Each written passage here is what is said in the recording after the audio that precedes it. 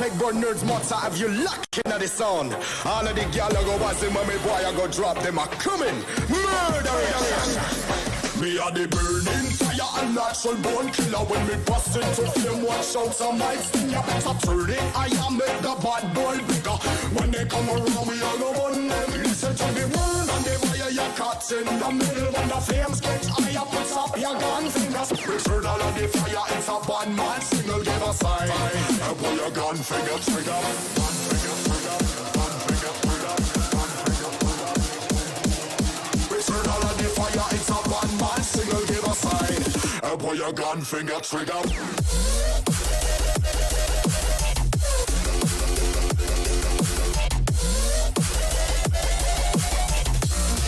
Pull your gun finger trigger.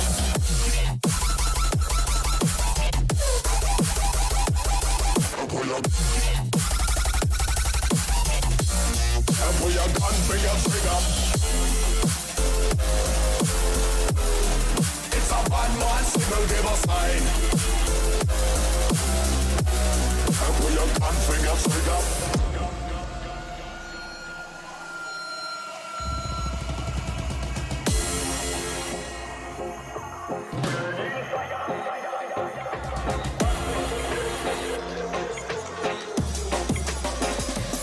Me a the burning fire and natural born killer. When me bust into flame, watch out some mics. You better turn it, I am make the bad boy bigger. When they come around, we all go on them. Listen to the word and the fire you caught in the middle. When the flames get higher, put up your gun fingers. Return all of the fire, it's a bad man signal, give a sign. Pull your gun finger trigger. Gun finger trigger. Gun finger trigger. Gun finger trigger. Return all of the fire, it's a bad man signal, give a sign. Pull your gun finger trigger.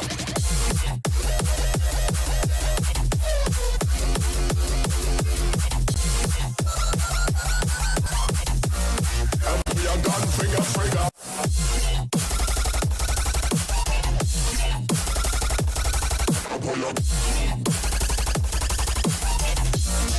Pull your gun finger trigger. It's a bad man signal, give a sign. Pull your gun finger trigger.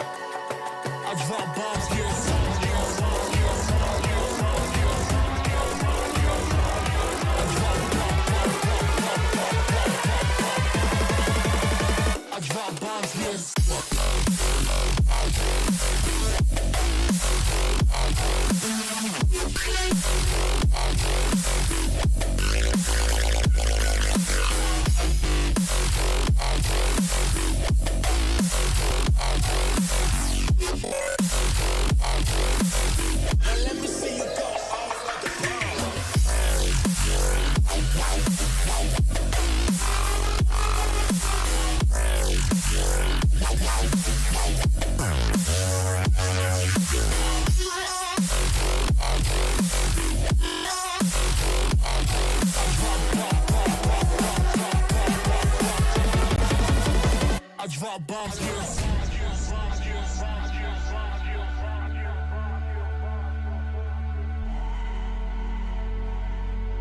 Now let me see you go off like a bomb.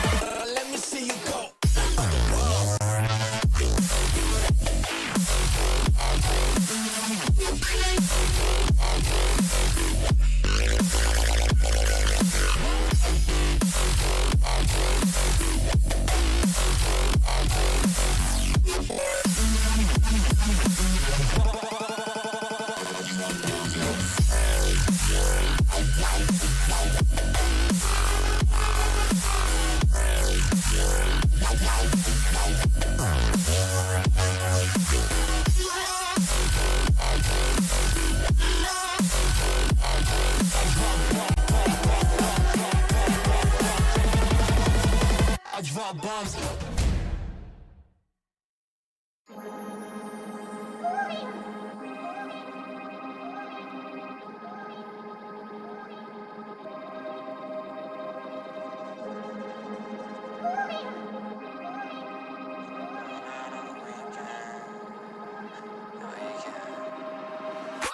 Chilling in the chair, I'll be sipping it. Watch a bunch of shows, I'm getting it. Yeah, I understand it's a quarantine, I got to be chilling all alone, but I'm getting sick. People who be running after the office, signing politics, scrambling to tell the kid to stop. I ain't gonna leave the room, I don't wanna kill a few with that, the shit that is inside my top. Look at the drop, taking it bigger than now, taking it part of the crowd. Don't wanna pop, I don't wanna them down, better be kicking them out. Look at the rock, smoking loud up in my damn house. Solo though I know I'm never going on and out. Party on my own, y'all. Look at how the people trying to hold me back, hold me back. Going so loud. Look at how the people trying to hold me back, hold me back. Slow down, fuck going out, getting high on the weekend.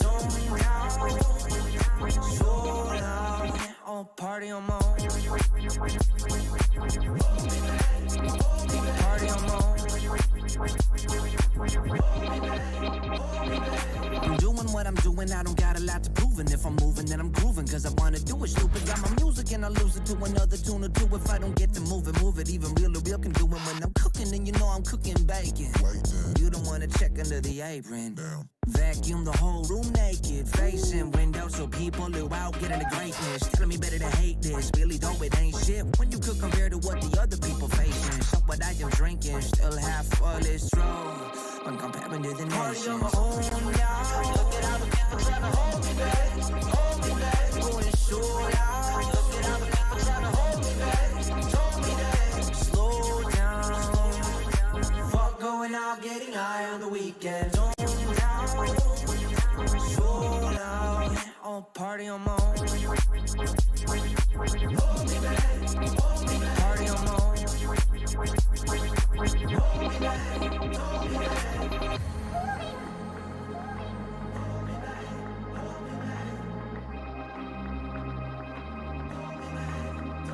Party on my own now. Look at how the people trying to hold me back, hold me back. Going so loud. Look at how the people trying to hold me back, hold me back. Party on my own now. Look at how the people trying to hold me back, hold me back. Going so loud. Look at how the people trying to hold me back, hold me back. Slow down, fuck going out, getting high on the weekend. Zone down, so loud. Oh, party on my own. Hold me back, party on my own. Hold me back, I'll party on my own.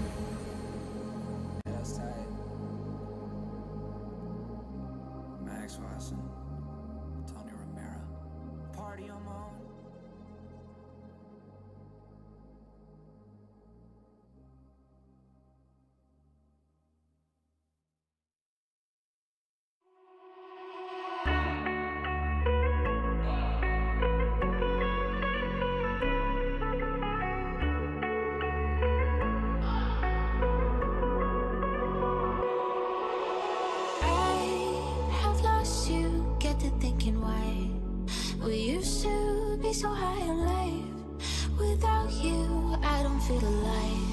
So I'll just keep on being high, high, higher than the sky.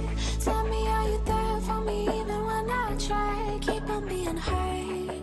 Without you, keep on being high. Without you, keep on being high. I know that you're feeling forsaken, mistaken, wish you were another man. I remember feeling awakened, mistaken, if you thought I'm in that place where you want me to be. But I don't want to want you back. So it's easy to see when I'm high all the time. 'Cause I have lost you, get the thinking why. We used to be so high on life.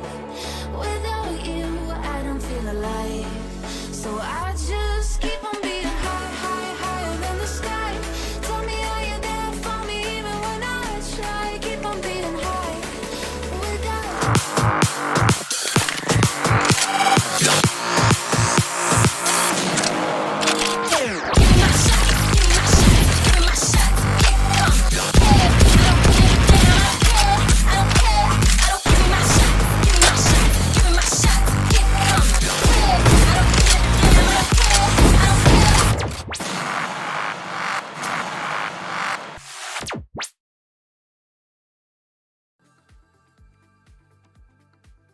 Hello, handsomes. Welcome back to NODWIN's Valorant Conquerors Championship 2022. This is the road to VCT for the South Asia region. I'm going to be your host and caster, Necro John, alongside with me, CA. So, CA, how you doing, man? Second day of the wild card. Yesterday was pretty much a high-octane day. Today, moving on. What are your expectations? We're going to be kicking things off with pretty much an insane matchup. Yeah, I think the expectations are definitely the exact same. Fully expecting these teams to go wild with the wildcard. We saw that yesterday. Golf Particles making a statement and Missile and friends taking away a set against the side of Salt Esports. Now, what we heard from Missile himself in the interview, from Mr. Red, was that they're not necessarily expecting to be able to take down GE, though they have something special lined up. So I want to see what that special thing is, and maybe some composition changes, maybe some anti-stratting. Either ways, we'll find out. And what we know for sure is it's going to be a thriller of a match. Oh, yeah, indeed. It's going to be full of suspense. It's going to be a thrill for sure. It's going to be a roller coaster emotions. But what's not going to be new here is the tournament overview. Let's take a look at that and let's find out where we are currently. We're on the day 2 of the wildcard, which is 11th Feb. Now we pretty much have 2 more days of high-octane action after this. So pretty much it's going to be unstoppable, action for you guys. But after that, 4 days break for the grand final playoffs to pretty much try and build up a lot of suspense amongst you guys and also build up a lot of hype, hopefully. But moving on forward, man, this is going to be a really intense matchup. As you mentioned, there's going to be a lot of curveballs being thrown from the side of Missile and friends. Now, moving on forward, curveballs expectations. What do you think so? What's going to be that factor that's just going to bring an oomph to be like, okay, all right, Missile and friends, they're packing a punch. I think really they need to look for maybe a composition change. Breeze likely to be one of the key maps, maybe even a split. I feel like they have to either ban out the split or the breeze. So one of the maps they might go for a radical change and maybe bring in that KO. Now over that, I think what is really cool is last time we talked to Missile in the aftermath, I mentioned to him that he prefers to be a passive operator. So I was curious to know whether he might pick up the chamber. He said he hasn't tried it yet, but hold on to that thought for a second, Necro, because as you can see on your screen, the tournament explanation and what catches my eye really is the 2 slots available for wildcard. GE, if they win this match, they go directly into the upper bracket finals, the winner of which guarantees themselves one of those wildcard slots. Oh, yeah. GE, pretty much all they need to do is just dominate this game, and if they do, they're probably just going to book their slot in the grand final playoffs. So, yeah, pretty much. I just meant to say this best of 3 series, you never know. It's Global Esports, man. The defending champions themselves. Moving on forward, let's take a look at the prize pool. Another factor that's going to be adding on a lot of pressure on these players. $30,000 on the line. First place getting $15,000. Second getting $7,500. Third and fourth will be getting $3,000 in their pockets. But MVP of the tournament himself gets $1,500 all for himself. That means imagine how many things he can do, man. Imagine what he can buy. He can buy what I've dreamt of. What? I don't know. That's why I've dreamed. Listen, dreams sometimes, listen, man. Dreams sometimes can be one of those dreams where you actually dream and then you forget the next morning. So those are my dreams. I know I'm dreaming something, but maybe someday I'll So actually how are you gonna remember buy what my what dream you is, don't okay? know? I'll buy a Lambo. Not with Okay. 1,500 though. That's quite less. I need a little Yeah. bit more. It's Get fine. a I'll toy Lambo. Yeah, toy Lambo. Yeah, pretty much like it. Remote The control. remote control one. You know, like a cool looking one, expensive one. Moving on forward, taking a look at the brackets as well. Currently, we are at Global Esports versus Missile and Friends, and then after this matchup, we're going to be moving down towards the lower brackets. That means loser of this will be facing CLOY, and then we're probably going to be going against Maruti Peak and Salt, which I think so. I would say the vision's looking quite clear over here. All these teams are pretty good, but I'm not really sure how close the games will be in the lower brackets. Yeah, and I think really in the lower brackets is where the intensity really picks up. We have one of those lower bracket matchups today, the second of which will be decided by our current upcoming matchup between GE and Missile and Friends. The loser will go on to face Crash Landing on You. I think what is especially key though is understanding that for Global Esports, the defending champions, this is no longer about just making a statement the way we talked about God Particles. This is about going above and beyond and proving why they are the defending champions. But hey, I'll tell you what, the viewers don't have to prove at all, Necro. They just have to chime in, give up their applications for these rewards we have every single day on stream. Every single freaking day, CA. And all you guys need to do is go ahead on your social medias, Facebook, Instagram, whatever social media you guys like to use, whatever you guys prefer. You know, I've seen a lot of people use Twitter, a lot of people use Instagram, a lot of people use Facebook. I don't know why I just said a lot, but yeah, a lot of people in general do use all those social medias. Or maybe you can just tag on all three of those. Just be like, at NODWIN Gaming, here you go, hashtag VCC, make a post saying these two teams, and make sure you're tagging at NODWIN Gaming. That's the main account you need to tag, and you guys will be eligible for the giveaway. Moving on forward and taking a look at the map selection. Global Esports banning out Fracture, and then you have Missile and Friends pretty much getting rid of Split. So we're seeing Comfort Van from the side of Global Esports, CA.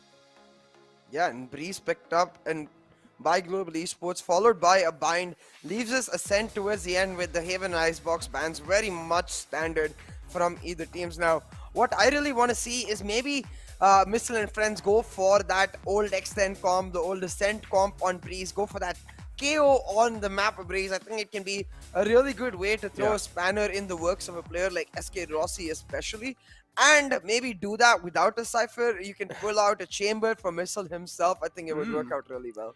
Oh, that'll be really interesting because we've seen Missile pull off some insane shot for the operators in the past, but I still feel like Missile is just in general a really good duelist player. I do understand Chamber can be really good kind of second Personally, duelist. actually doesn't prefer duelist. Like if he had his way and he had an actual, so he said this on Aftermath. He's like, personally, I only play Jet because I'm an operator player, not necessarily playing Jet because he's a duelist player. So that's why I think Chamber would fit him so well, where he can still use his aggressive tendencies, still use the operator to perfection, but be more of that passive role in the team.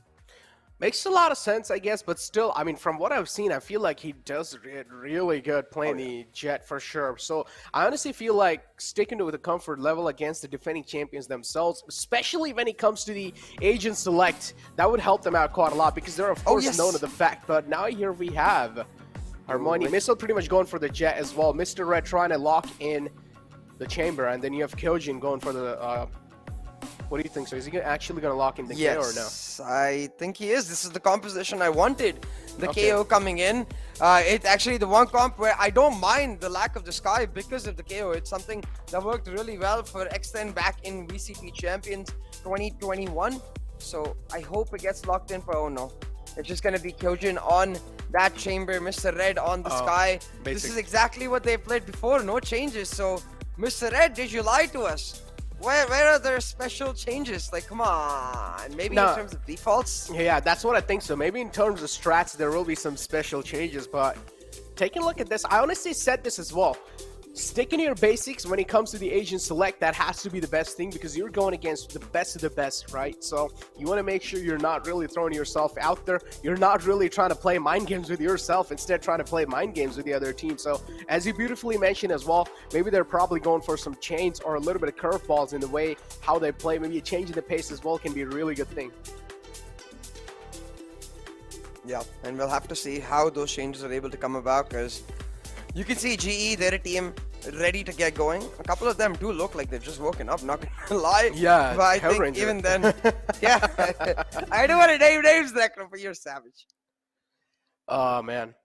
I mean, it's fine, you know, there's nothing wrong. I mean, honestly, power naps are probably the best naps you can take, so, hey. It never works for me, though. Like, every time I take It power works nap, for me. It works for me, honestly. It's like, I feel like I'm a little bit more focused, so, honestly, respect for doing that, because No, I he mean, like, realizes, every yeah. time I take a power nap, I just end up sleeping for 2 hours, and it's no longer a power nap, it's just a nap. Makes sense, makes sense. But yeah, maybe power nap's something that Head Ranger, it really works out for him. And it really does help you quite a lot, though, focus in games. So yeah, Head Or Ranger maybe pretty he much was trying to super do it. busy last night, just Maybe. getting ready for the wildcard, and True. that's why he had a late morning. But hey, you can see already Global Esports extremely proactive. The sneaky push in through halls. They've got that A lobby control. They know that there's no player of Missile and Friends here, and that should indicate to their anchor in Lightning Fast. Over on the B side, hey, you're Oh likely my gonna get a God. rush, but Rossi's just There we gonna go. chop them down before they even get there. All right, well, they're not even getting a chance to fight back in this one. 2 headshots already from Rossi. There you go, finally. The bullet pretty much makes a hole right in his chest, so now he will be cut off as well. Kappa is the man on the B site. Has a lot of burden for sure, but there you go, the backup's there as well. Oh, misses a lot of shot skills. That's not really likely right there, bud. But now he needs to connect these headshots, and oh my God, there we go. Just lining up these bodies, stacking up on top of each other. Para as well, moving in on the attacker spawn. He's spotted as well. The flash is right on his face. Para, nothing much can be done in his shoes. And he will fall down as well. That's the first quick round in the pockets of Global Esports. Yeah, and at this point, in Global Esports, you can see they come here to play. They're not messing around already. Pushing in aggressively through multiple regards.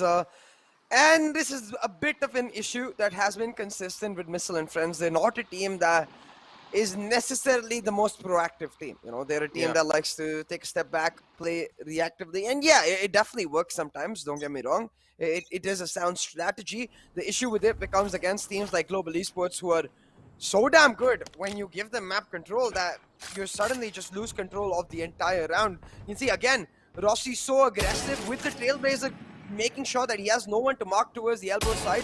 Instantly the information known, with Kappa spotting them out in halls as well, that this is going to be an ace stack. And see the Viper there, she's ready for him. Yeah, already Spike we're down seeing some A. headshots connected, and there you go. Ross is kicking things off, but finally he's been shut down, so not really a good thing. That's the Vandal out the board. And I think so he's retrieved the Vandal in his hands as well, so that's not going to be a little bit of good news for them for sure. But Skill's going really aggressive over here. We'll catch one and instantly fall back, so that's a good call. Missile down quite low as well. I think some one bullet from the Sheriff should be able to seal the deal. Lightning fast from the flank is going to catch one. The Ranger trying to make some aggressive plays. There you go, cuts off the Viper. And now it's going to back off. Trying to play things as safe as possible. Missile has the Vandal in the hand. 50 HP on his name. Pulling off a clutch is pretty much next to impossible, but still he can try and go for some damage. But Lightning Fast is a sneaky man.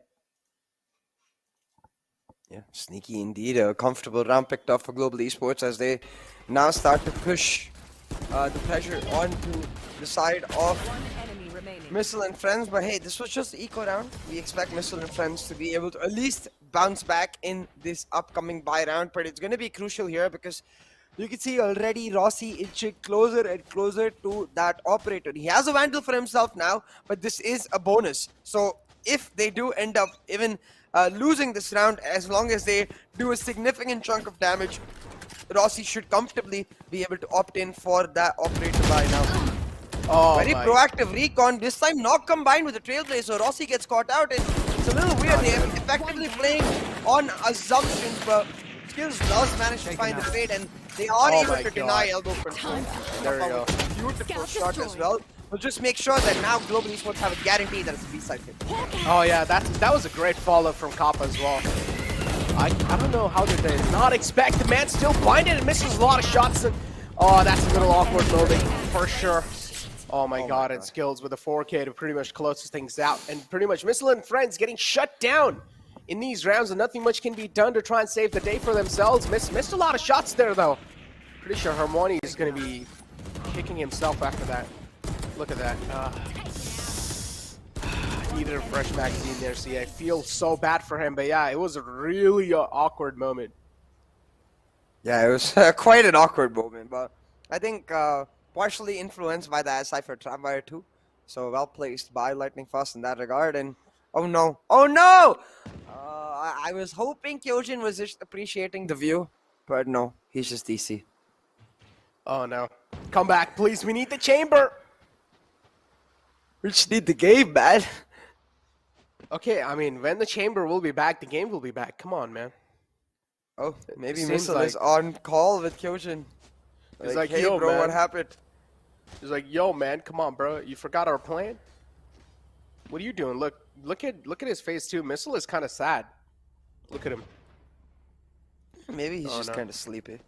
You know, most gamers tend to be night owls rather than morning people. So- Makes a lot of sense. Me, myself, man, back in the day when I had no job, nothing to do, I was gaming all day. Actually, all night. And then I used to Are wake you up at saying you 6 in the don't evening. game online anymore? Oh, Jesus Christ, okay. And then I used to wake 6 in the Never evening. I'm mind. not even kidding. I used to sleep at like 10 in the morning, wake up 6 in the evening, and pretty much the same thing. Repeat the cycle. That's how bad my schedule was. But then when I got a job, CA, I don't game at nights anymore. I just don't game a lot in general.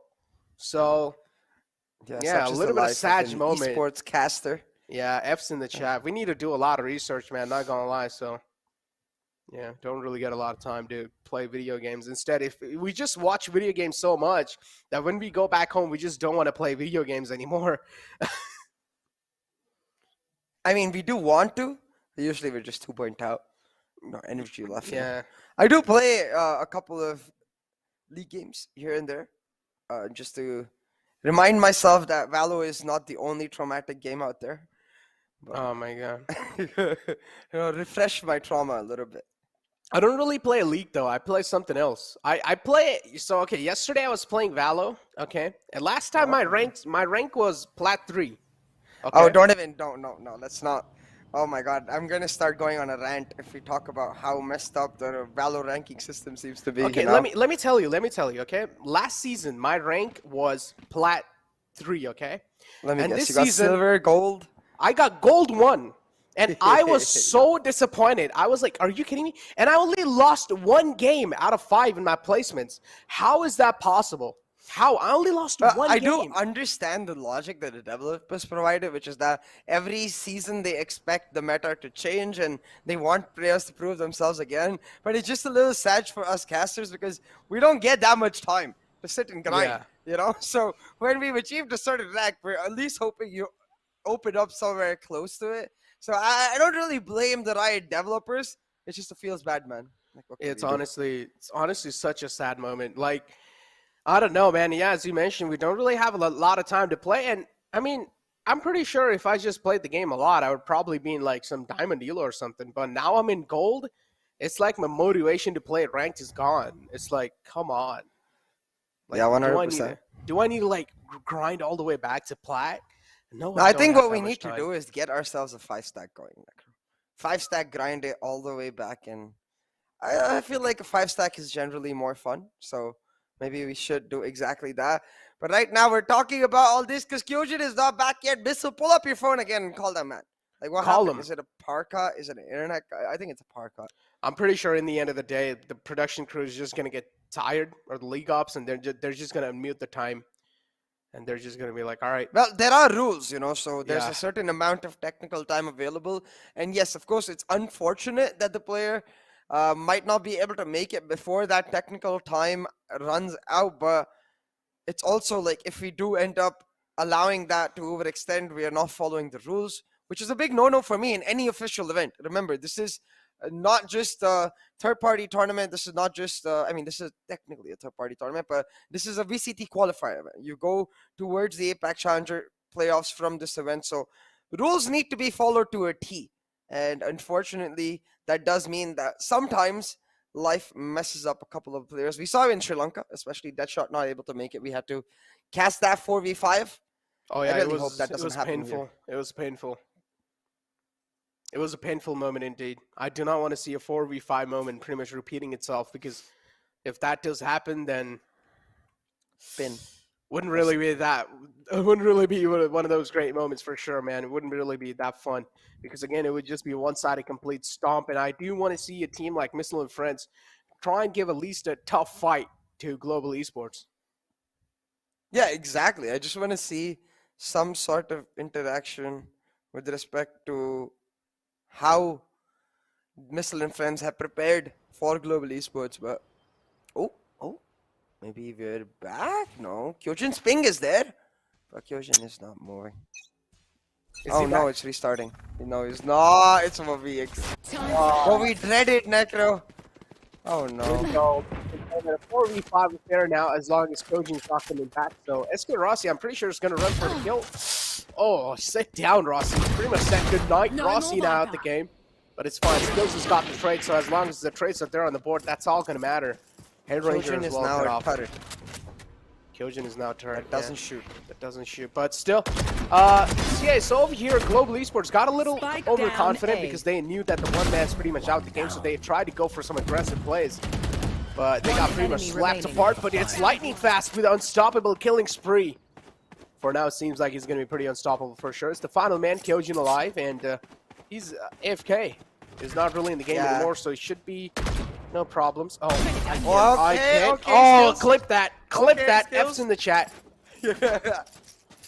Feels bad, man. That's happened so many times. Honestly, it's harder to shoot a stationary target than it is to shoot like someone running at you. It is. Because like you end up playing games with yourself and like I want to get this one shot, one tap, and then I don't know, you never click on the at the right time. Yeah, I mean, okay, not never, but it happens so often, Necro.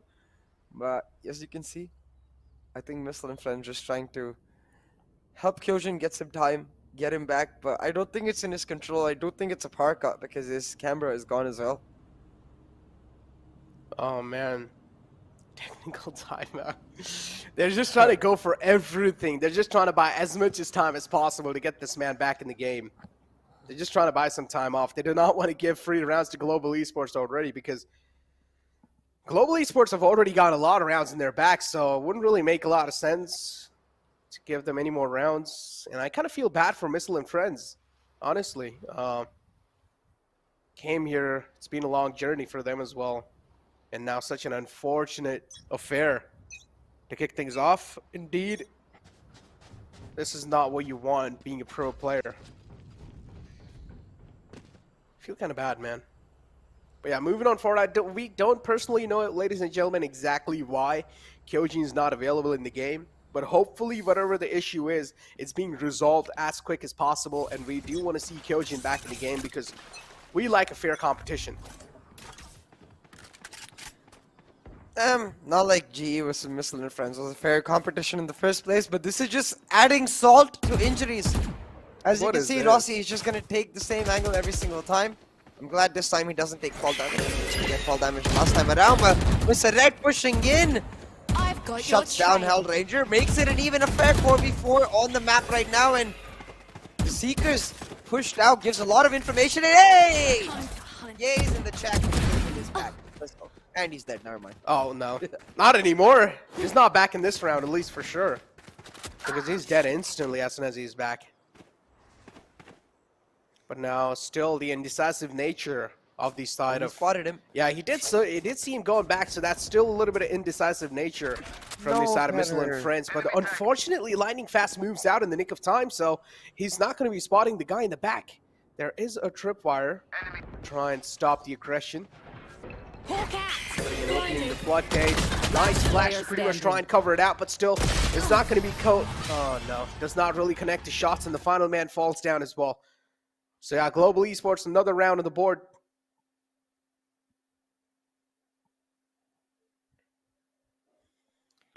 Another round on the board, and seems like this is going to be once again that quick affair, that statement we really expected.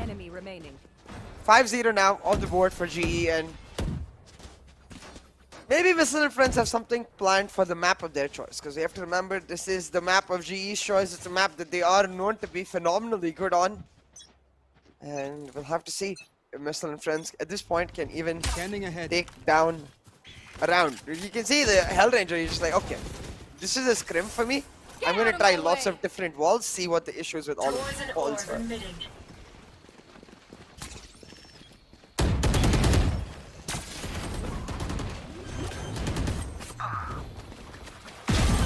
Oh my god, he's huge. Head Ranger almost did sneak in. And he could have almost gotten those two kills as well. Was a little sneaky moment. That's why I had to keep the silence going. Yeah, Viper's pit inbound as well. A nice shot from Kyojin to try and shut him down. Kyojin finally making some impact in the game. And showing that he's finally back in the game as well. But Skills, oh no, that's an illegal find right there. This is not what you're supposed to do. But now it's Skills looking for each and every single victim. And it's the final man alive. It's the Viper. Another flash out. Para is the final man alive. He's taking a lot of damage from the Viper's pit though. Skills, another snake bite out. And oh no, it's going to fall down to the snake bite. Para playing that situation perfectly. Skills has got to know, like the first guiding light and cleared out the area right in front of Pyramid, the first water area. And then the second one, I think he didn't put it deep enough to clear out Cubby. We know that there was no one in Cubby, which is why I think he was a little unsure. Like, hey, damn it, my guiding light was not deep enough for Cubby, so tried to spam it, was not expecting Perrer to have already left the Viper's pit. He sets up the round. A first round win for Missile and Friends. That snake bite, making sure they pick it up. And now, Kyojin, we're really glad he's back. He's got the Tor there, Force online, expecting Rossi to get hella aggressive. Looking for the peak there, but Rossi, he certainly gets aggressive, but not hella aggressive, so able to still hold on. Now, the setup for the side of GE is very interesting. They're basically playing A on the retake, and I think it's a lot to do with the fact that they have that Seekers available. You can see the wall is well set up for that retake. So Missile and Friends, the way they're set up, they're likely to go for the A push, but it's all about Rossi here. If he can catch this Viper off guard, and he does exactly that. That's a big find as well. That's the controller out the game, and keep this in mind, they only have one controller available. That means now trying to execute the site is going to be really tough, pretty much next to impossible, if you ask me, against Global Esports. So yeah, that's going to be a little tough cause. Para out the game now. Missile and Friends left in a really tricky situation. Another one to find through, and his cop are pretty much getting another frag on the board.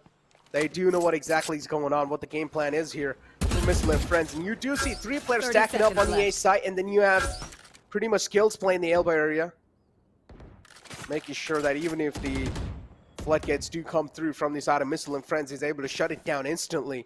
Now it's a stack on the A side. 3 players available here, but Rossi is lining him up, and he's going to find the third one as well. Rossi, a huge 4K in that previous round. Yeah. And again, like, at this point, it really doesn't feel like Missile and Friends are really comfortable on this map. I think what they really need to understand is that Breeze is a map where it makes sense also why they're not comfortable, because it requires a lot of proactive control to be taken, whether you're on the defensive half or the attacking half. Either ways, you need to be proactive with the way you're playing the map. If you're taking B main, for example, you need to leave someone there before you go for the rotate. You can't just let Rossi re-aggress B main the way he did the last round and have a peek for free. You know, nothing can be given away for free in this map, but Rossi does give away his life. Kyojin with that first blood. Capado with that op now. Back will mean that it's still a 4v4. And as you can see, G is still playing to deny mid control for A on the retake because they still have those Seekers online. They've got the Seekers online. 31 HP only in the hands of Head Ranger, so that's not going to be that good of a news.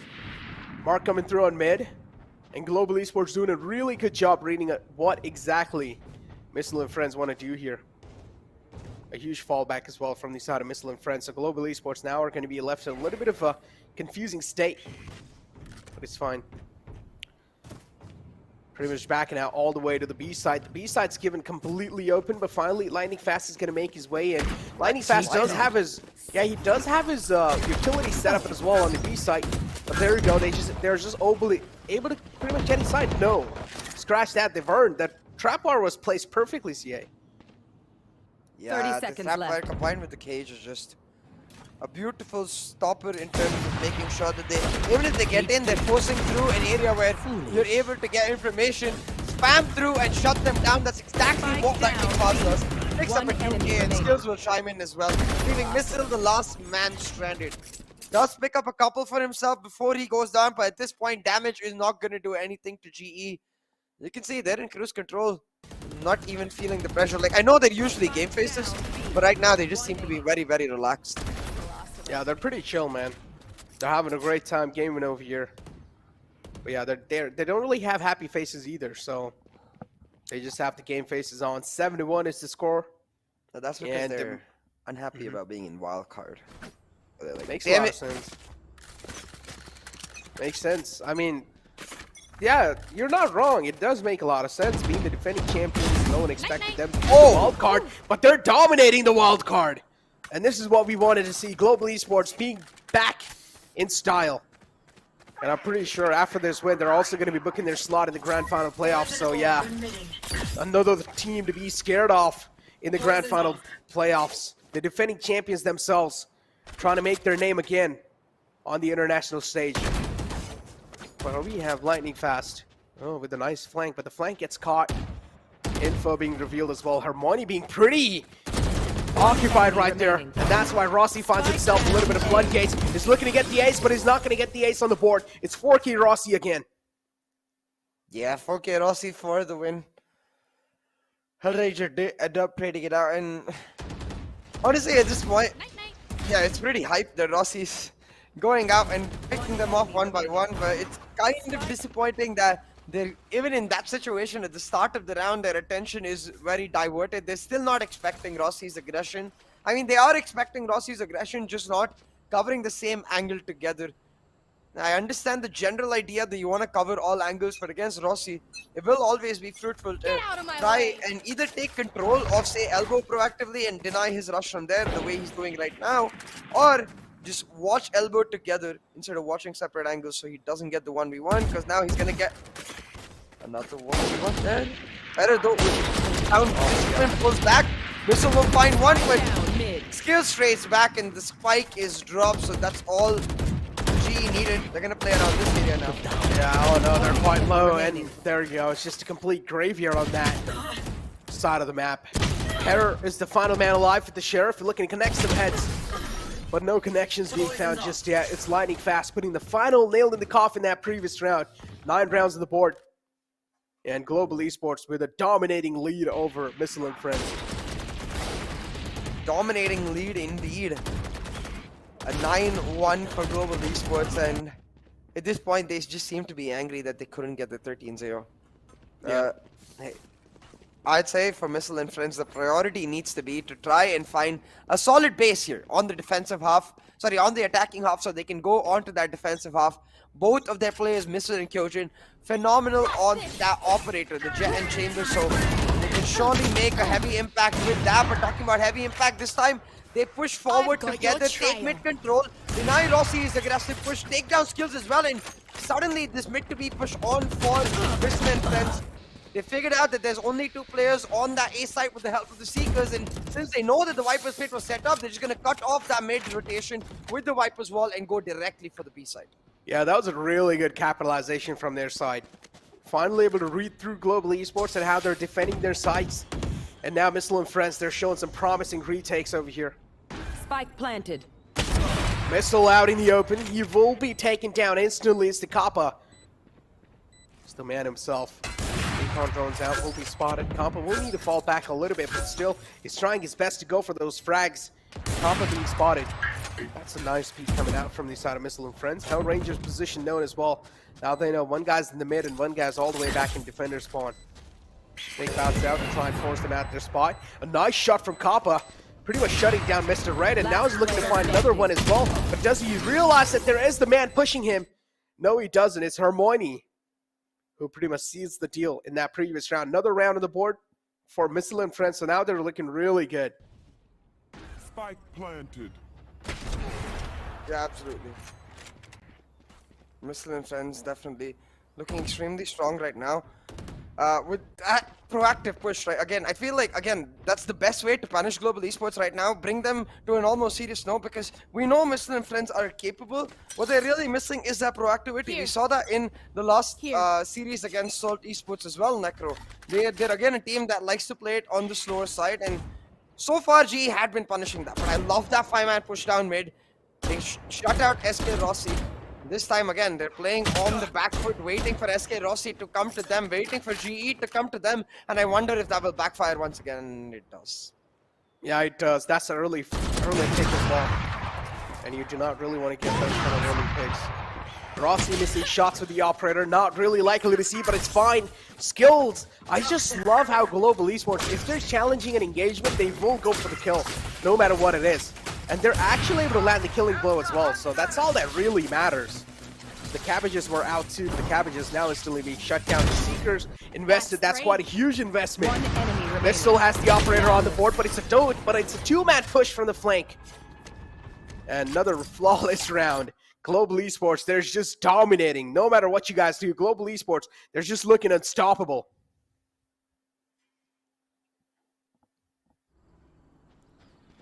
Certainly are looking unstoppable. Necro skills especially on an absolute tear. He's just been on the aggressive pressing W key, which is why I'm again and again trying to point out a simple fact that I feel like giving skills that opportunity to find the fight is a recipe for absolute disaster.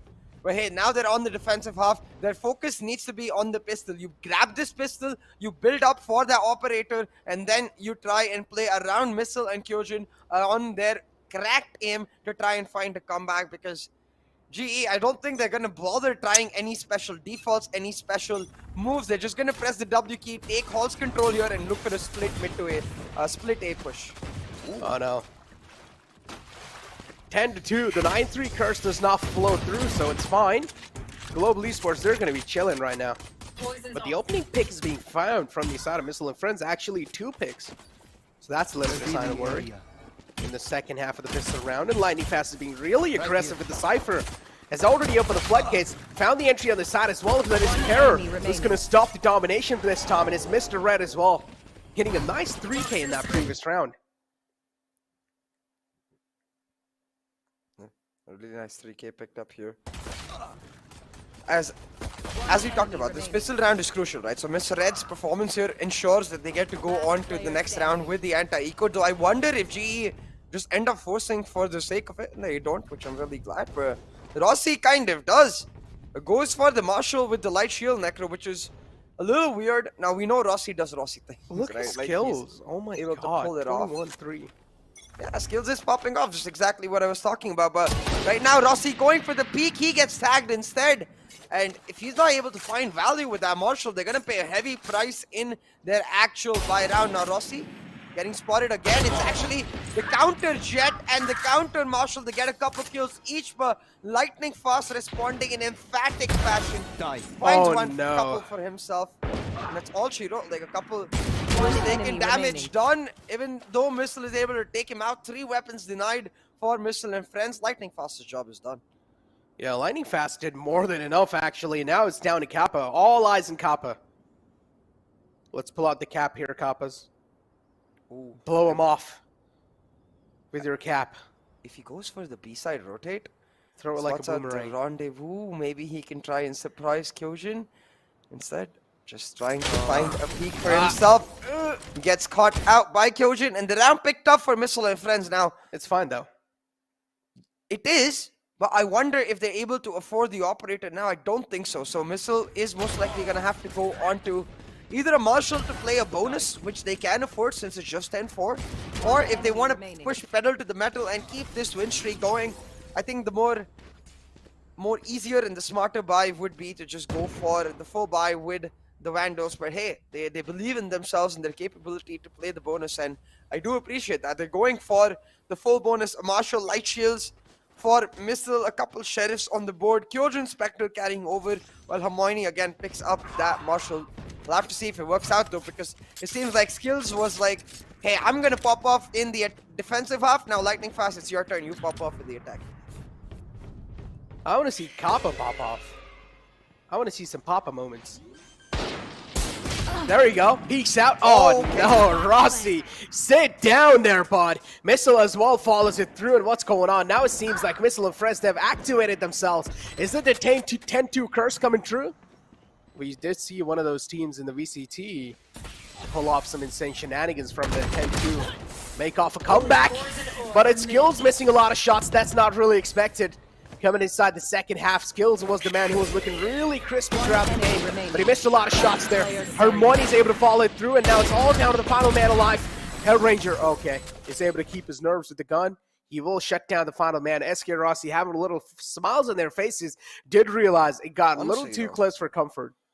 Yeah, exactly, because that's a brilliant round for Missile and Friends. It was their pure bonus. They take down 4 weapons from Global Esports who were on effectively a full buy. Rossi, the only player on the Marshall. So now in this next round, Missile and Friends, they get the Operator, they get the full buy, whereas on the side of Global Esports, seems to be that they almost have the full buys. Only Hellranger and Kappa left slightly away, but I have a sneaky suspicion that these are not real full buys in the sense that they don't have full utilities maybe on all their players. You can see a Cloudburst and an Updraft missing on that Jet. Most likely a Cage, maybe 1 trap missing on Lightning Fast Cypher. But hey, the support agent, the Sky, the Sova, the Viper, they have everything, and really that's all that matters. Scout destroyed. Look at that. Trailblazers going to be finding a man all the way in the back. So Global Esports now, they have a man disadvantage. A nice shock dart from Kappa.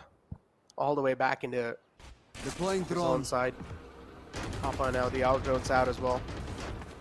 If he's actually able to get an attack through on the guy on the backside, which is Perrer, that's going to be a huge attack because Perrer will need to fall back. Good flash coming through. And Skills is looking to find. Oh no, missed a lot of shots there. And Perrer is now going to deliver because he gets another lifeline to fall in through. Perrer with a nice 3K is able to shut down the entire floodgates from the main side. And now it's all down to Lightning Fast. 74 HP in the hands, and a dream become true. Is he going to be able to pull it off inside this one? It's going to be quite an impossible clutch. So yeah, there you go. Lightning Fast shutdown too. Skills missing out a lot of shots. I don't know what happened to him coming inside the second half, CA. Yeah, it's a great question because right now it does seem like Look at that. Skills just seems like, okay guys, I used all of my energy in the first half. I'm just gonna be the sacrificial lamb now. You guys try to pull it off, and G is like, no. We cannot take Missile and Friends lightly, and I hope that's what they're saying. Because they cannot take Missile and Friends lightly, Necro. They are now starting to build up a massive win streak from 10-2 down to 11-5. Missile shuts down SK Rossi, and this is why we keep talking about the Operator on this man. He's just so damn good with it. I mean, Rossi is just not able to go aggressive in the attacking side. He's been shut down every single time up till now, so Rossi, maybe it's time to try out some new things and try and stick around with your teammates. Hellranger has found quite a deep position all the way in the back. Kyojin's not going to spot out Hellranger, so this is going to be a free flank, and this should be a free kill as well. Hermione, does he spot him out? But no. Oh, what is that? Moves back in the nick of time, and Hellranger still positions unknown, so he's going to be having a lot of advantage. Sneaky, man. Trigger isn't coming through, but oh no, misses a lot of shot. Another awkward moment. Hellranger is clearly unhappy. He had the instrumental position for sure, and he could have put on some stellar performance, but no. Hellranger missing out on those shots, and now the round is completely choked.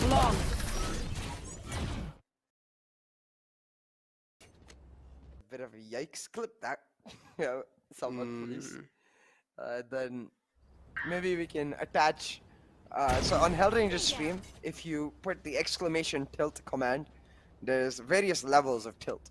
You know. Oh my god. But it's like solo queue, and the last level is when he just, his hair is ruffled and he starts singing and he's just like, yeah, I can't.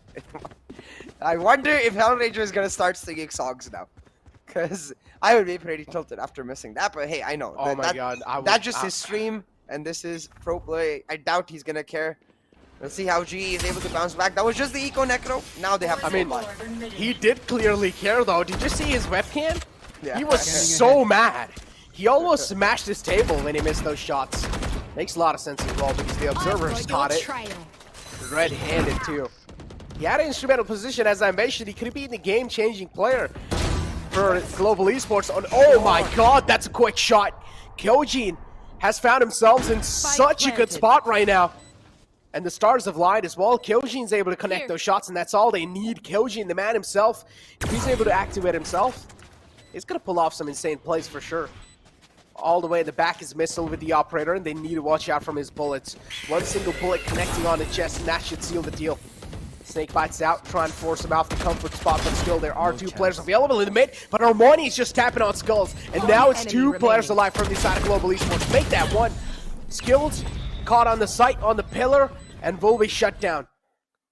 Just what What's I find going on? really weird is that Global Esports haven't gone for a single aggressive rush. Like if you remember Velocity Gaming on Breeze, when they understand that the other team is going to excel with these operator-based plays, when the other team has a chamber, they go for the aggressive pushes. They go for a 5-stack, at least in the first 3 to 4 rounds, because then on the basis of the conditioning you're able to achieve, like say you set up the standard A wall, rush it say 3 or 4 times. The 4th time or the 5th time, you can turn on the same wall, the same smoke, and not go for the rush, just wait on a default and create panic in the opponent's hearts, really, where they'll be thinking, wait, this happened 3 times in a row.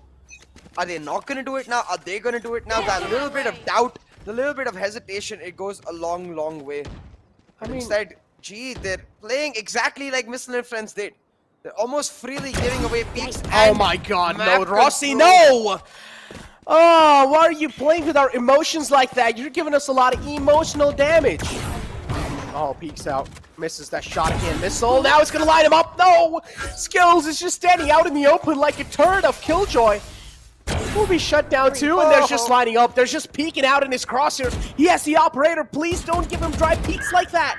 Blinded. But Lightning Fast finally is able to get a frag on the board. That's a little bit of good sign. Global Esports, it just seems like now they're playing like an individual team. They're not even playing together. Missile with a 4K as well. Oh no.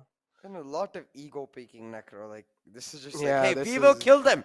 It was 10-2. Well, newsflash, it was 10-2. It is not even close to that It's anymore. 8 now. It's so close. Yeah, it's very, very close. There's a strong chance that Missile and Friends not only are able to pull off this comeback to its entirety, but also then go on to win the map, because all they need to do is pull off the next 3 rounds, I'd say. Next 3 buy rounds. So we got 1 buy round now. This will effectively guarantee 11-10 if they can get this in the bag. And finally, a heavy stack shown for Global Esports should tell us that they're going for a rush now. The guiding light should reveal that the Viper is not in her pit. They could just use the drone to try and clear it out entirely and rush her down, but instead, no, they back up once again. They're trying to play defaults. I feel like GE overthinking this to a certain extent. Oh my god. See, they're this using is the getting- drone. They get information that there's no one in the Viper's pit. They covered almost 75% of the Viper's pit. Normally, you'd think they're going to rush it down, but instead, they're trying to sneakily walk into this Hall's area, and I think they're going to get caught by Hermione. Missile and Friends, though, they're making it really close. Missed out a couple of shots on Lightning Fast. Hermione, you better not get caught off guard here. Nice guiding light coming through as well. Being spotted instantly. Red shuts down the door. That's going to be a huge floodgate pretty much tonight. Nice shutdown from Kappa. Now they should be able to open the door again. Hermione just trying to connect some spams through the door, but that's not going to be the case. Metal door's now falling back instantly. Nice pick from Rossi. This is what they exactly needed. Is still able to connect another one. Kojin taken down quite low as well, but just to not get found by Hermione over here. Hermione takes down 2, is looking to get the 3rd one as well, but Missile now, the only man left alive for the Ion. Operator in the end. Is he going to be able to connect? It's no scope. Yes, he does! What was that, Missile? You can't go for highlight plays like that against the defending champions themselves. Man, he almost pulled it off, though. If he just got another second. As soon as he hears the Trailblazer being popped, he realizes that he needs to shut him out while he's in control of the Trailblazer. Goes for the no-scope, but Kappa is there to trade him out. Oh boy, what a shot there from Missile, and Yeah. damn is he good with that operator. We're talking about operator. Okay. 3 operators, maybe even the 4th if Kyojin pulls out his Torge first. Yeah, and he does. A 4 operator round. What is happening? Like, I've heard of single operator meta, I've heard of double operator meta. Oh, nice shot. I've But got your 4? trail. Talk about the lightning fast flick there, CA. Yeah, interesting. Welcome to my world. Look at this. Oh, missing a lot of shots lightning fast.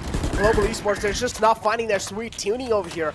These fine skills is there to pretty much close things out, and that, man. Questionable push coming out from the side of lightning fast. It was pretty much a throw, if I would like to call it. He did know there was a man right in front. He was being watched, but he still peeks out the smoke. Questionable decision. And now we're left on 3-3-4. Anything can happen this close in the game. Hunter's Fury out as well to try and find some connections through the smoke. He did find one. But it's fine, the man's down quite low. SK Rossi with the operator will be shut down. Missile with the Blade Storm is looking really hungry, and he tastes the blood. Now all he wants to do is just try and get a little bit more taste of it. But it's skills neutralizing the things, and now it's all down to Harmony. The final man left to life. Nice double peek to shut him down. And again, like, why did that not happen, say, 6 rounds ago? Global Esports are not happy. They're not happy. Look at Kappa. They started off at 10-2 and ended it at 13-8, and I am really confused as to why the call was not given to do the exact rush that won them the map several rounds before. You can see how well it works against teams like Missile and Friends, because their strength lies in their ability to spread themselves apart and win their individual duels, especially on the defensive half when Missile gets his hands on an operator. But instead, every single round before this, they kept trying to push individually. But hey, they did get the job done. 1-0, picked up for Global Esports on the map of their choice. But given the way this map went, I think Bind is going to be extremely close. Yeah, Bind has to be close, man. But we never know. I mean, Global Esports were able to kick things off really good. And if you talk about the map of Bind, I mean, in general, Global Esports is an experienced team, so I'm expecting them to hold their nerves. I do understand there will be a little bit of tilt incoming, let's be honest. There will be a little bit of tilt incoming after those moments, and it did really get close to comfort. Too close to comfort, actually. We keep this in mind. We started the second half on 10-2, and we got it to 8-13, so that's quite close. That was an insane comeback from Missile and Friends, but they were just not able to seal the deal. So still, there will be a little bit of tilt getting to Global Esports, but as I mentioned, they're an experienced team, so they should be able to hold their nerves with the gun. But skills with 27 kills and 10 deaths and 1 assist. This man put on a show for sure. We did see a little bit of whiff moments, but it's fine. We can ignore him. But Missile, man. Whew, he gave it all he had. Yeah, absolutely. And making sure that not only did he shut down the hope that Global Esports had to make a statement, but also made a statement himself that if you give him an inch, he's going to take much, much more than that, especially when he's got his hands on an operator. I think Missile stand out the best, maybe operator player in Bangladesh, if not more than that as well. And you can see all players of Missile and Friends, they are cracked to a large extent. A higher headshot percentage than Global Esports. Way higher. One has to wonder, like, what's going wrong with GE? This is not the GE we're used to seeing. Yeah, I don't know. They just seem like they're playing individually. Where's the team play? Later on, it just seemed like they're just going for a lot of ego peaks. We didn't even see some calculated plays coming through. It just seemed like later on, they just gave up on team comms completely. Was it the tilt that was getting them? Was it the nerves? I don't know. I mean, it's really hard to tell, like, what's going on with Global Esports this past couple of days. And maybe, hopefully, they're able to get it through, especially on the second map. As I mentioned, they should be able to hold their nerves pretty well, and they should be able to get back in the groove, or at least I'm expecting them to get back in the groove. Of Missile and Friends, even though they lost that previous map, I mean, coming inside this, Missile and Friends already knew that this was not going to be their friends. They're going to be having a decent amount of confidence. Yeah, absolutely. I think they're definitely going to be feeling themselves and looking to push forward on the map of Bind, especially considering now that the map of Bind does have added trauma for Global Esports after their recent loss to God Particles on that exact map. I'll tell you what, the viewers don't need to worry about Necro, is that every single day we've got this special giveaway. Yeah, exactly. Special, exclusive merchandise for you guys from the VCC, man. All you guys need to do is go ahead on social medias, make a post saying hashtag VCC. Also be a little creative with your post and tag at NODWIN Gaming with the post. With that being said, that's the first map out the gate. Global Esports getting a real good win, but Missile and Friends as well trying to close it off with a pretty much a close distance. So second map of Bind, Missile and Friends, they're really good on the map of Bind. To find out what's going to be the outcome, you guys will have to wait, because there is going to be a short break, and we'll be right back.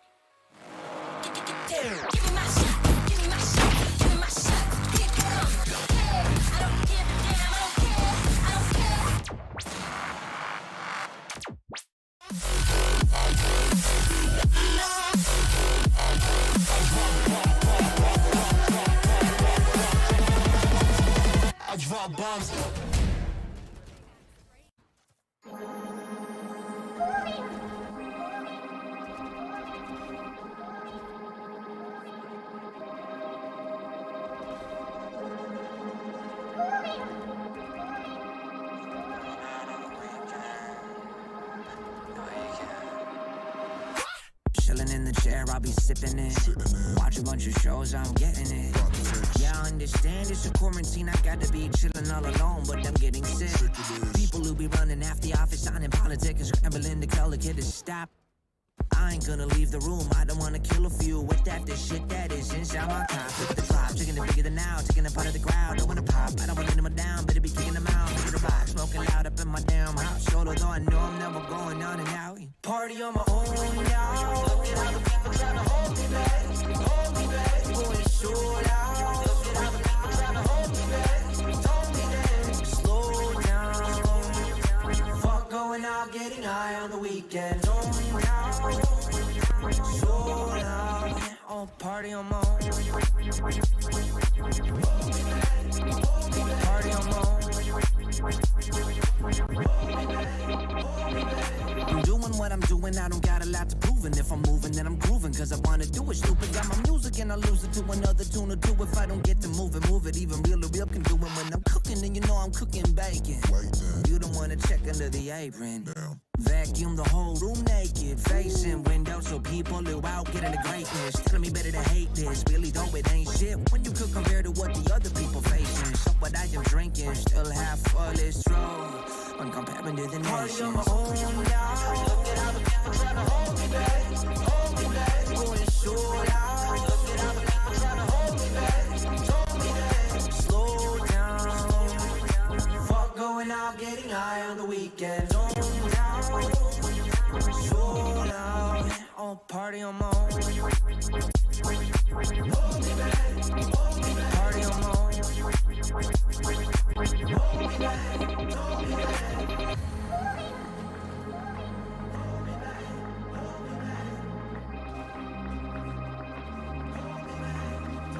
Party on my own now. Look at how the people trying to hold me back, hold me back. Going so loud. Look at how the people trying to hold me back, hold me back. Party on my own now. Look at how the people trying to hold me back, hold me back. Going so loud. Look at how the people trying to hold me back, hold me back. Slow down. Fuck going out, getting high on the weekend. So loud. Oh, party on my own. Party on my own. Party on my own. Yeah, that's tight. Max Watson, Tony Romero. Party on my own.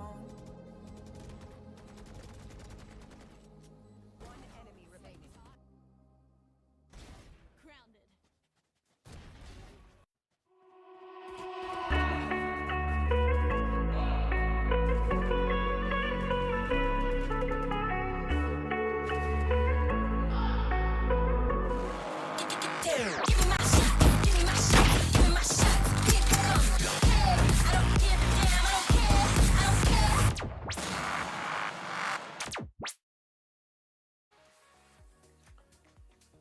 Welcome back, ladies and gentlemen, to NODWIN's Valorant Conquerors Championship. First map out the gate now. Global Esports kicked things off really well in the first half, but then in second half, things got really close. But moving it forward now, CA, I do not know how things are going to be looking like in the map of Pine. All I'm expecting is a little bit of close affair, a little bit of better fight from the side of Team Missile and friends. What I'm though expecting is from Global Esports changing compositions. I think Rossi, yes, definitely can play the Raze. It's not a Rossi issue. I feel like on the Raze, I just don't see the team rallying well around it. I feel like they're maybe, if not the Raze change, maybe their defaults itself change, and they start understanding that they need to play more of the 1-3-1s or the 1-2-2s and try to rely more on progressive map control. And because that is the strength of the Astro Viper over Sky composition. And I feel like when they start relying more on the Jet, Rossi go, Rossi kill, will set you up kind of play style, that's not going to necessarily work out with the Raze. I mean, Rossi was always getting shut down in the attacker side in the previous Breeze map. So, I don't know. In the attacker side, Rossi's aggression was always being expected. They always knew what was going to happen with Rossi, where he's going to come out from, and Rossi was always being shut down successfully. So now, On the attacking side, I feel like Rossi should hold back a little bit, maybe go aggressive, but not all the time.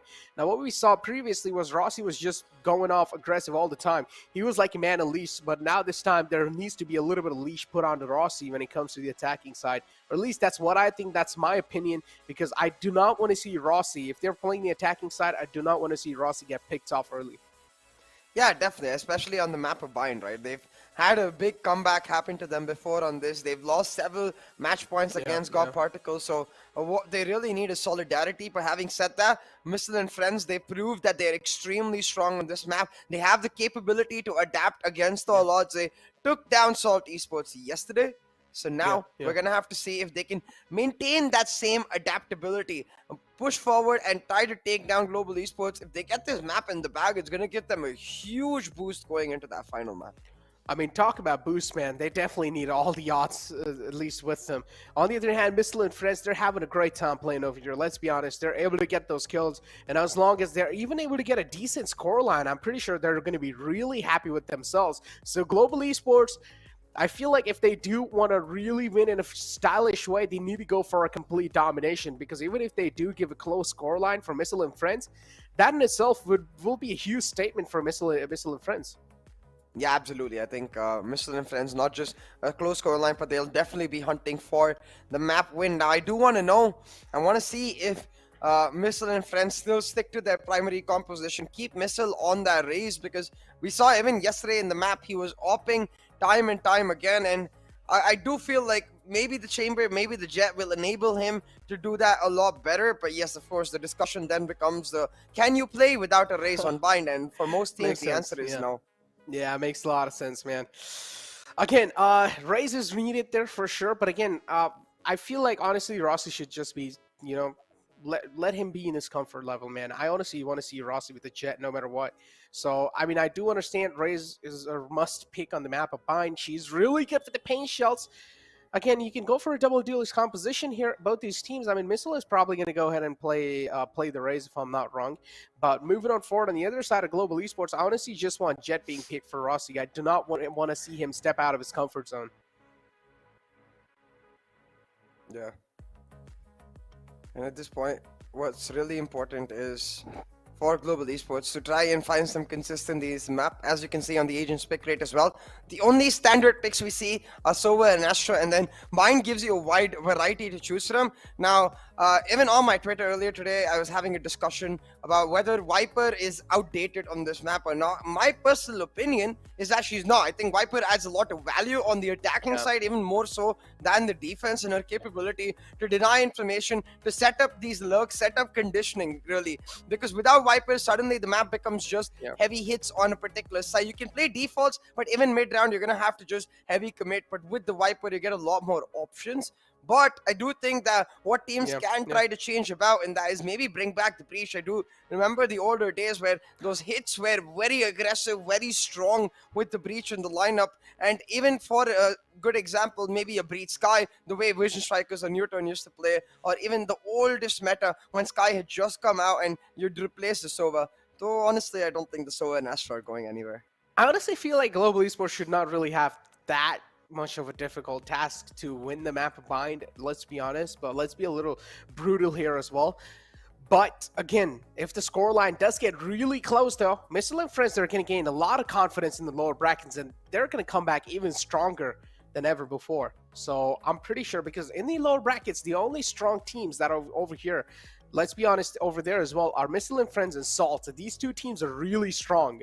But moving forward, if Missile and Friends are able to make a close matchup against Global Esports, they're going to gain a lot of confidence. And lower brackets, we're not going to be seeing those days far away from us that Missile and Friends are just dominating through the lower brackets and might as well just be one of the best teams in the lower brackets themselves. Yeah, and the lower bracket matchup, I believe, is actually today. So the loser of this match will go on to play that lower bracket matchup today. Or I'm not sure, maybe it's the loser of the next match, but either way, as you said, it's not far away at all. One lower bracket match today, another tomorrow, and quickly we'll be on towards those final 3, final 4 teams vying for those 2 spots into the grand final playoff. So as you said, for Missile and Friends, it's about building up on the momentum, where they started off in the Bangladesh qualifier, giving a tough fight to Exili Esports, and honestly a series that they could have won in on a different day. Just those few rounds that went here and there, they picked up that momentum. Then in the matchup against Salt Esports, pulled off a close 2-1 victory against them. Moving on then now here into this matchup against Global Esports. I feel like they have the capability to pick up this map. So we'll see if they can use that momentum and keep pushing forward. Yeah, I do want to see them use that momentum again. I mean, first half, they looked really good on the defending side, but again, attacking side is where they started struggling a little bit. They were just not really finding those sweet tunings. The executions weren't really there on point. I do understand you do not really want to reveal your actual strats, but man, they weren't really able to do a lot with just the aim duels, and that's the problem, right? We did see in the past teams not really going for the actual strat reveal, especially in the Pakistan qualifiers, if you remember, Exploit. Now, they were pretty much steamrolling it through against Salt, but again, they were actually able to steamroll it through. That's the thing. But over here, I do understand in the first half, you have a huge lead, but in the second half, if things do get a little too close for comfort, you might as well just start going for your actual classic executions.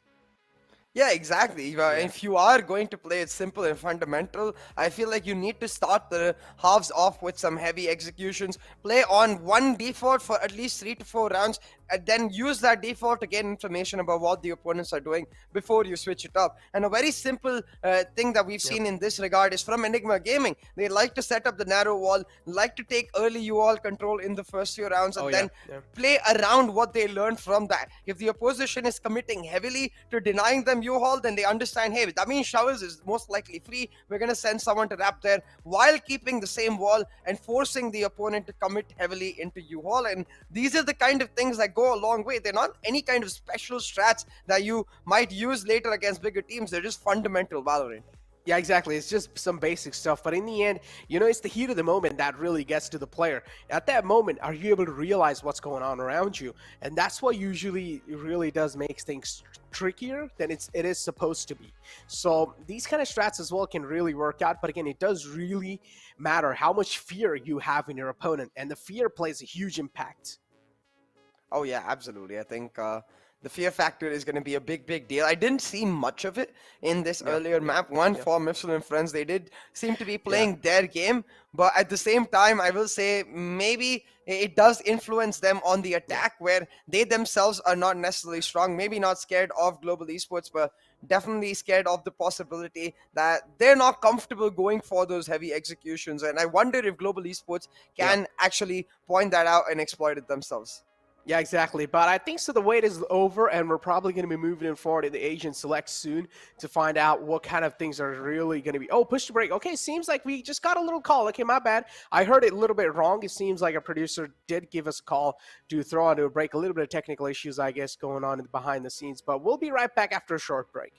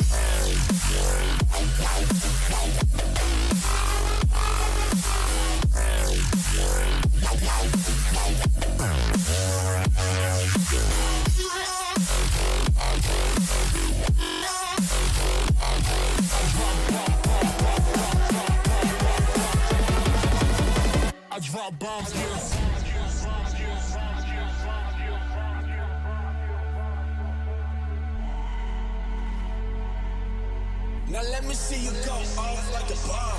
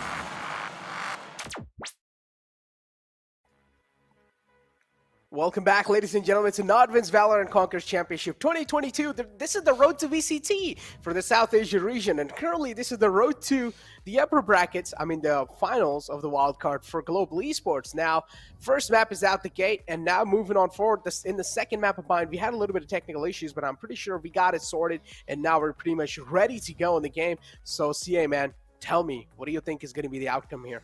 I want an honest scoreline. Just give me a scoreline. What do you think we're going to be ending the scoreline on?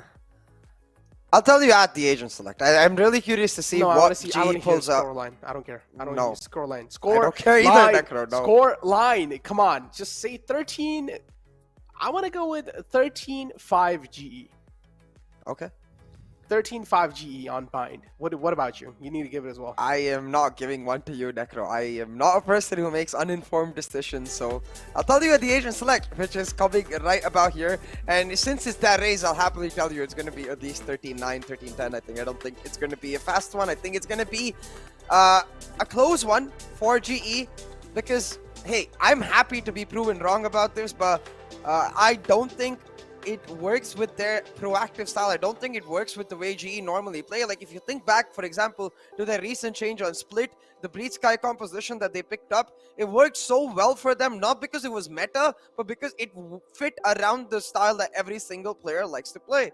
Now into this comp, I'm really hoping to be proven wrong by GE because having watched several streams after the loss against God Particles, I think the consistent thing we heard from every single player was that we were just not in the right mindset. We were not playing our game. So I'm excited to see what their game is, because if that's the game they end up playing, I would not be even surprised if Missile and Friends can pull off a win right here, because they are very much a team capable of doing exactly that. So let's see if they can make it happen. Yeah, it's indeed a really traumatic map for Global Esports, so it's going to be really hard again. But still, I do believe in Global Esports, man. I do believe in hashtag GE fighting, so I do want to see them fight back over here. I do want to see them pack a lot of heavy punches.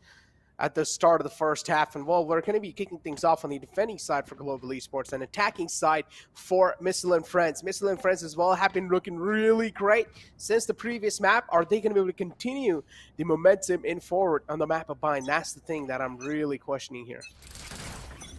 Yeah, that is the biggest question right now. It's all about that momentum factor for Missile and Friends, and it's all about Global Esports resetting themselves. I'm sure the tech issue, the tech break did help with that into a certain extent with regards to just slowing things down. Already you can see the standard default from the side of Missile and Friends, the reactive default waiting for the aggression to come out, and it's exactly what happens. Global Esports taking belong control for themselves. Now what Missile and Friends should understand from this is that it's most likely a double anchor towards the A side, and they need to push in there, but instead they just tried to fight Rossi and Hellranger in the push. They get caught. That's not good. Yeah, there you go. I mean, Global Esports already doing really good, kicking things off on a good note.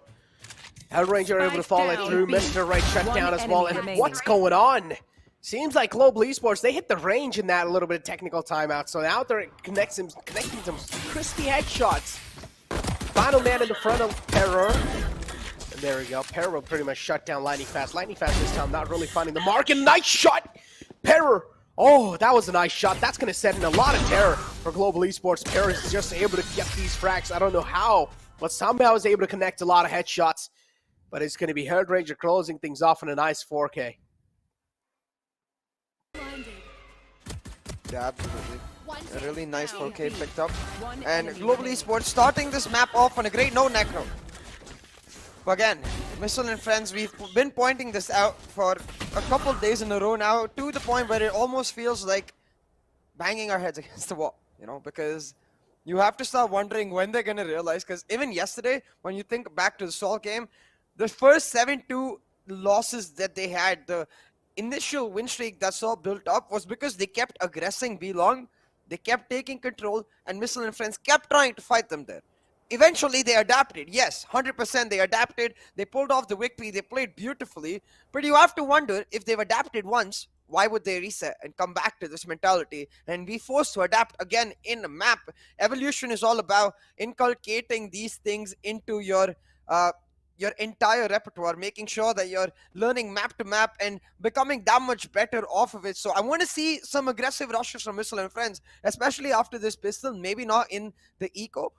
Maybe in the buy, they can go for an execute, try to shut down GE's anchor setup and make them punish, make them think, really. Make them think. But I mean, Global Esports, they did really good in the first round. Only 3 men were taken out, and Global Esports as well. Now pretty much going for some vectors and a judge. And then you have Hellranger with just Ghost. 4 players. They're being spotted as well by the Astra. He'll just have to fall back, and he's going to give them their comfort room, but it peeks out at the right time, and now he's able to line him up. 3 frags for himself, and blink of an eye, the round's over, and Global Esports, they get another round on the board.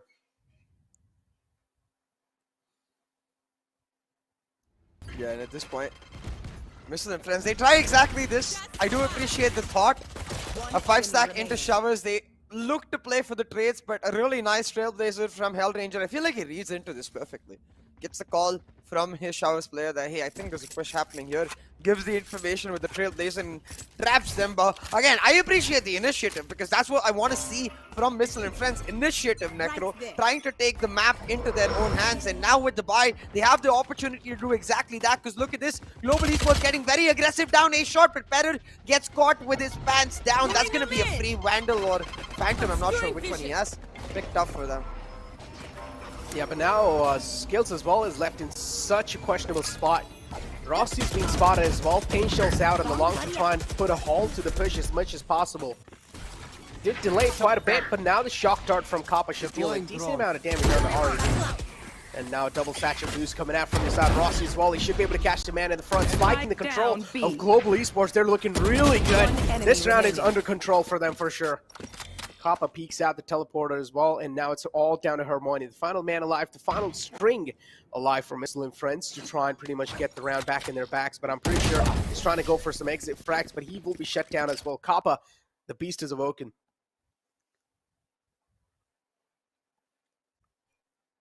The beast is indeed awake, but the judge is what is truly scary. Necro.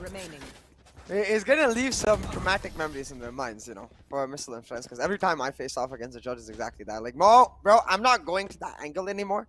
Because he just smacked me in the head with some pellets, and it hurt. It hurt my ego. No, Judge is such. Listen, Sia, you have to agree with me. Judge requires the most skills to play. It is a high skill ceiling weapon, and this is exactly what I was talking about. Imagine jumping and still hitting the shot. You need so much skill for that.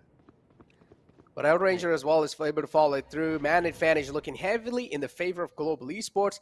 Looking really good odds as well, stacked against Missile and Friends. Nice shot from Kappa. The Beast now is looking to just eat on their fear. 55 HP in the hands of Kyojin. He should fall down as well. Now, Kyojin is probably just going to try to go for as much as damage as possible. I don't know what the call's going to be here. Probably safe if he does get a gun in the hand.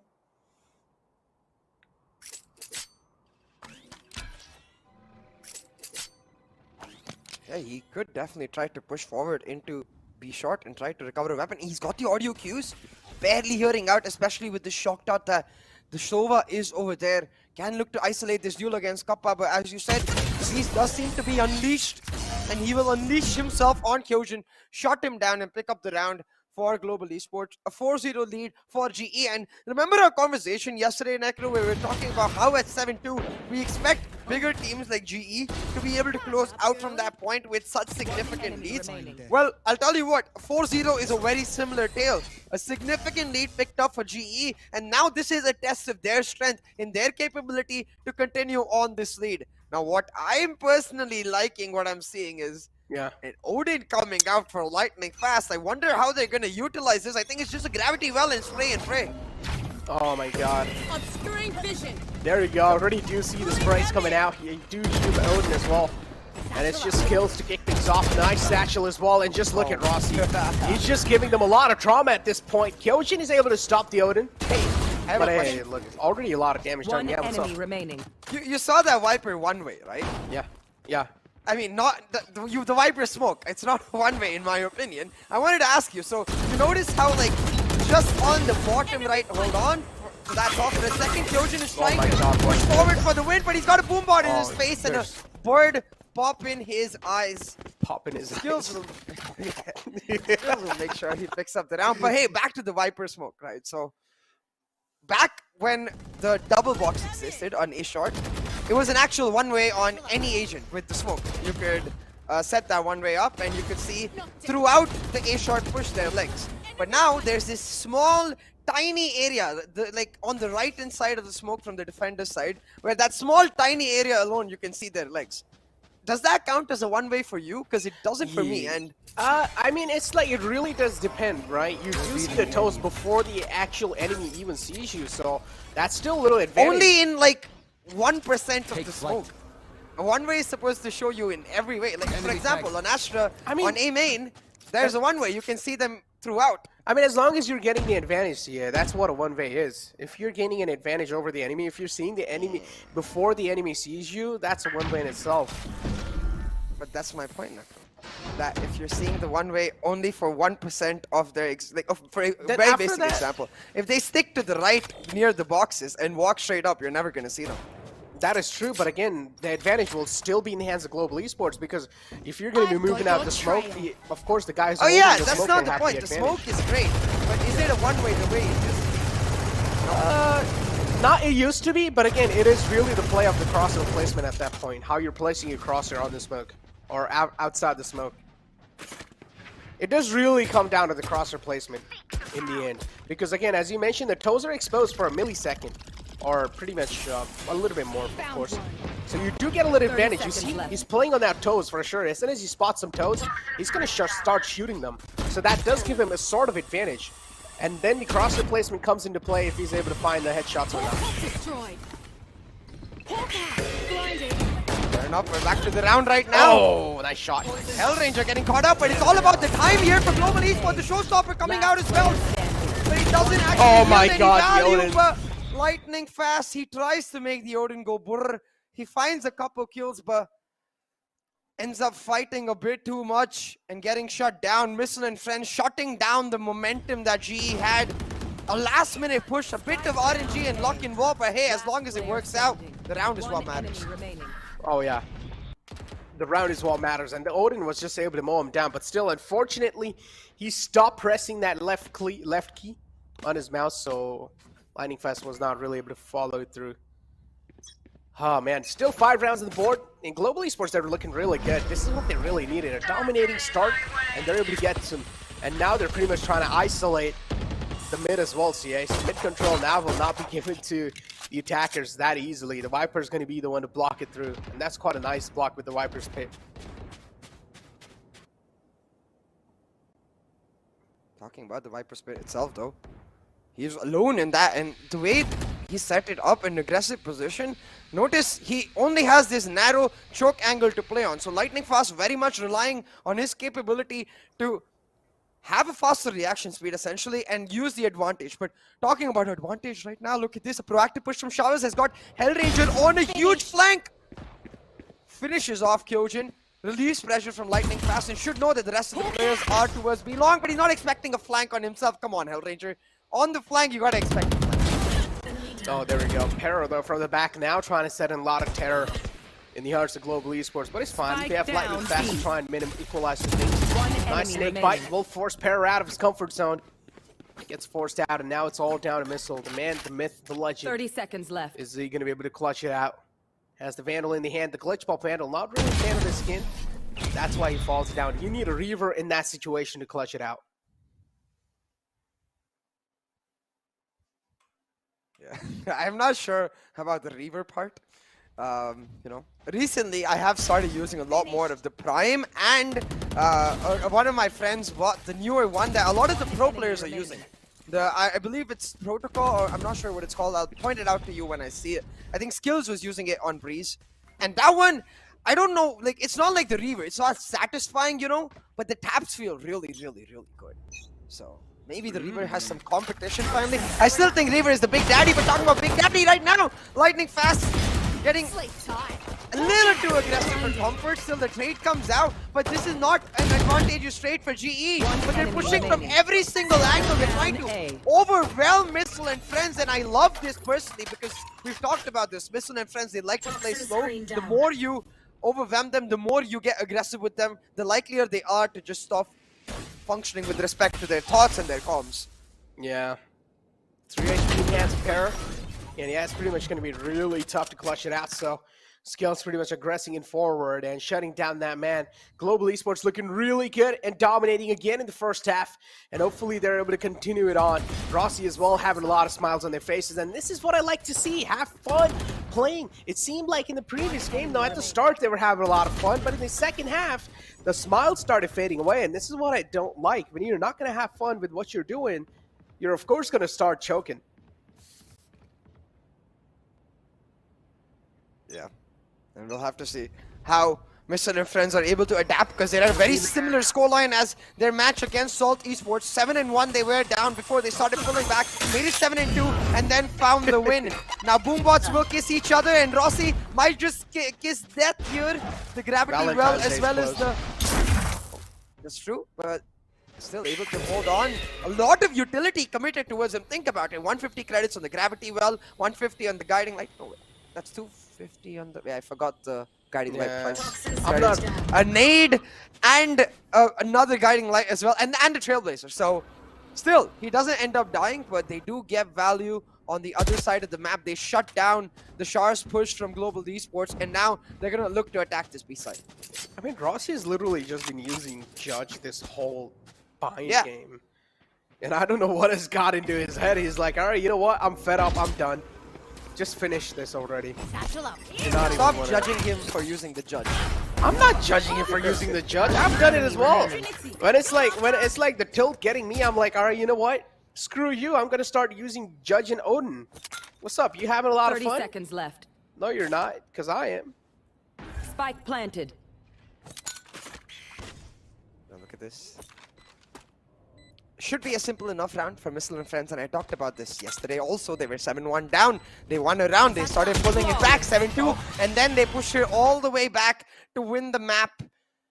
It's a similar tale right here. It's almost like 7-1 is the scoreline they have allocated for themselves. This is where we activate, or maybe they need those rounds to really download the information that they've got from the opponent, understand as well as adapt to how the opponent plays.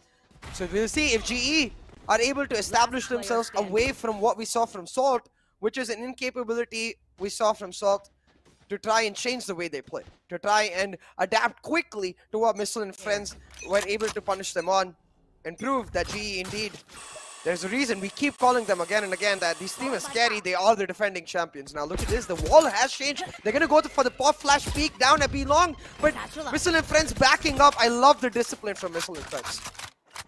Yeah, the discipline's there, but again, Global Esports, sometimes they're able to catch them off guard with these aggressive pushes, and that's what exactly happens. But it's SK Rossi, the judge, man, in the mid-range is not really that useful. He messed up that satchel, and we'll have to pay the price for it. It's Missile kissing Rossi in the mid-range. Pretty much pre-Valentine's Day gift. Moving it forward, Missile doesn't realize there's a man in the close trying to span through the boxes. Not really able to connect anything. 7-2 being the scoreline. The Snake Bat's out as well to try and bite some more time off on the defending side. So yeah, at least for now they're looking good. The Cosmic Divide is available as well. The Seeker's out too from the side of Global Esports, just to gain a little bit of more positioning and how things are really working. There you go. Lightning Fast being really aggressive on the east side. He's able to find one kill, and that's all they need. Missile, a nice satchel boost coming through. Skills now being cut off, and the Cosmic Divide utilized perfectly. The Soa, Kappa is ready with the Odin, and he's ready to mow someone down. There we go. Peeks out a quick kill. Kappa is able to line him up. Second man goes down as well. Missile now will fall apart. Now it's a 2-on-2 situation. Kyojin able to shut down Kappa. That's a quick frag. 10 seconds left. Lightning Fast. 10 seconds left in the clock. It's a 1-on-2 situation. The other man's all the way back in the mid. And Lightning Fast will need to realize that there's a flank coming through. Kyojin plants in and instantly goes out for the defender spawn. But he's ready. He knows where Lightning Fast is. He's holding his crosshair perfectly. And he's just waiting for Lightning Fast to walk in his crosshair. Moving in slowly towards Evan. Kyojin somewhat realizes what's going on. And he peeks out at the right time and will shut down the final man of Global Esports. Yeah, Kyojin able to pick up a huge round for Missile and Friends. And again, this was the question we were begging off of GE, whether they were able to adapt really, Necro. And it doesn't seem like Missile and Friends are giving them an opportunity. Again, that discipline over at B-Long is where I feel like the round was secured. Global Esports, yes, they got B-Long control, but they didn't get much information for themselves. They had no idea that there were 4 players towards that B side. For all they know, it could have just been a single player. So because of that discipline, because of the lack of information, Missile and Friends are instead able to set up a heavy execute over on that A side. And boy, oh boy, I'm just starting to wonder if this team doesn't give up these big leads at the start. Think about the way they could dominate other teams on the map of Bind, because their ability to adapt is frankly nuts. Yeah, it's pretty good. They're actually able to read through. But again, I just feel like Global Esports, there are some points on the map where they're being really over-aggressive. Just how we saw Rossi missing him that satchel and then pretty much being caught off guard with the judge. So, yeah, those are kind of moments. There you go. Skills as well. That's quite a questionable way. He was the only man out there in the open. Kappa as well is able to follow it through. Lightning Fast trades there on the point. But Perra now from Bathroom will have a really key angle. Last player And we'll also have a huge burden on the shoulder. Kappa's being spotted. Nice recon dart out. And Harmony is just going to say goodbyes from the A site and instantly going to back out of B site. We'll get the plant down too, but still Spike planted. barely we'll get the plant down. Satchel out. Oh, Rossi now. He's only gone for the small gun or the big gun. Judge or operator is how Rossi plays. It's almost like he's recording himself. Like, maybe we should expect a video on SK Rossi's channel. Be like, how I smurfed a VCC match without using any rifles. Yeah. That'll be a good video. That would be a fun video, yeah. We're synced up on that for sure. Yeah, that's a really good content idea. Honestly, Rossi, you should do that. Go ahead. Yo, give credits if you do that.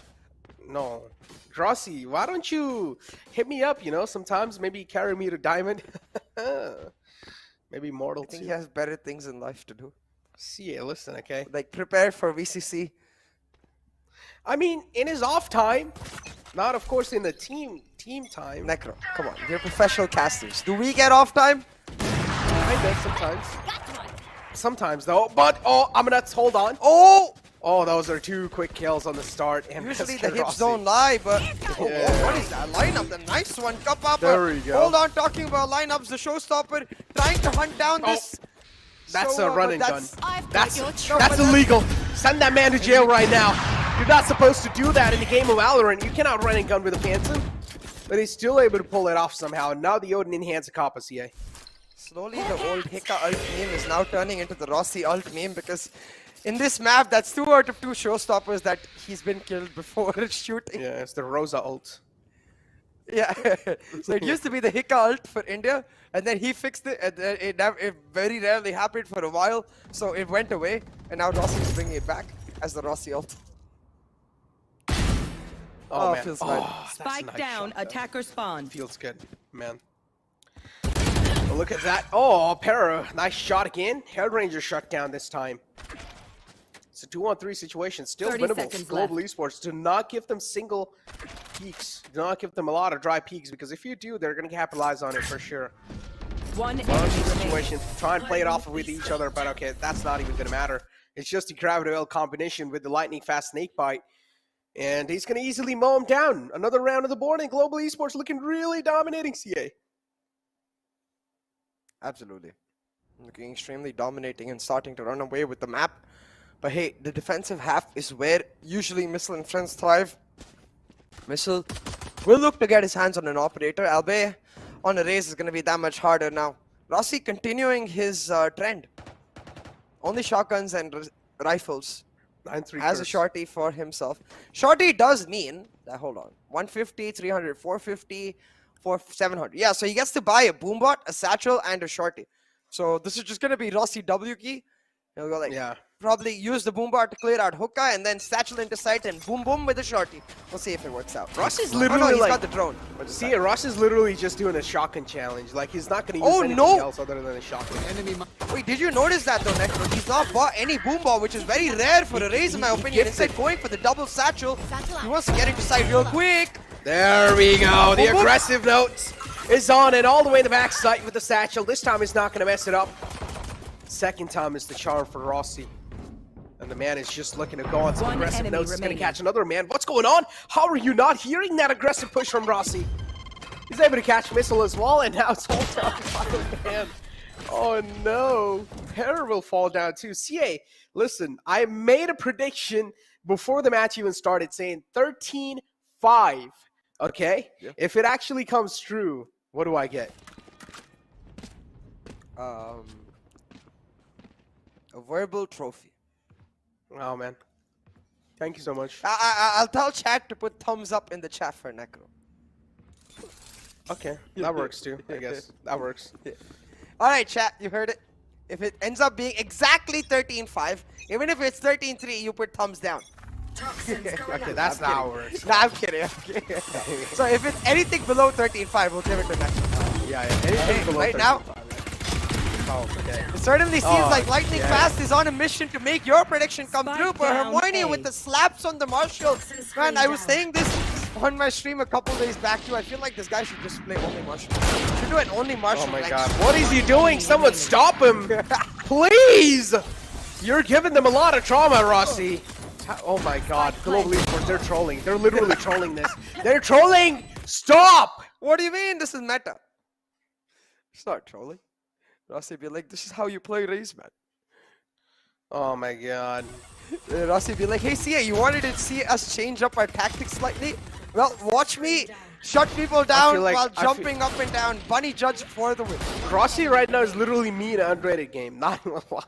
This is literally me in an unrated game sometimes. Oh my god. Hey, look at. Oh my god.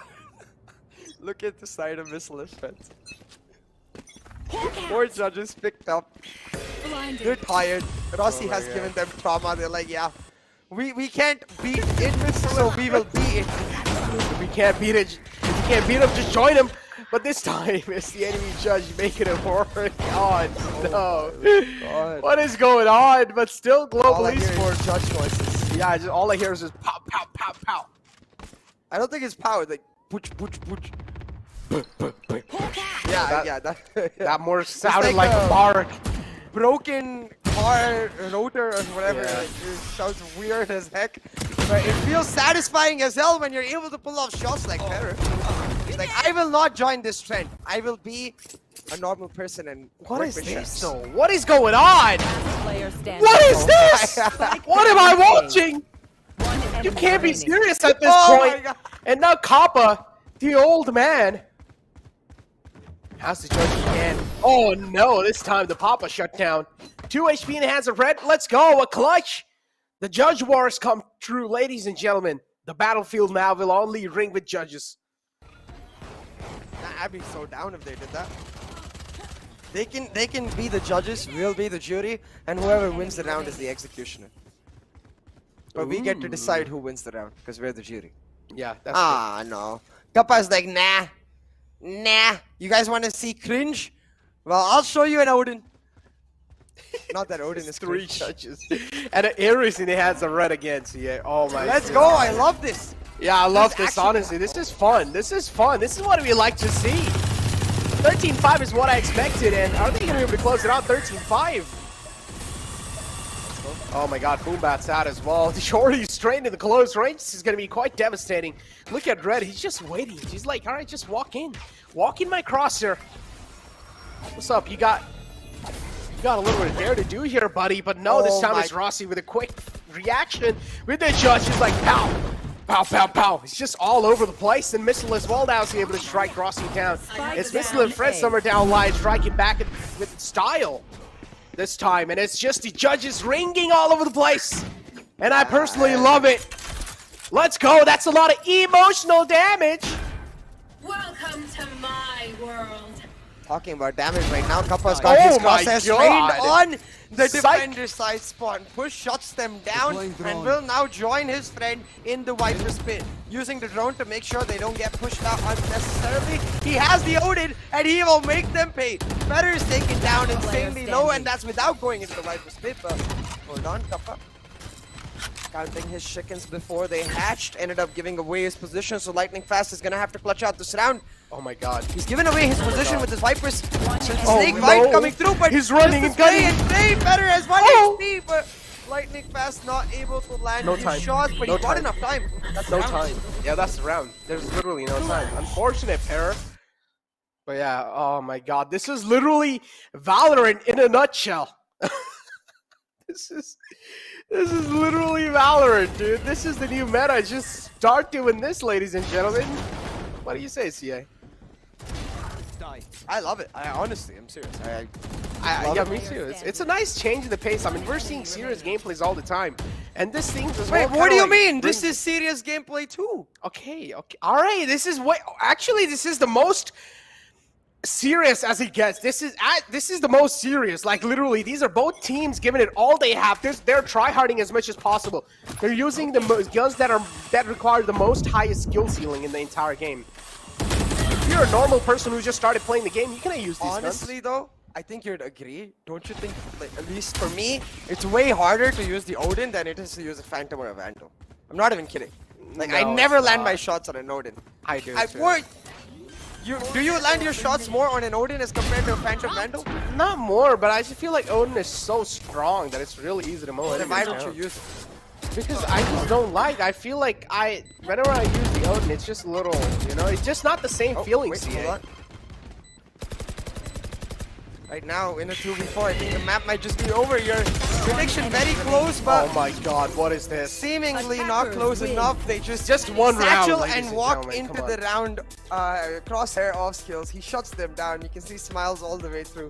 Global Esports picking up the win and having a little bit of fun along the way as well.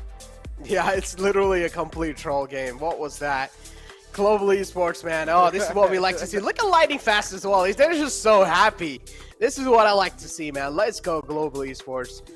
Pretty much ending the things on a good note. Every single player having smiles on his face. Rossi as well was having a great time. It's just a shocking game.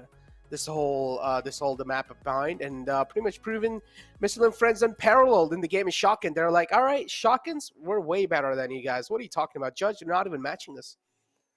Oh, yeah, I think the minute GE just started taking it easy and being like, yo, let's just play the game, you know, let's not overthink it. Because on Breeze, we saw signs of maybe overthinking. I'm not exactly sure what happened, but it felt like they were pushing forward complication in terms of their defaults a bit too much, trying to maybe even over-respect Missile and Friends rather than just playing it simple and using their strength, which is their experience, and pulling it off. So, which is why I said I think this is more serious than what we saw in Breeze. For me, Breeze felt like kind of a troll, but I hear they're just like, okay, guys, keep it simple, press W, and we'll get the win.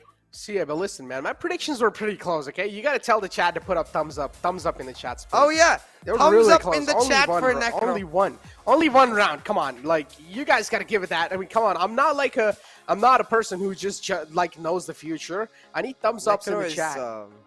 I forgot what that octopus was called. It was in FIFA South Africa World Cup. There was this octopus that was getting almost everything right. Really? And Necro is an octopus now. Yeah, there's literally an octopus. I mean, it's RNG. It's not really like the octopus knew everything because it's 50-50% chance, you know. So it's very much plausible for him to just guess the 50% right thing continuously, like 6 or 7 times in a row. And that's pretty much the case here as well. Yeah, indeed. And take a look at the scoreboards. 13.33k damage from the side of Global Esports, and then 20% headshots. Yeah. Well, that's because of the yeah. Then Mr. and Friends started using the judges pretty late in the game, so yeah, we can let that slide this time. Yeah. But hey, I'll tell you what though, this is a memorable game. Enjoyed this. Yeah. I hope. Of course, in terms of the ease with which they won this, I definitely enjoy it. But I also hope more teams start taking the judge seriously on this map, and even the Odin. You can see how much value it carries with respect to being able to wallbang through, say, defender side spawn into screens, on the B sides, being able to wallbang into showers, being able to pull off the idea that you're able to just anchor down one side with the gun. You know, the judge and the Odin are basically those anchor weapons. So in a more serious note, I feel like it should be a way to add more diversity to a team's defaults. Yeah, indeed. And look at Rossi, man. 398 kills and 310 deaths, and then 78 assists with the ACS of 269 and headshot percentage of 20.21. And SK Rossi is just dominating through the VCCCA. Yeah, SK Rossi is certainly on a tear, but he has some close competition. I do feel bad for his headshot percentage. I feel like he just messed it up completely today. Yeah, he did. It's fine. As long as you're getting the kills on the board, it doesn't matter, Rossi, okay? It doesn't matter. Headshot percentage don't matter. Just get the kills, man. You're over here for the MVP. You're over here to get the kills, not the headshot percentage. Yeah, if we're talking about kills, you can see Skills himself had a great map today on Breeze. Certainly boosted up his stats to a large extent, and he's on a lovely terror form. They're all going to need that lovely runner form that they seem to have in bind over in this upper bracket finals, which will be tomorrow. God Particles versus GE, the rematch we've all been waiting for. The rematch, honestly, these teams have also been waiting for, because it's revenge to be taken for GE, and it's also to decide who gets the bragging rights, because right now, 2 best of 3s done between them. 1 GE won, 1 God P1. Third time's the charm to guarantee that third wildcard spot. And oh my God, CA. Only one team will be moving on forward in the grand finals. But again, even if God Particles lose, or even if Global Esports lose, they're going to be moved down to lower brackets again. Another chance. So many chances. Double elimination just gives you so many room for error. But again, the second chance is going to be the final chance. So you might as well try and make the most out of it. But Global Esports now, a dominating win against Missile and Friends. They're going to be feeling themselves, and I'm pretty sure they should be able to get the team synergy back on the table as well soon. I do want to see the Global Esports that we saw last year. I want to see the Global Esports back in form, but it seems like we have a man online from the side of Global Esports, so we're going to be interviewing him, so I'm going to throw it on to the interview. Fine. How are you guys doing that? I mean, we are doing great as well. Your plays in this match were amazing, so just give us a little run through. क्या चल रहा था आपके perspective से? मैं जानना चाहूंगा आपके दिमाग में क्या चल रहा था जब सामने जजेस आ गई थी, 4 जजेस लेके प्लेयर खेल रहे थे. आई मीन ऐसा कुछ कॉल ही नहीं था हम लोग कुछ तो आई मीन बाद में टी साइड में तो चिल हो गया सब कुछ तो फिर हम कैसे कुछ नहीं था just घुस रहे थे साथ में घुस रहे थे कप्पा रिकॉन कर रहा था वाइन फ्लैश कर रहा था बाकी टीम घुस रहे थे we didn't care about anything बाद में कुछ कॉल आउट्स नहीं था राउंड का but you know lightning fast हमारे जितने भी दर्शक है आपके जितने भी फैंस हैं सबके जहन में एक सवाल global e sports versus God particles के साथ कल जो मैचअप होने वाला है उसके बारे में ऑफ कोर्स इससे पहले जो मुलाकात हुई थी you had to you know face a defeat but tell me about tomorrow कल कुछ अलग देखने को मिलेगा आपके तरफ से in terms of strategies in terms of composition any hints I mean, we'll stick to the normal stuff we always do, but always try to counter what we मतलब जो last time lack हुआ था, तो this time we'll try to like fix it, go with a better mindset into the game, and I feel if we just have a better mentality than the last game, we'll take the win, and that's it. उतना ही है.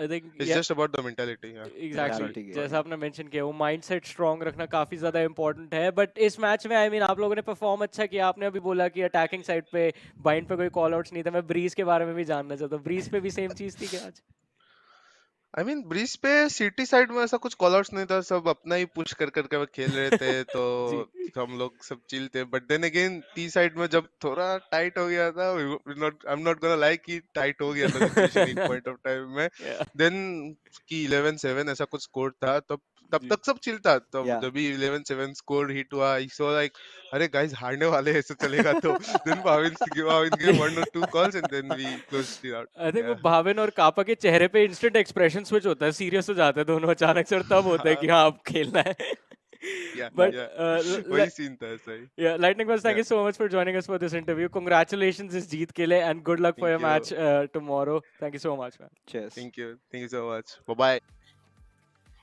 Oh man, they did enjoy themselves, and on the other hand, Johnny, man, his glasses were looking fine. CA, I think so. He's got that swag. I think so. We should also, like, you know, in the wildcard finals, what do you say? Let's get some black glasses, man, and let's just wear them both sides, and let's have like a full black dress code. Be like the men in black over here, you know, it's like the agents, the Valorant secret agents. I'm not sure if we can get them on time though. Like, how are we gonna get them on time? I'll just paint my glasses over here. I'll just make them black. Then how are you gonna see Necro? It's fine. I'll take them off while I'm casting the games. I don't really need to see it my own face. I don't like it anyways. But moving on forward. That was a really good win from the side of Global Esports, man. They deserve that win for sure. But Mr. and friends, on the other hand, they will have another chance in the lower brackets of the wild card. With that being said, after pretty much the first best of 3 series in the name of Global Esports, now it's time for us to push on to a small break because now it's time to move down even lower to the lower brackets. So we're going to be right back after this short break.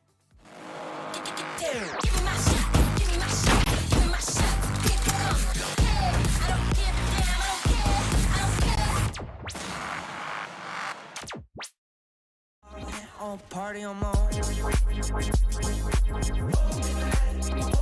Party on my own. I'm doing what I'm doing, I don't got a lot to prove. And if I'm moving, then I'm grooving, cause I wanna do it. Stupid, got my music and I lose it to another tune or two. If I don't get to move it even real can do it. When I'm cooking, and you know I'm cooking bacon. You don't wanna check under the apron. Vacuum the whole room naked, facing windows so people who out getting the greatness. Telling me better to hate this, really though it ain't shit when you could compare to what the other people facing. So what I am drinking, still half full is true. When comparing to the nations. Look at how the people trying to hold me back, going short out. Look at how the people trying to hold me back, slow down. Fuck going out, getting high on the weekend. Party on my own. Party on my own.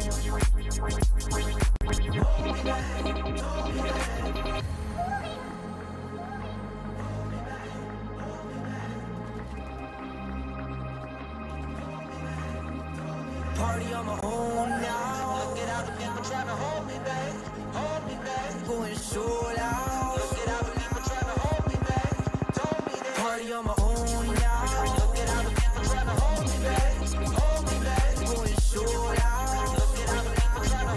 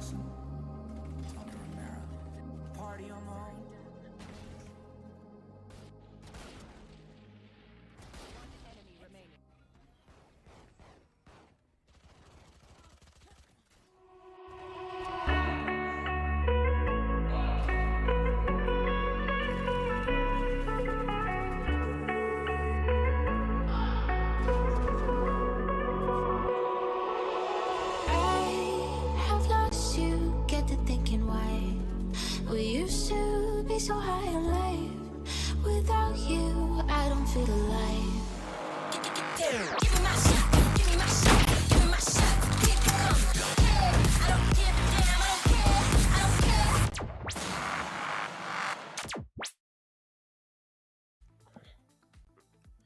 Welcome back, ladies and gentlemen. How you all doing? I'm Necro, this is CA, and this is the VCC. Moving on forward, first best of 3 out the way with grooming partner as Gillette. So make sure you're shaving yourself, but I haven't really shaved. I'll probably do it after the probably in the wildcard final. You know, I'll be like all shaved, all trimmed up, you know, ready, looking really fine. You know, all black dress code. Just watch out. It's a wildcard final. This is where you guys really need to be. But yeah, moving on forward, man. First best of 3 out the way. Now it's time to move down even a little bit lower in the lower brackets. And this is where the teams that pretty much lost in the upper brackets are. So CA, moving on forward in the first match of lower brackets, what are your expectations? Oh, Maruti Peak versus Salt. I think this is just redemption for Salt all the way through. They were expected to try and find the win against Missile and Friend itself, but just unable to do that. And I think redemption here needs to be found for them in this matchup. So we'll see if they're able to do that, because Maruti Peak themselves had a bit of an off day, I would say, in their matchup against God Particles. Konda wasn't able to step up. So I want to see if Konda can find his mark again, try to find his groove maybe, and push forward for that upset win against Salt Esports. It's really going to be tough. I mean, Salt Esports, I do understand they're not one of the best teams in the wild card, but they are pretty good coming out from the Pakistan region. Last time we saw them pretty much booking a ticket to grand final playoffs in their qualifiers itself, but now they have to go through a little bit of more longer route through the wild cards. Here is the map selections in front of you guys. Split being banned, Fracture being banned from the side of Salt, and now the first map of pick is going to be the map of Breeze. And from what we saw, I feel like Salt are pretty good on the map of Breeze, so they shouldn't really have that much of a problem, CA. Absolutely. I think Salt are extremely good on that map. Maruti Peak themselves, I think what they're trying to do here by picking up this map is prove to us that even yesterday they were the ones who picked up this map against God Particles, but unfortunately they were not able to find their way in a form. They were not really able to play their style, and a lot of it due to the fact that you could see even on Konda's face, he was feeling the pressure. He was just feeling like maybe a bit disappointed in his performances, and I hope that's the biggest thing he takes away, because there's no need to feel that way. He's done brilliantly to even help his team made it so far, and all of them together, in fact. So now I just want to see them relaxing and playing their best game, because that's when I feel like they're at their best. Yeah, exactly. I honestly do not really want to see teams overstressing themselves. If they do, we clearly saw the first map of Global Esports. In the first map, it got really close because they started overthinking quite a lot on Breeze. But then in the second map, they started having a lot of fun, and they started to put on their pretty much casual game. Having fun is probably the way to go, and I feel like over here, Maruti Peak as well should try to do the same thing. Yeah, I'll have to see if they're able to actually pull it off now. I wonder if this is a substitution for Salt. SHO7T, yeah. It is going to be a substitute player coming in. So I wonder if this affects them in a good or a bad way, because this is not who we're generally used to seeing on that Salt roster. So we'll have to see how the addition does end up helping them out. We saw this for God Particles when White House came in. He just seemed to ease in quite simple. You know, he settled in very, very well, and it became a simple matter of them just playing their regular style. So if that's the similar case for Salt right here, then I'm sure they'll have a easy way with this map. Maruti Peak going for that classic double duelist lineup that they love. Pugo this time on the Jet. I think that's a change, because there's a substitution for Maruti Peak as well. Yeah, Noob is coming in, going to play the Chamber. We'll see how much that name is actually true. I don't believe it at all. So let's see. Never know, CA. Never know. I don't think he's a noob. Me too. Me too. Should be good. Playing in the team of Maruti Peak, of course, one of the best teams out there from the region. So moving it forward though. Gunner already in the back in the stairs, holding the angle over here. Darky as well spots out a couple of players in the front, so the call's definitely given away. 2 players being spotted. Recon Dart as well is not going to get any info, so still they don't exactly know how many players are going to be behind pyramids. Trying to just double guess themselves and still being really indecisive on what to do. They're just going to fall back, but keep this in mind. They still have the chamber teleport available right there, CA. Yeah, exactly. very helpful on the rotations. That chamber. Very helpful on the rotations. That chamber teleport. But I think what's especially important is that both the teams, these teams, get started on a strong. Oh! Because yesterday they didn't have the greatest of times, and Jivix doing exactly that. The extra satisfaction because it's a reaver shot. Oh yeah, send Stark messages. Roll with these kills. What's going on, Jivix? Man's on fire today. He's like, all right, yeah, it's time. It's really time for redemption. One And enemy Jivix is remaining. hitting some nutty shots. Spike A down 3K on A. board, and Jivix now is hungry for some 30 blood. seconds left. You have to fan some more blood, but there you go. Gunner's gonna close things out. He's like, Jivix, chill out, buddy. I got you. Yeah. Look at the shot. Oh my god. Enemy remaining. So nice. To be fair though, yesterday as well, Jivix was quite consistent. I feel like it wasn't really a player issue for Salt yesterday. It was more of a team thing. They were not able to rally around each other and find their way in form. So I think the biggest thing they need to make sure that it doesn't happen today is, again, getting caught out the way Missile and friends were able to punish them for their tendencies. That's where they need to make sure. I'm sure Maruti Peak as well will have looked through that map, will look to push back, but it's become a bit of a recurring theme here. We finished right now to get it. It's a technical break. Technical break, let's go. Hopefully it's not the client issue. Because if it is, then it'll be a little problem. It's Salt Esports who've called it technical break. Maybe they're just facing a little bit of technical problems. But yeah, as you mentioned, Salt Esports, now again, both these teams do have their star players. Substitutes coming in from both the sides. And I do want to see how things are really going to be looking like here, CA, because those substitute as well can play a huge role. If they're actually able to pop off and just, you know, just putting a really astonishing gameplay in front of the teams, then that can be something that teams will caught off guard. But because, again, substitute means you're not really having a lot of grip. You're not really having any info on how the player plays. You never know that maybe the player is lurking around. Maybe he's being really aggressive, because that's the time when you get caught off guard the most. Absolutely. We'll see. Right now, it's still just the second round.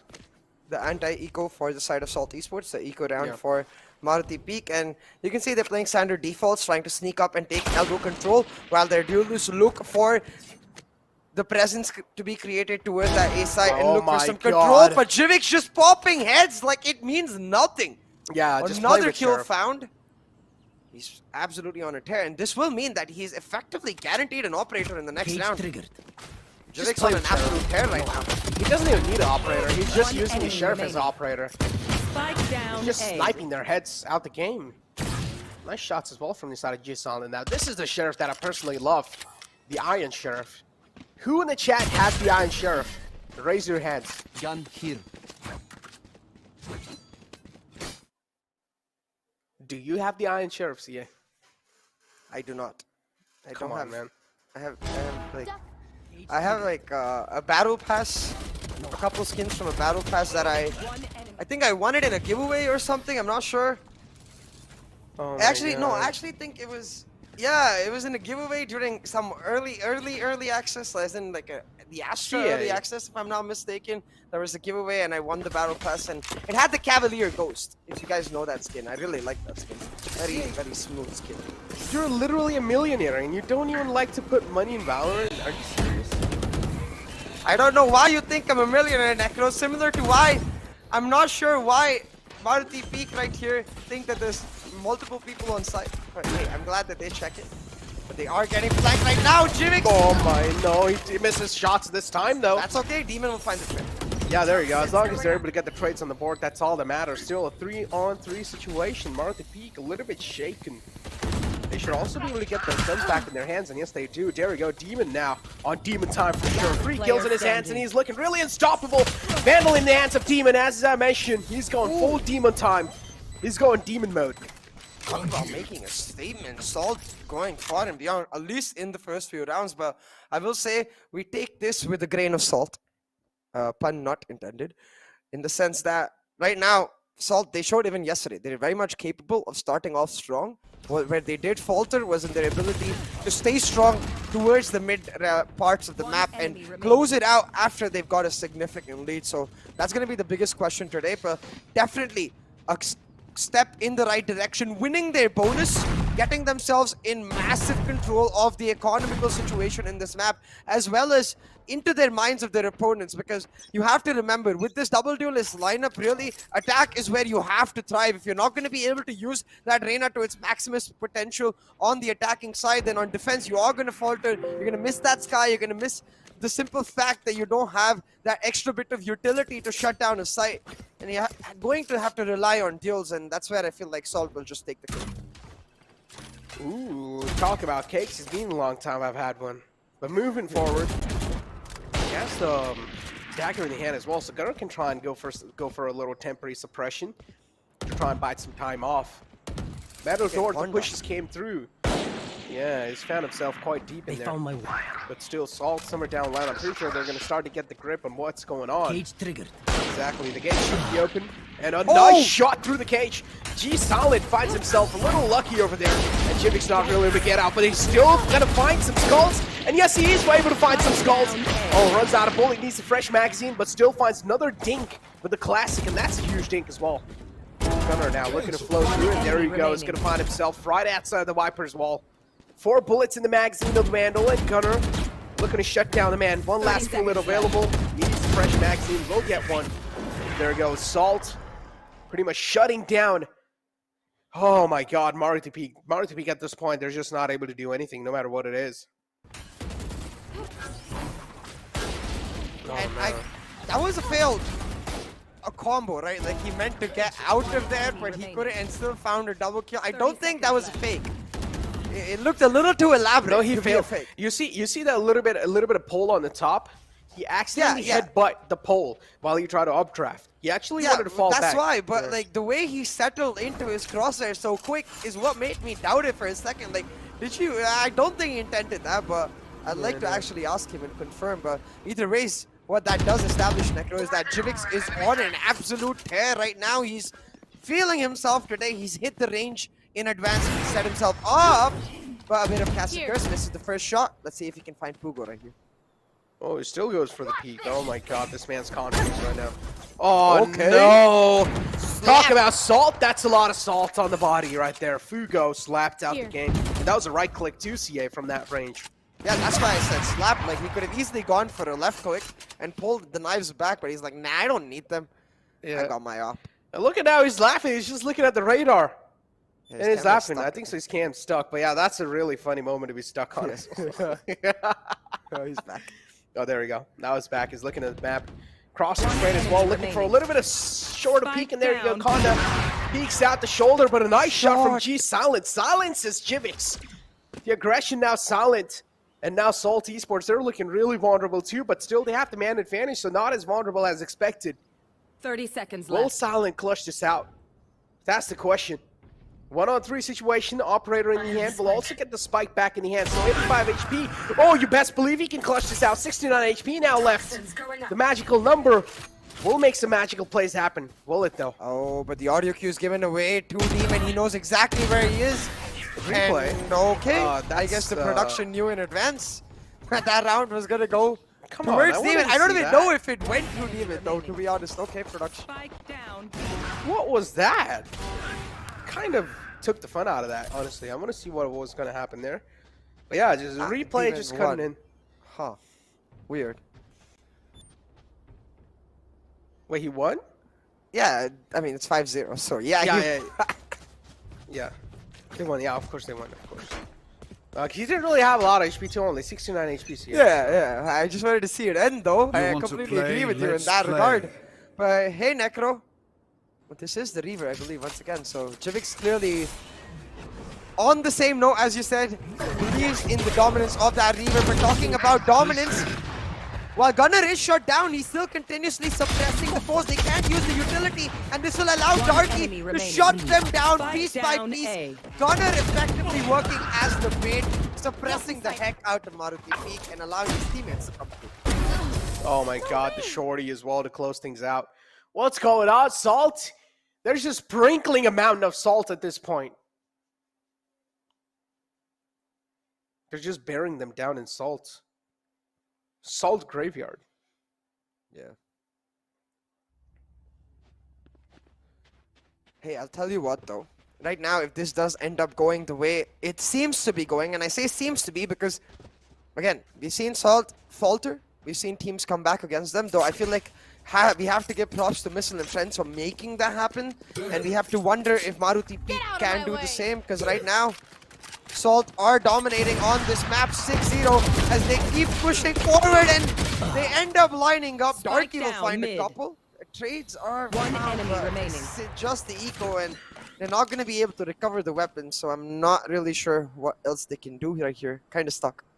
Yeah, kind of stuck. Jari, the final man alive. And, oh, spots. And he's still going for a little bit of aggressive play. It's quite impressive, actually, Jari. Interesting. 25 armor will be shut down as well. Shot will shut down the final man. There we go. Jari falling down. Maruti Peak on a really bad start in the first half. 6 rounds on the hand of Salt, and they're looking really unstoppable in this one. So you actually make that 7-0. Is this going to be a 13-0 clean sweep? Oh, it's most definitely possible the way it seems to be going, but I love the fact that Maruti Peak have called it tactical timeout.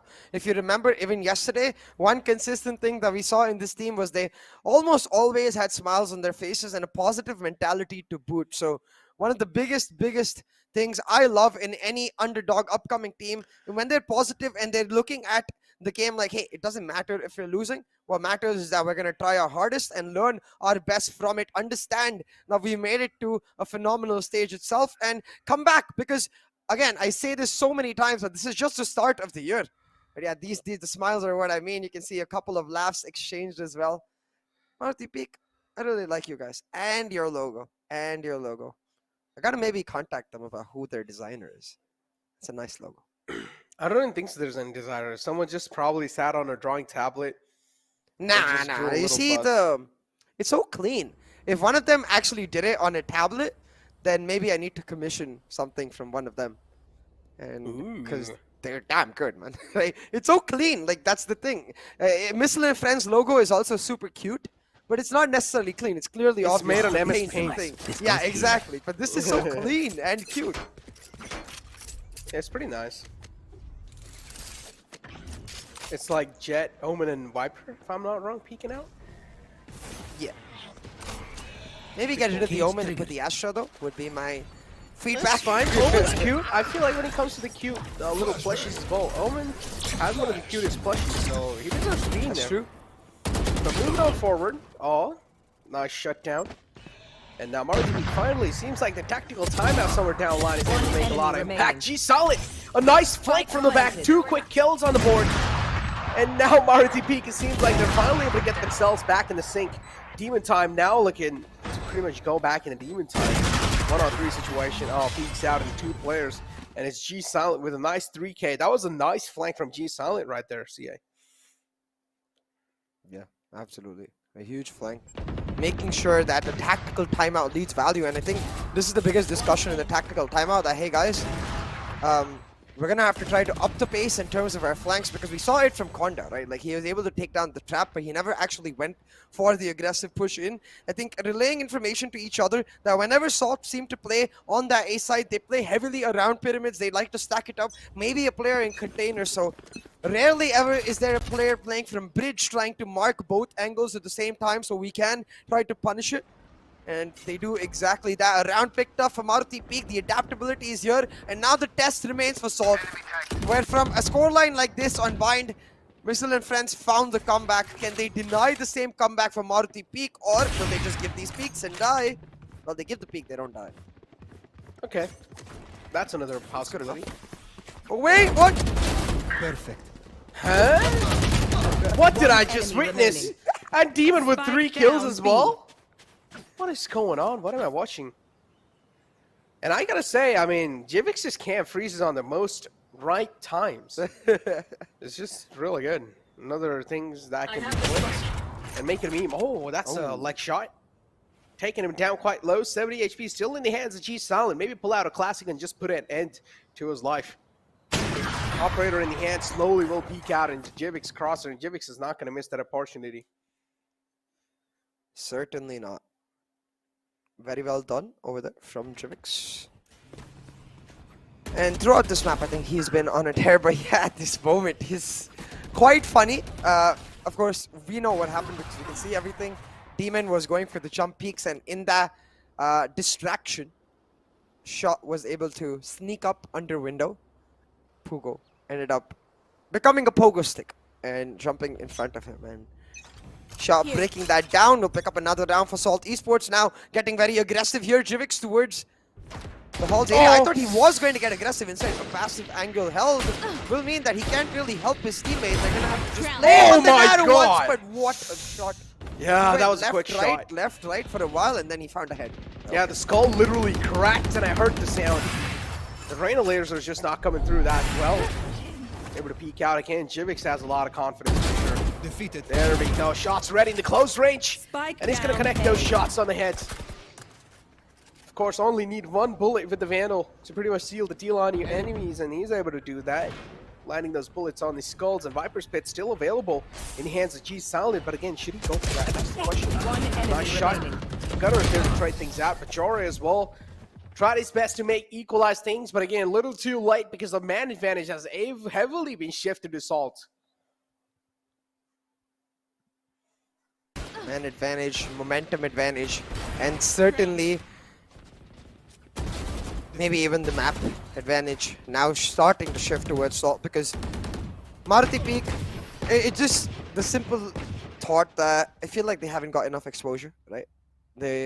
Whereas compared to Salt, who are the winners of VCC 1 Q1 from Pakistan, they've been to the grand final playoffs, played against the best of South Asia, and they're trying to make it happen once again.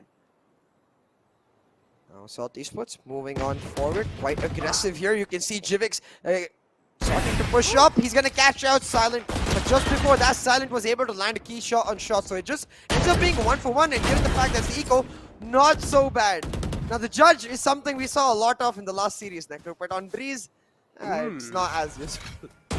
Yeah, indeed, not likely there. I don't understand what he's trying to say here, but still, oh! Quick shot, misses another one as well. Jivix, okay, there we go. He's pissed now. He's like, I'm done playing with the operator. I just want to use my blades. He's able to slice through once, but not the second man, though. Has the headhunter available. Misses the first shot. It's fine. Will the second shot connect, though? Will the second shot connect, though? Nope. Second one does not connect as well. Why isn't Jet's ultimate called Dagger Storm? Or Kunai Storm? It's Blade Storm. It is a blade. Yeah, I mean, technically, yes, it is a blade, because anything sharp in that way is a blade. One enemy But remaining. Astra says daggers. We know they're actually kunai. So why not Dagger Storm or Kunai Storm? I guess Blade Storm sounds cooler though. I'll give it that. Yeah, Blade sounds kind of like badass, you know? Yeah, It sounds like killer, dude. It's like, yo, look at that man. He has a Blade Storm in the hand. And we're like, oh my god, the Blade Storm? Oh no, that's not what's something I want to die to. Necro is just giving casting additions. Forward. Oh, the Hunter's Fury out too, man. Look at how many Spike bodies down are just A. hitting the deck. Darky as well is able to follow through. Oh my god. 2 players available now on the other side. Maruti looking quite tough. Nice off though. The patience as well really paying off. G Silent is lining up these bodies and now shots to reposition himself. There we go. He's now repositioning himself. What's up? That's the Vandal I was talking about. Sorry, I just I think so. I'm not 100% sure, but it's usually orange when I see it.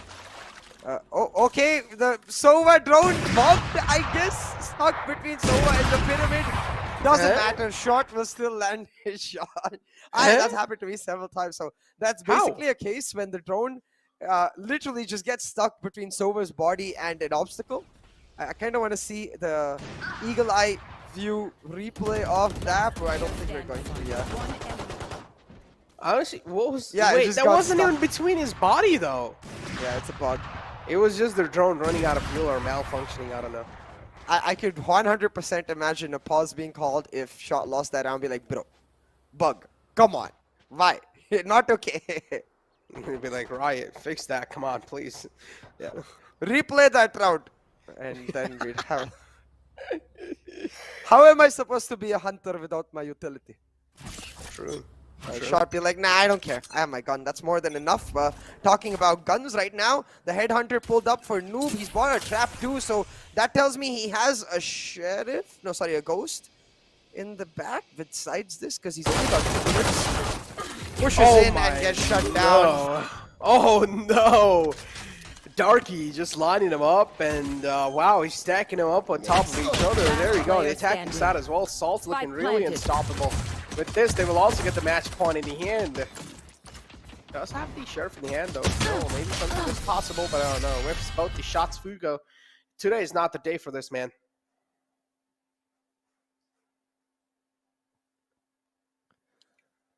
Today is most certainly not the day. And I think that might be the case across the series. So I just want to reiterate. Maruti Peak, nothing to lose. Like, as we said, they're not exactly an org the way Kumbu Esports were, you know, who are in the Grand Finals playoffs. They don't have the exposure that Kumbu had as Damru. And they will get that exposure from this. G-Silent, especially a player who's caught our eye. Pugo was hitting some insane shots yesterday. Konda impressed the heck out of us in the Nepal qualifier finals. And I think Jaure has been the consistent backbone of the team overall. Noob is quite new. We see first time we're seeing it, but he is fitting into the team well enough. So overall, I think they have nothing to lose, but still they're trying to pull at least a couple more rounds back. Hitting some nutty shots. That was a semi-buy, I guess. And Salt just ended up running into them. See, Noob is laughing his ass off. He's like, hey, look at these noobs. Yeah. And oh my god, man, what's going on? There we go. 12 rounds and the match point 2 CA. So at least one round was able to sneak by. So yeah, from that, Salts are pretty much being pushed on the broken buys. Sheriff's in the hand.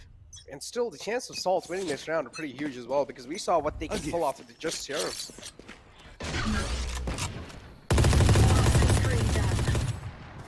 Oh, and they've got the Ares as well. I believe it's the Ares, yes.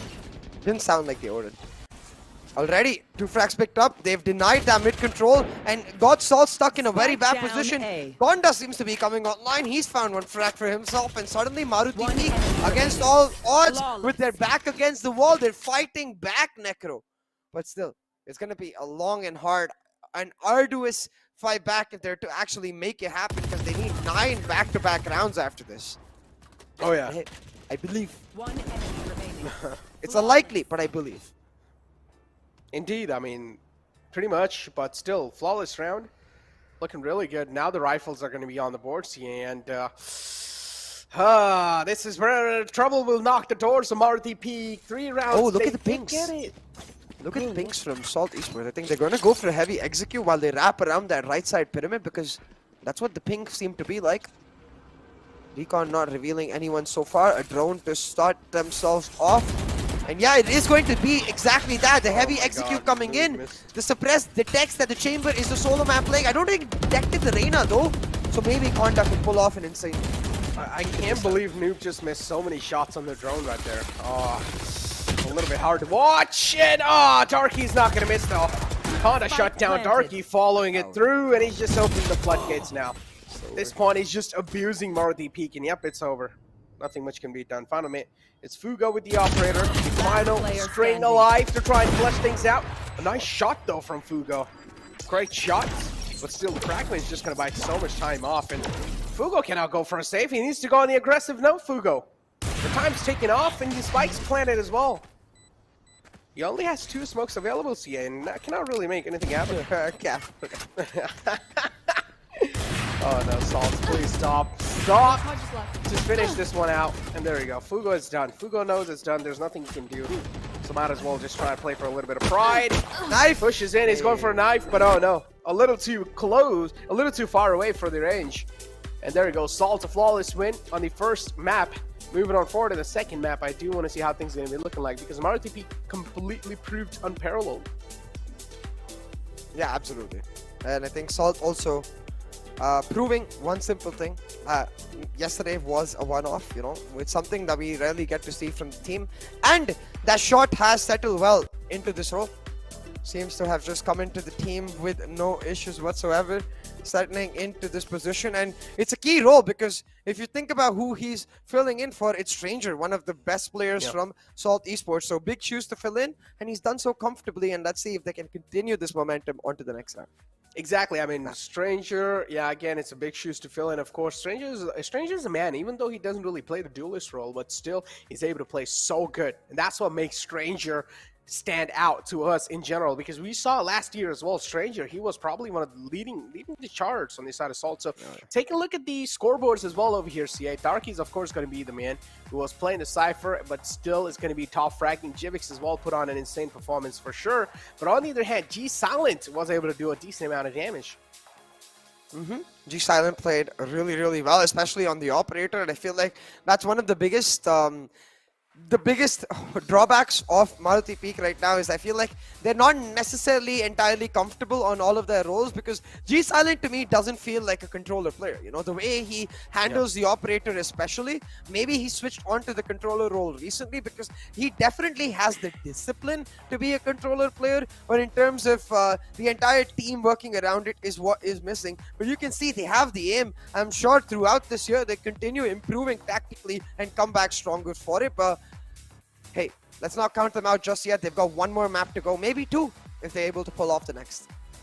Yeah, I mean, look at the damage numbers from the side of Salt. Even though the headshot percentage not really matching, but the damage is just way far up. I mean, I understand Maruti Peak did not even get that many rounds in the hands, but still 12.3k and then 9.6k.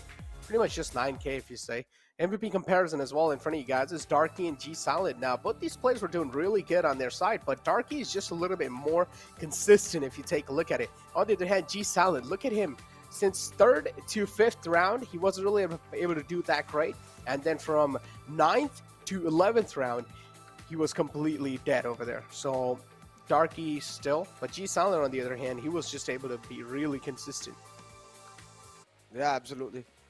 And what's especially important is, as you said, I think for Darky too, he had a point to prove coming into today. So I'm really excited to see that they've come in with a fresh mindset. You know, they've reset from the loss yesterday. They've come in saying that, hey, we want redemption. We will create that narrative of a top tier team fighting back from the lower bracket. And in their way currently stands Maruti Peak. They brushed them aside in map 1. We'll have to see if they can do it again on map 2, because map 1 was the choice of Maruti Peak. Yeah, and take a look at the viewer rewards as well. Exclusive merchandise for you guys. All you guys need to do is go out on your social medias, on Instagram, Facebook, Twitter, whatever you guys like to use. Make a post saying hashtag VCC. Be a little creative with your post, and also tag at NODWIN Gaming. At NODWIN Gaming is probably the main thing that you really need to do. So make sure your guys are tagging the official NODWIN account in your post to be eligible for this giveaway. I mean, hey, might as well try as well, right? Because you're over here watching this series. You're over here having fun. So might as well have a little bit more fun if you do get your name on the winner of the exclusive merchandise. But with that being said, first map being brushed off by Salt, an easy win for them against Maruti Peak. Let's find out what's going to be the scoreline in the second map. With that being said, it's time to throw a little to a short break. We'll be right back.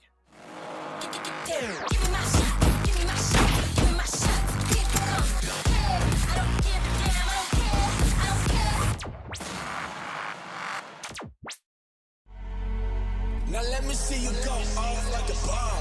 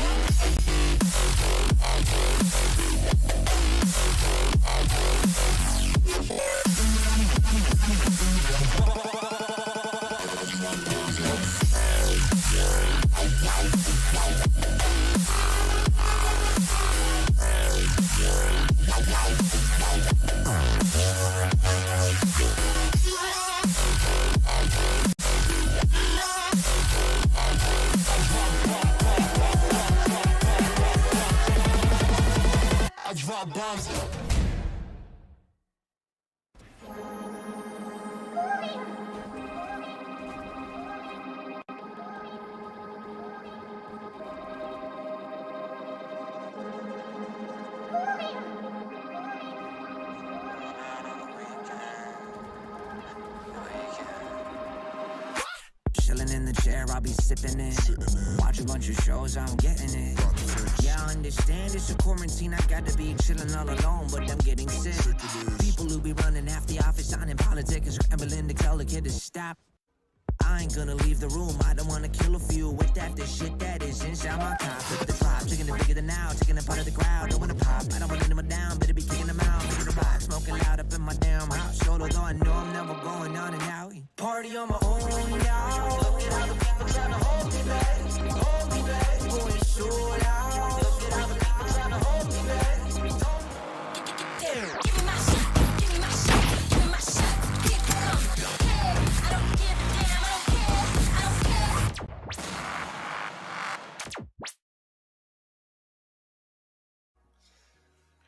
Welcome back, ladies and gentlemen. How you guys doing, man? It's been a long time since we meet. I'm just kidding. We're back over here again to the VCC. What's going on? So yeah, okay. I see you. You wanna put on a little bit of competition? Whose eyebrows goes a little bit?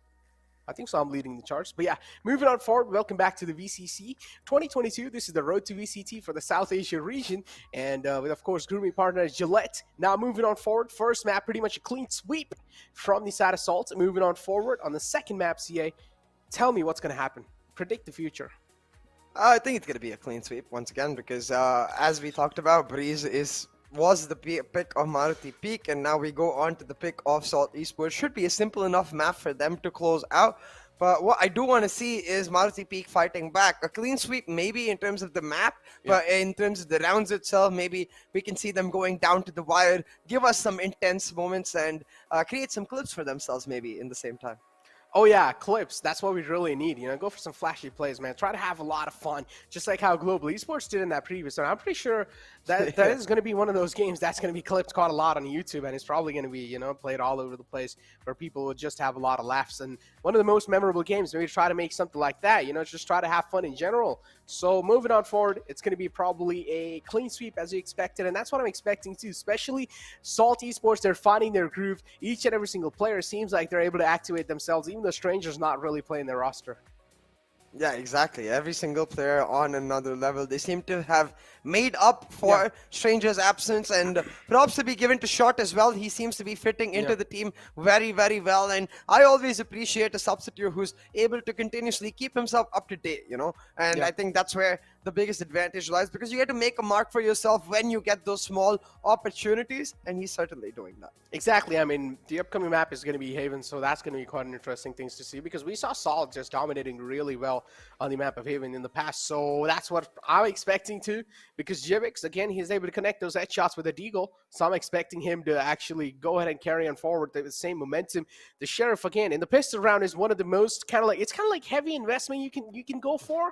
But again, it's a high risk, high reward. If you're actually able to connect those shots, only 2 shots needed to kill someone. So, hey, that's not a lot of, that's not that hard. But still, the fire rate is what kind of holds you back sometimes. And Sheriff itself is really hard to land some shots as well. I mentioned it's a high risk, high reward payout. And Jivix is actually able to perform really well on the Sheriff. So I feel like the first round should be kicked off by Salt. We'll have to see. I think what I'm really excited to see is the Asian select, because assuming that Shot is going to continue on to his Sova role, what I really want to see if Maruti Peak have something different lined up, because Konda is most likely going to shift back to the Jet, but since they have a substitute themselves, Maruti Peak, Noob picking up that chamber role, we saw Pugo playing that Jet on the map to Breeze, so I wondered what he shifts on to and how that Asian composition works out. I mean, honestly, he wasn't really able to activate himself that well on the Jet, so maybe Fugo should go back to how he likes to play and try and stick with the comfort level. Omen, but again, Fugo going for Omen, interesting. We haven't really been seeing Omen pulled out in the map of Heaven, especially. It's been a long time since we saw Omen compared to back days. It's the simplest core controller to play, and I assume it's because Pugo is not a controller main. He's gonna pick that up. So literally one of the oldest compositions played on Haven, even before like the Sage meta died out. This was one of the oldest compositions. The only change being if Reyna instead of Phoenix. We'd see a lot more of that Phoenix, but the double duelist push with Sage here, I'll have to see how that works out. Interesting. Yeah, it seems like even Maruti Peak now, they just want to have fun. This is the old school agent select, but you never know, CA. Imagine if they're actually able to win this with the old school, and now the old school becomes the meta just because of Team Maruti Peak. That would be a history. Yeah, certainly will. And for Maruti Peak, it's going to be a big deal if they can make it happen. But I think what they're really trying to do is just have a great time. And I really hope they do that, because you can see always smiles on their faces. Also, to add on to that, I don't think Salt is going to, you know, chill, really. I think they're just going to pedal to the metal, try to get this done ASAP while they still have the momentum, because they have a drastic reminder of what happens when they start losing rounds. They don't want to give that hopium, really, you know, to Maruti Peak. Make sure that they instead are just able to take that momentum that they have now after a devastating win, 13-3 on that map of Breeze. So let's see if Salt is able to push on forward. Well, let's find out. G-Silent already pretty close to the recon as well. Nice stun out. And G-Silent will be spotted. Unfortunate there.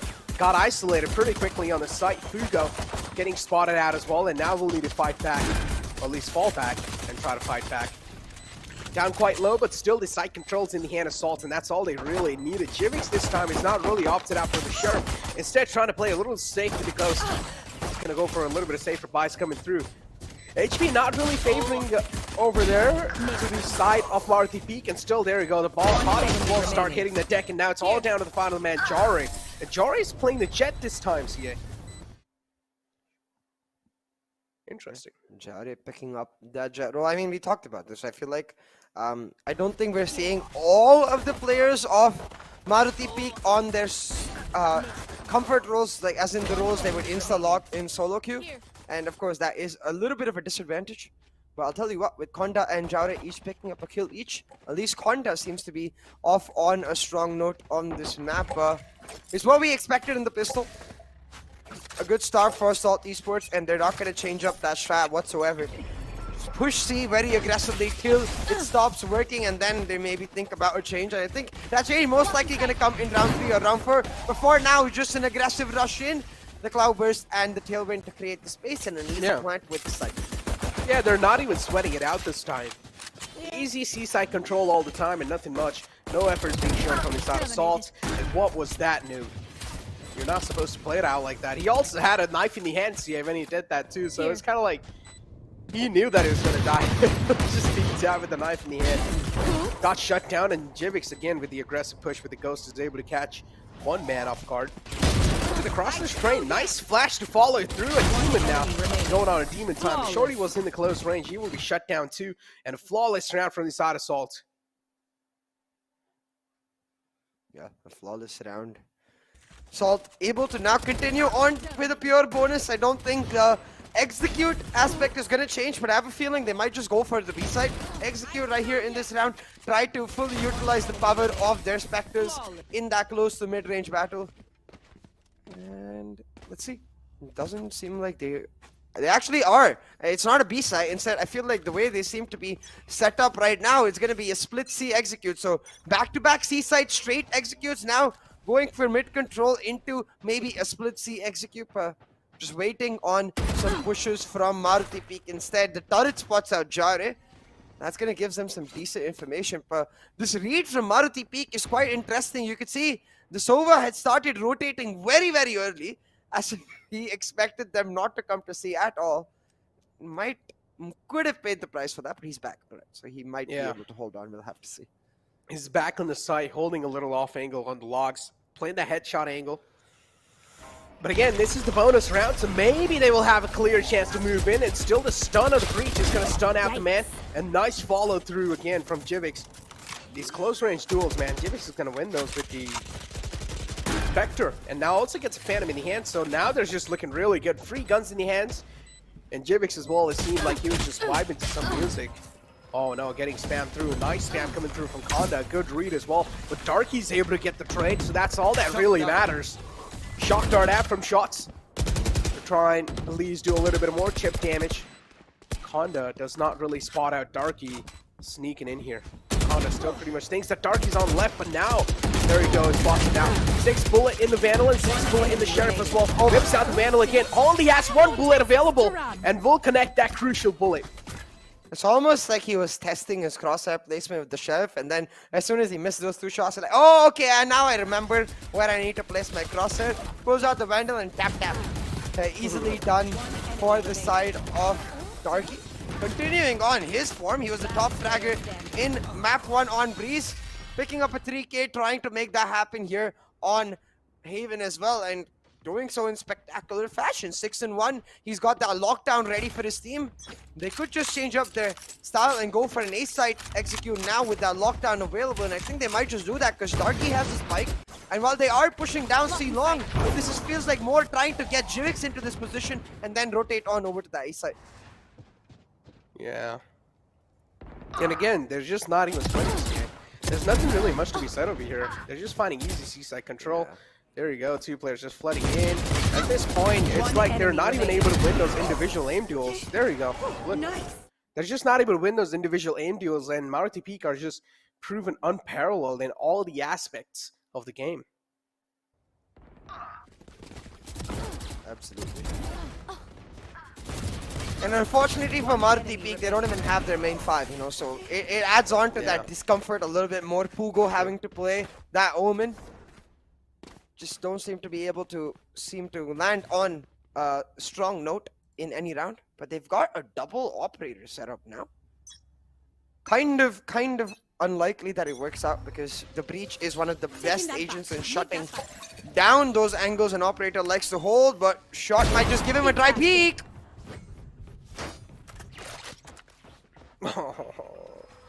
Again, the same mistake. Oh, but there you go. The overconfident for sure did not pay off for Salt, but hey, as long as they're getting the site, that's all that matters. Nice shot from Jivix through the smoke. How did he just find that? That's a little illegal. The Ion operator as well falling down. Jivix might as well try and go for it, but no, instead Jivix tries to go for the plant. Jivix will instantly try and strike back as well in that position. Now he's isolated on the site, has the Blaze Storm available, 2 in his hands. He will fall back, finds a safe rotation, so that's good. Both these players looking to rotate all the way back to the E site. Nice recon. Both of them. Oh, well, he gets spotted. That's not a good news. But again, that's the only man got spotted. So that means Jivix can pretty much try and move on forward. They also have the spike control in the hand CA, so nothing really much to worry about. Talking about worry about though, right now, very low. 30 Salt seconds Esports. left. They're gonna walk into the crosshair of this operator on Noob. Oh, no, but he turns away in time and even gives the audio cue of his presence here to heal. Very much will let them know. Gunner goes for the crouch peek, shuts him down, and suddenly they've got side control. Now Jivix gonna go for the plant. His role here just to play distraction while Gunner tries to secure post plant. Jivix gonna spot out Konda, knows one player coming in from A-Link, gonna try to get himself on out of sight, and this is perfect because now Gunner's flash is available. He even has the aftershock to play on the post man. They're just trying to play for time, and Konda's just gonna reveal himself for free. An easy kill picked up for Jivix, and a round that looked like Maruti Peak might secure and get one on the board. Seems to be going away. Played. Doesn't matter. He has the aftershock too. He's just gonna silently peek, flash out. Oh! What was that? Gee, silence! Just shutting him down. He's like, sit down. Oh my god. That was Free Fire too, if I'm not mistaken. Yeah, that was. He saw and reacted. He just expected him to peek in that moment, and holy moly! That we need to see that again, please, please. That was a brilliant shot. That was honestly a brilliant shot. Oh my. Oh. Okay. That was such a quick shot, though. Not gonna lie. That was a really quick shot. And the funny part is, he actually shot his fist too, if you see that in the slow motion. Yeah. So that's what I mean. Like, it was pre-fired. I think he fully expecting Breach to come out instead of the aftershock. Damn, what a shot, though. Damn. Once again, proving to us that these players, they might not have the tactical exposure, but they sure do have the talent, man. They sure do have the talent. Oh, they indeed do. And now look at the... Oh, this time Jore being a little too aggressive. Was expected to peek out there. Spike down. Hugo is able to follow through, so that's good. A nice paranoia out. Able to blind 2 of the men, but still another attack coming through. G Silent finds Gunner. That's the breach taken care of. Now the Lockdown invested as well, Noob. There's no way you're going to go for a shutdown and lockdown. This is not going to work out. There you go, but still is able to shut one player down, so that's quite huge. It's a 2-on-1 situation. We'll need to fall back because the lockdown G Silent again left in a clutch situation. 1-on-2. Is he going to be able to clutch this out? Recon darts out as well. Going to peek out instantly. This time going for the much more aggressive peaks, but left. It's not exactly a 1v2. It's effectively a 1v2.5 or a 1v3 because of that turret, and it's the turret that makes him run away.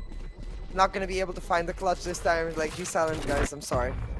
I blame the turret, guys. You guys got to kill the Killjoy, and then I got the rest of the round. That is true, yeah. The third turret really can be such a crucial key, man. Killjoy is just really good on Haven. Yeah, G Silent be like, alright, all 4 of you have one role. Kill the damn Killjoy. Take care of Darky, and I got every last one of them. You can see he almost did exactly that. This is shooting in But at the same time, Salt Esports, what's especially important is that they did not fumble after that loss. It doesn't seem like it really affected their morale or momentum. So, staying strong right now. They're going back to what worked initially. The Seaside execute, but they're expecting this Maruti peek a 3-stack, and G Silent is dropping them like flies. Hunter's Fury out. Oh, that's a great one. G Silent falls down. Oh, barely dodged that too. Fugo, though, is still alive on the site. Looking to keep his team's hopes and dreams alive, but a little over flick, and that will cost him the round.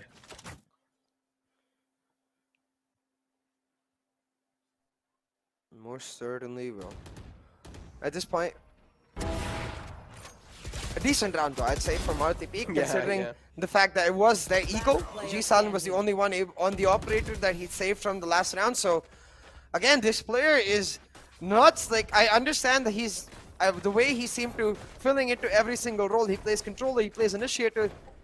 Seems to be the most flexible player on the team, but the way he plays the operator, just put this man in a chamber or a check, please, please, please. Oh, okay. Talk about that. That's a great fight. Another one to follow through. And Jivix, yeah. Oh, that's a nice shot. There you go. Again, Seaside. See, it's like they're just not able to stop this normal execution on the site. Like, they're just fighting a free stroll and no efforts. Look at this. Salt, they're just playing this off of complete aim game. Yeah, it's done. It's done. If this just keeps going throughout the game like this, there's nothing which can be obtained over here for Maruti Peak, but still a valiant effort, I guess.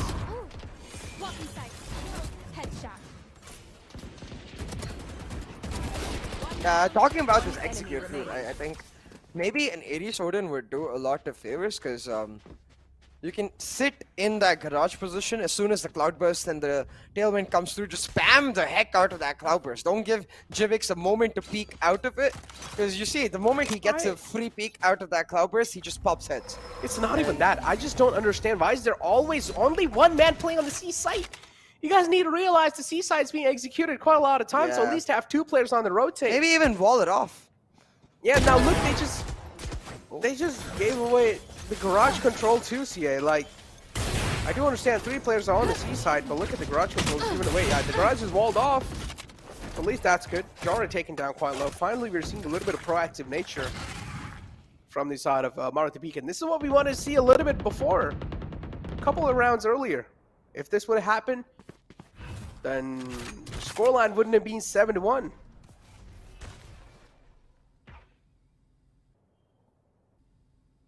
Now 4v5 on this board. You can see the Rolling Thunder available for them to execute onto site, but instead they're going to set up the Cosmic Divide, and I think walk in with just a flashpoint. I for a second thought they were not going to check Pugo's angle, but they make sure to do that, and now getting the flank down can save the Rolling Thunder for the post plant. Noob getting caught out in that garage push. The turret once again coming clutch, but G Silent doing his best to pull back against all odds now. On the flank with an operator, it's usually an impossible affair, especially since I don't think he has an idea where Darky is coming from. He's gonna get him shut down, and I think this round. Yeah, pretty much just done. There we go. 3 kill for Darky. Final man live. Jare, operator to keep his hopes and dreams, and there you go. A nice stunt from the Breach. Breach is just being a menace, man. He's just causing ruckus. He's leaving Maruti Peak unsettled. And Maruti Peak, they're just not able to counter this breach. This breach is the main key for Salt. If they're actually able to shut down this breach, then that means the entire execution comes down crumbling for Salt. Yeah, exactly right. I think shutting down Gunner is one of the key roles, and that's why we really like seeing a KO against teams like this, because it can work very effectively. KO in general, not necessarily an S tier pick on Haven, but it can be used very well as a counter agent, basically. But right now, talking about counter agent, they're shifting up their strategy as they now go for a heavy A-side execute, shutting down Jaure with the aftershock, the rolling thunder to set up their push. They are caused a little bit of paranoia with Pugo's position, but they instantly shut him down. Very calculated on the push, every single angle cleared by a piece of utility and then a peak Salt. Very disciplined right now. Oh, there we go. A. Tries back and forth. It's a 2-on-4. Again, pretty much another round in the account. Salt, enemy not really remaining. surprised. Darky is just able to line him up. The Guardian is in the hand. Darky, a nice connection on the elbow. There we go. Salt, another round in their pockets. Salt looking unstoppable and dominating against Maruti Peak. And Maruti Peak, it seems like they are pretty much going to be taking out the VCC as well from the lower brackets here.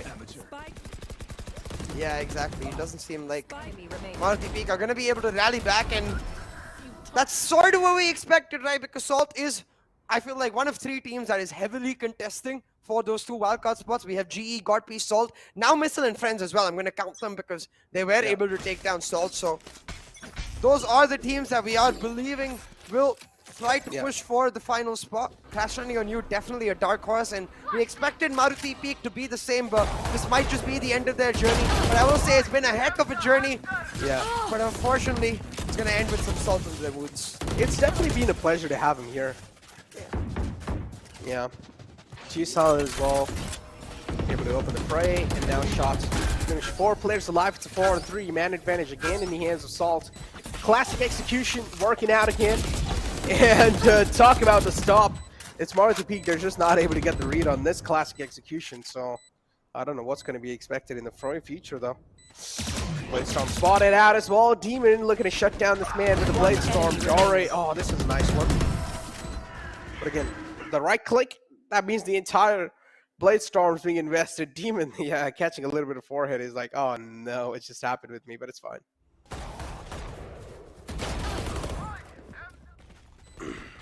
One enemy remaining. 9-1 Necro on the board. Darky is on another level of form. I do know that he was personally unhappy with their loss yesterday. A lot of external issues, I would say, that affected their loss, but overall, of course, potentially even unhappy with the way the team was not able to close out that big lead. Seems to have taken it on his own mantle, like, I will be the forefront, I will be the motivation and push forward with the team. You should Now, run. you can see the lockdown set up. It's that man I was talking about. Darky leading the charge once again. And a split C execute as they've got A-Long and A-Shot control. But all 5 members of Maruti Peak on the site, they're going to shut them down. Yeah, the lockdown's still up, though. Standing. As No, long it's as the not. lock's... Spike Oh, no, it down just got A. destroyed at the last second, CA. And finally, it seems like their execution from Salt is being shut down now. And this is what I like to see, the judge in the hand and a flawless round in the hands of Maruti Peak as well. 10-2 is what they're able to close it off, but still, I feel like it's not close enough, man. Already a lot of rounds that were given away to them.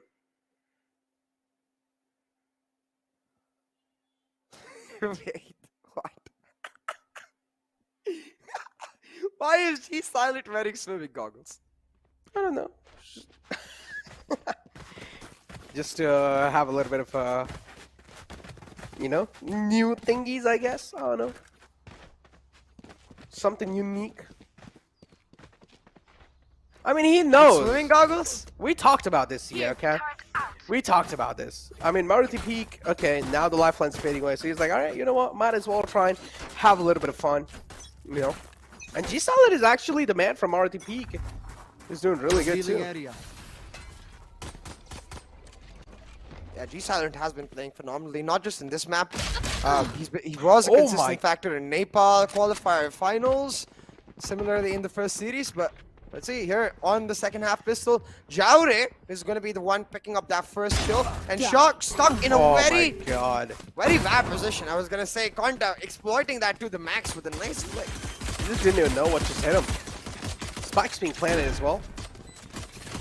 And finally, a nice take on the site and instantly walled it off as well. And we talked about this, how crucial can the wall be in the pistol rounds, and they're actually able to use it perfectly. And look at this, 3 players. They're just ready to welcome Salt. They're like, all right, we're here to welcome you guys. Trades are happening back and forth, and Noob now as well is able to connect himself with the Sheriff. Picks up the ghost at the last moment. And yeah, Maruti Peak pretty much, yeah, they're looking really good. Why is he wearing swimming goggles?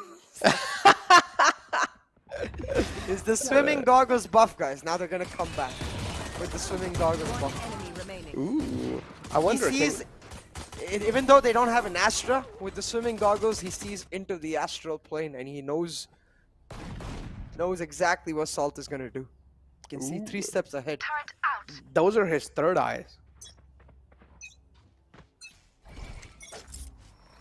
Why would he be wearing his third eyes on top of his first eyes? Because that's the third eye. There's a reason why it's called third eye. Well, third eye is supposed to be on top of the first 2 eyes. But hold on to that thought for a second. Again, very aggressive on the execute. This time, Conda is going to be the one shutting them off. And it's just pray and pray. But the boom boom comes in as Jivix will catch him out. Going for some more. Just ends up dashing into their face. That was actually scary. 5 Nazi Freddy's. Oh my god, what was that shock dart? Yeah, that's some next gen shock dart right there. He shock darted his own teammate? No, I mean, the teammate already died, but yeah. Shock dart. He took off the swimming goggles and now they're gonna lose. He took them off. Okay, buddy. Put them back on, G-Suck. But this execution right here is the taste of their own medicine. It's like Maruti Peak are like, all right, you guys are doing the same thing against us, and now we're going to do the same thing against you guys. This is the taste of your own medicine. And looking to play on a bonus round, CA over here, Maruti Peak. Are they going to be able to get this round? Are they going to be able to get this round in their hands? If they are on a bonus, that means Salt economy will be completely shattered. And finally, we're seeing Salt being put on a little bit of leash. Oh, run away. Stretched around the corner perfectly. That's some good movement from Jivix right there. And he's able to get away. There, sliding out of a shot as quickly as Necro slides into certain DMs. But right now, certain. I don't want to name names. Okay, name but it. hold on. Gunner is shutting them down. Oh, sick headshot of Gonda, and it looks like it's the swimming goggles. It's the swimming goggles, man. I put them up and they're losing. Gotta put them back on. Gotta put them back on, G-Seller. Oh, he does have them on. It's kind of like on his forehead. Yeah, but doesn't have them on his eyes. You know, that's what I'm saying. So when he has the swimming goggles on his eyes, he gets like extra vision, and he can see beyond time into the future. Kind of like Iron Man's edicts. Huh? Iron Man can see beyond time into the future. What? No, you don't know. Iron Man has those special glasses. See, now he's gonna get caught off guard. Oh my yeah, God. I know. The one he gives to Spider-Man. But, yeah. See, if he had the swimming glasses on, he'd know for sure. 100%. 100%. Okay. Yeah. Vibe with that. I vibe with that. But yeah, Salt's pretty much now getting another round. 11 rounds. One more map or one more round in their hands. That means it'll be the match point, CA. Yeah, and just to clarify, I'm not serious in case someone in chat. I 100% can imagine someone in chat being like, CA, you noob, it's swimming glasses are not going to help them. Like, yeah, I know. I'm just making fun. Sarcasm, man. Yeah, exactly. It's just funny. And they're having fun, and I'm having fun with them. Yeah. I really like Maruti because they're so chill. And so good. Yeah, they're chill, good. Everything that you want in a team. But the only thing they're lacking is the communication and the adaptive nature. That copy pasta. Once they do start. Oh. There we go. Conda able to catch short. That was a nice spot as well from Conda. So, yeah, drops the Champions Mantle glowing, and oh my god, that was a nice flick through the doors. Some extra vision. Saw him. Yeah. I mean, that's some extra vision right there. And now Jivix as well spotting out the man in the window. Will fall back while he's running to... Oh, the resurrection's instantly there too. So this is looking really good. 3-on-3 situation. The Breach also has the Rolling Thunder available. So if they do want to stop the floodgates, all they need to do is just utilize the Rolling Thunder and stop the entire push. But it's fine. You don't even need the Rolling Thunder. All you need is Jivix in your team. Yeah, he's gonna roll them down. And he also invested the Rolling Thunder CA. That's like a next level BM. Yeah. I don't think it was BM, I think they're just pre-planned, yeah. Wait, no, that was definitely BM. Yeah, that was no, I definitely just a noticed. BM. No, yeah. Yeah, that was definitely a BM. Oh boy. There's no way that was pre-planned. Yeah, but yeah, again. Brain farted. I don't think so. There's no way. No freaking way. Yeah, there's no way. But hey, the operator is online on Jivix. The map and series point for Salt Esports and Maruti Peak. They're gonna try to push on forward for a split C execute, but they're gonna end up walking into this KJ utility. They're not gonna find any space. Instead, okay, what was that? I mean, I know he's supposed to lurk in the shadows, Omen, but that was a little aggressive. Yeah, a little aggressive indeed. Darky's able to shut down Conda. And now, there we go. Noob's able to shut him down too. Darky, cover peeks out. And G Silent peeks out as well. And now it's the final man alive, Short, to clutch it out. Is Short going to be the man to pretty much close this out? Over here, 12-4 will be the scoreline. Oh, no, did not expect the wall right there. It's like, it's fine. I'm going to reroute myself on the defender's spawn. But drone. Yeah, he does have his drone, but he can just play for the aim duels over here. But it seems like Maruti Peak, they're playing on a contact play. There we go, first one found. Look at the right. Hey, the swimming goggles are back on and they won the... I'm telling you, Necro. It's the swimming goggles buff. Yeah. And the way he's sitting on his setup, it looks like he's actually driving a bike. The swimming goggles, you know, blocking out the extra air that comes when you're riding the bike really fast. Like how a lot of airplane pilots used to wear back in the day. Ooh. But hey, right now, it is going to be a broken force buy from the side of Salt Esports. A little weird. I thought they would just go for the eco because they do have a bit of a cushion to be able to do that. A nice recon lineup reveals Noob's position, but I don't think Maruti P care at all because their game plan is simple. It's very similar to Salt's game plan. They just want to rush. But a really nice gravity well will slow them down for a second, and that's all Salt really needed. Darky shots went down, brings him up a Phantom, and he's like, hey, I'm gonna do the job all by myself. Oh my. No. A stomp, a steamroll, a domination of a 2-0. Salt, they just filled all those voids. And Salt pretty much just pouring a lot of salt, just moving themselves out of this tricky spot from the lower brackets. They're going to be moving on forward in the lower brackets, yeah. I figured out why he was wearing the swimming goggles. Why? Because normally, when you're swimming, like say in the ocean, there's a lot of salt, right? So you can burn your eyes because of salt. Oh, he's swimming sweating. goggles, they protect your eyes. No, so he's playing against Salt, and he's scared of salt going into his eyes while he plays against Salt. Oh, so he's wearing the swimming goggles.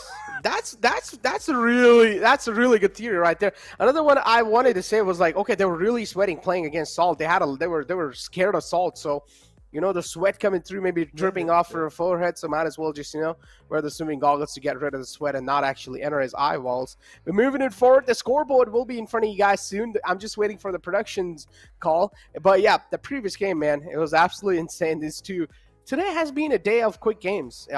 First 2-0, now over here as well, it's being 2-0. Take a look at the scoreboard and let's find out how the storyline looked like in the previous game. Of course, the stomp through Salt, 5-13 was the scoreline, and G Silent with 13 kills, of course, leading the charts. But Pugo this time, CA, wasn't really able to activate himself. Maybe he should go back to Chamber. Yeah, I think he's a lot more comfortable on like Chamber or Jet even.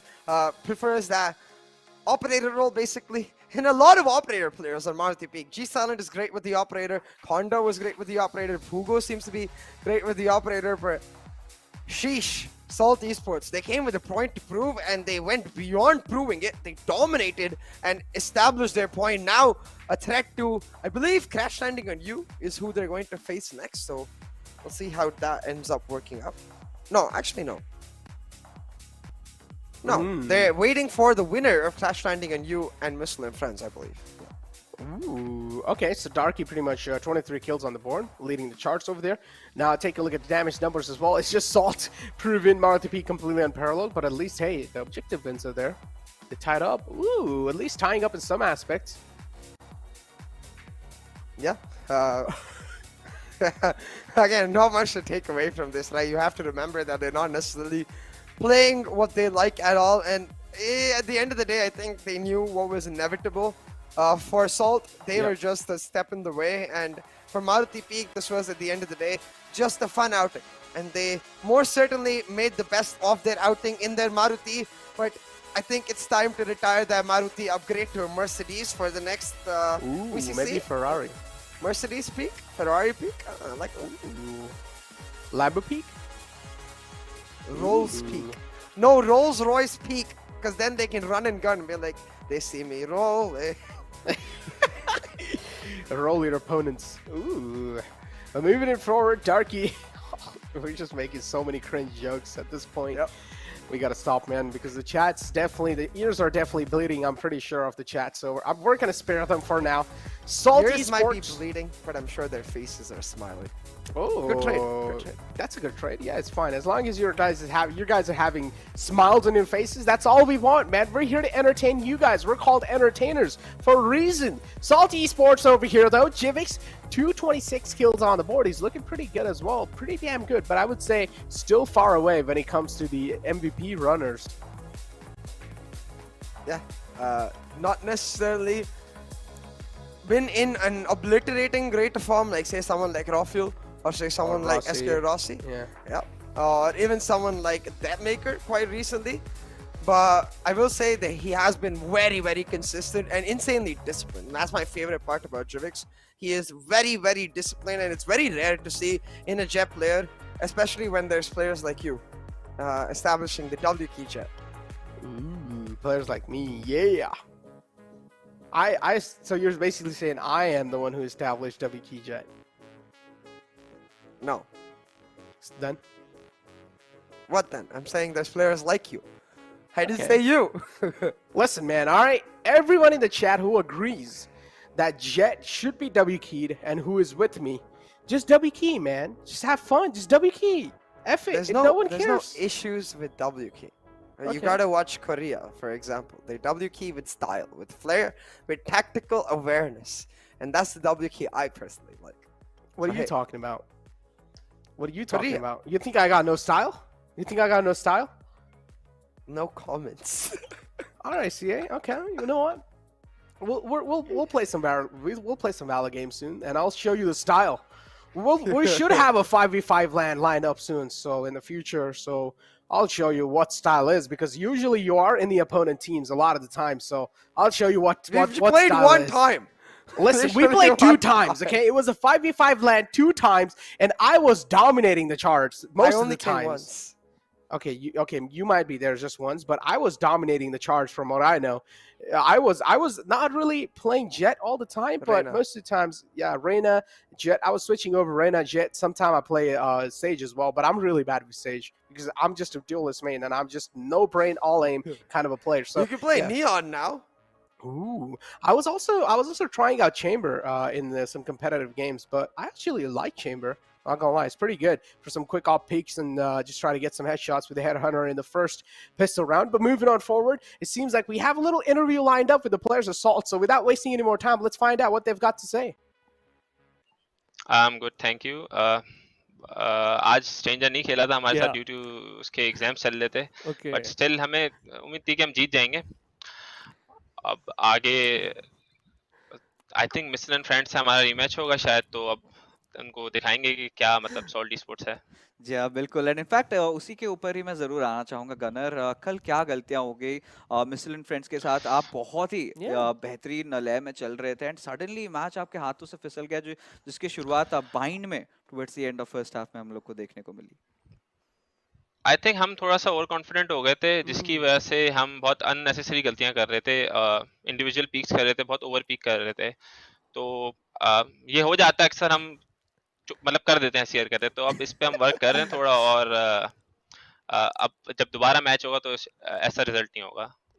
I think so, मैं भी यही सोचना चाहूंगा, because again जैसा कि आपने mention करा, आप ऐसा होप कर रहे हैं कि मिसल एंड फ्रेंड्स के अगेंस्ट आपका मैचअप होगा। एक चीज मैं पूछना चाहूंगा, मारुति पीक के लिए क्या आपने पहले से कुछ प्रिपरेशन यहाँ पर हैवी करके रखी थी? बिकॉज जिस तरीके से आपने खेला है, लग ऐसा ही रहा था, या फिर आपने नेचुरल गेम प्ले अपना दिखाया? नहीं, हमने बस अपनी गेम प्ले खेली। हमने कहा कि बस फास्ट खेलना है, नो रिस्पेक्ट गेम खेलनी है, क्योंकि रिस्पेक्ट देने का बनता ही नहीं है। अच्छा, चलिए, आई मीन आपने सीधा तर ऑलरेडी अनाउंस कर दिया कि मिसल एंड फ्रेंड्स कहीं ना कहीं आप एंटिसिपेट कर रहे हैं उनके साथ उनकी मुलाकात होगी, तो जरूर पाकिस्तान के अवाम को और आपके जितने फैंस को एक मैसेज दे दीजिए कि कल क्या होने वाला है मिसल एंड फ्रेंड्स के साथ। Anything, we want that banter. बस सॉल्ट जीत के जाएगी, बस इजी गेम होगा। Easy game, right. देखिए, यहाँ पर स्टेटमेंट दे दी गई है from the side of Gunner, and I hope कि यही हो। कल स्ट्रेंजर आएंगे क्या? Oh yes. अच्छा, स्कोर बताइए। स्ट्रेंजर आएंगे। अच्छा, स्कोर लाइन बताऊं? हाँ, स्कोर लाइन यार प्रेडिक्ट करना तो मुश्किल है, बट होपफुली हम कोशिश करेंगे कि अपना तो बेस्ट ही दें। जितने कम राउंड्स उनको मतलब रोकने की कोशिश करेंगे, ज्यादा राउंड्स ना देने की कोशिश करेंगे। Best of luck for that, Gunnar, and thanks a lot for coming in. And कल के लिए best of luck, because again जैसा कि आपने बोला, बहुत बड़ा मैचअप हो सकता है अगर मिसल एंड फ्रेंड्स जीतती है तो। Cheers. Thank you for having me. Bye. Oh man, happy faces on their faces for sure. But Salt, after that dominating win, they're also going to be having all the odds stacked with them. So they're going to be really looking good moving in forward in the lower brackets, which pretty much, I'm pretty sure, one of the teams that are right below, which the upcoming matchup is going to be between Missile and Friends and CLOY. It's going to be really interesting to see how things are going to be looking like in that matchup for sure, CA. Yeah, definitely. And you could hear in Gunner's voice that they were not happy about that loss yesterday against Missile and Friends. Yeah. They, like he said, they have a point to prove, and he's going to show them what Salt is all about if Missile and Friends make it to that next match. So, yeah, like you say, it just adds to that extra spicy flavor of that matchup, builds up the narrative, really, for that revenge that Salt really want, and we'll have to see if they can get it served to them on a cold dish. Oh yeah, exactly. With that being said, it's time for us to also throw to a break, because two best of three series have already been out the way, and now it's time to move to the final match of lower brackets of the day to find it out who's going to be winning the first map. You guys will have to wait a little bit, so it's time for us to throw to a short break. We'll be right back.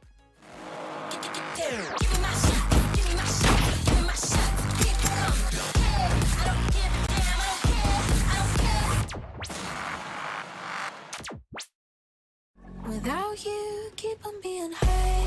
I know that you're feeling forsaken, mistaken, wish you were another man.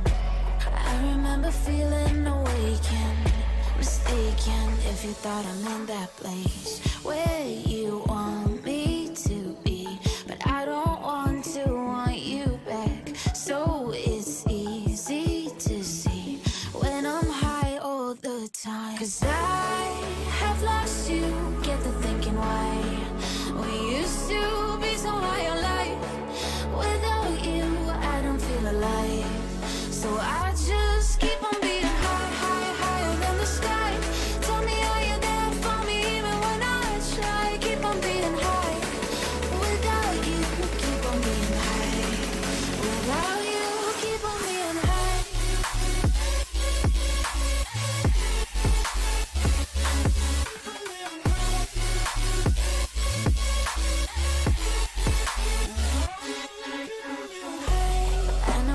Feeling forsaken, mistaken, wish you were another man.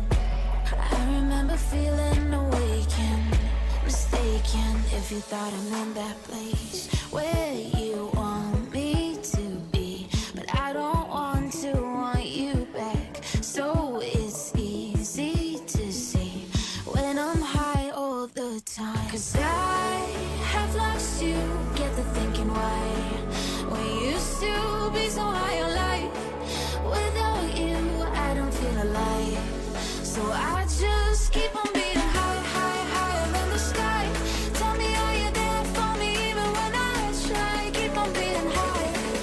Without you, keep on being high. Without you, keep on being high.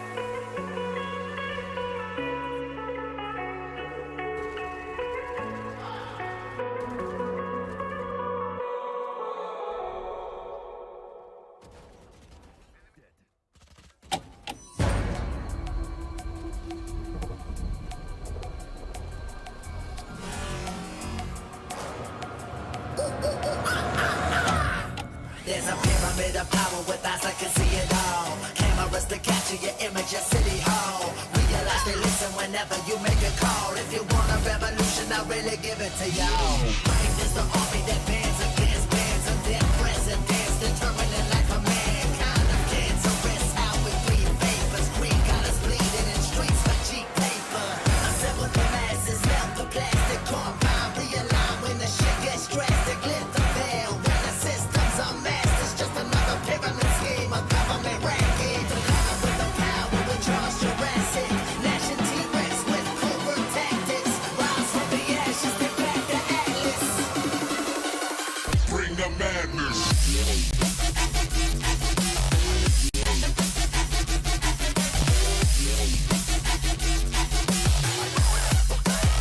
Bring the madness.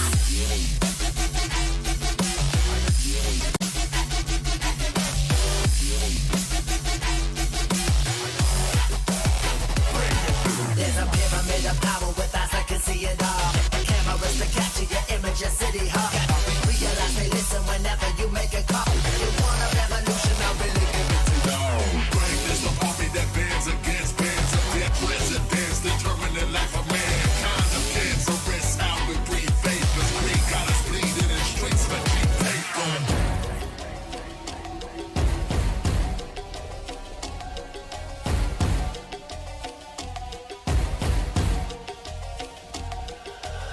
Assemble the masses, melt the plastic compound, realign when the shit gets drastic. Lit the veil when the system's unmasked. It's just another pyramid scheme, a government racket. The line with the power, we charge Jurassic. Gnashing T-Rex with covert tactics. Rise from the ashes, take back to Atlas. Bring the madness.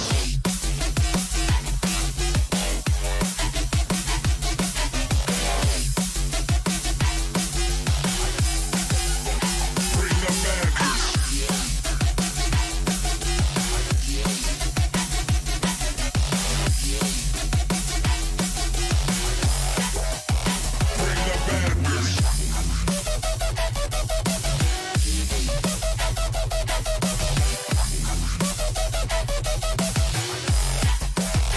Bring the madness.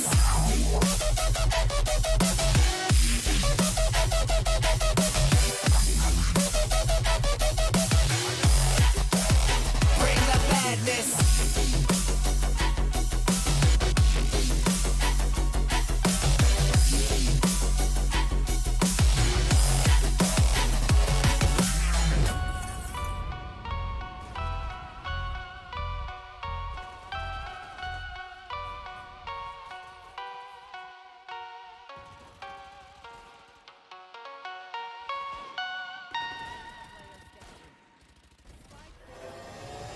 Yes, tell the people right now.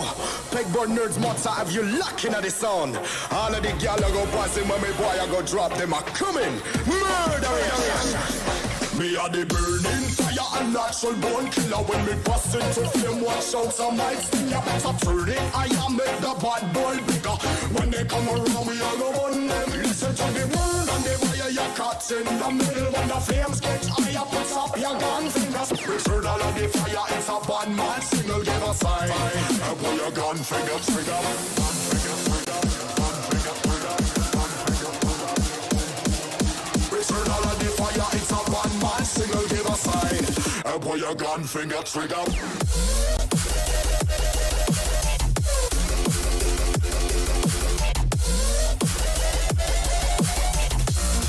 Put your gun finger trigger.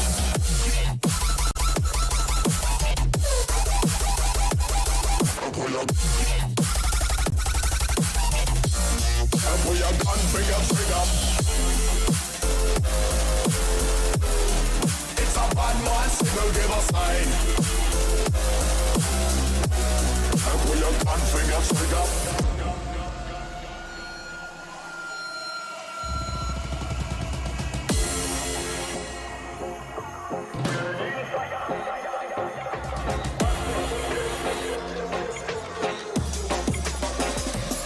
Me are the burning fire and natural born killer. When me bust into flame, watch out some mics. You better turn it, I am make the bad boy bigger.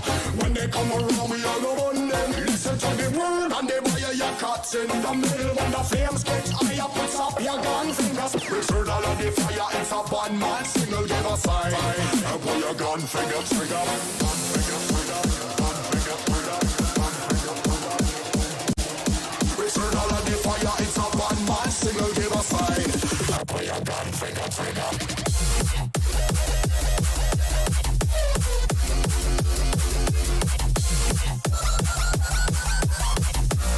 And pull your gun, finger, trigger.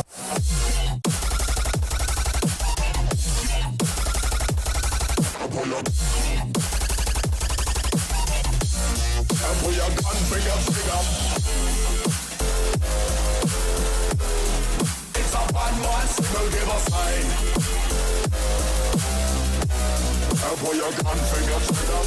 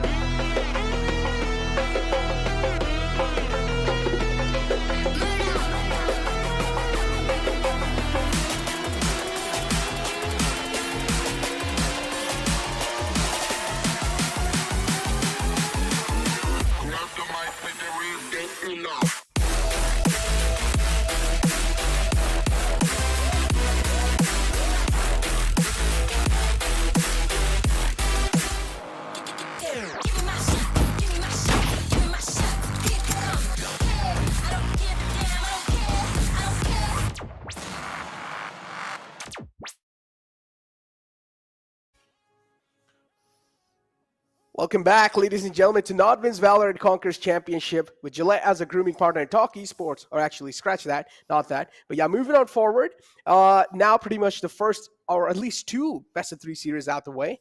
Moving on forward in the final one, Missile and Friends versus CLOY. This is going to be an interesting one for sure, but still, Missile and Friends might just have a little bit of edge over CLOY.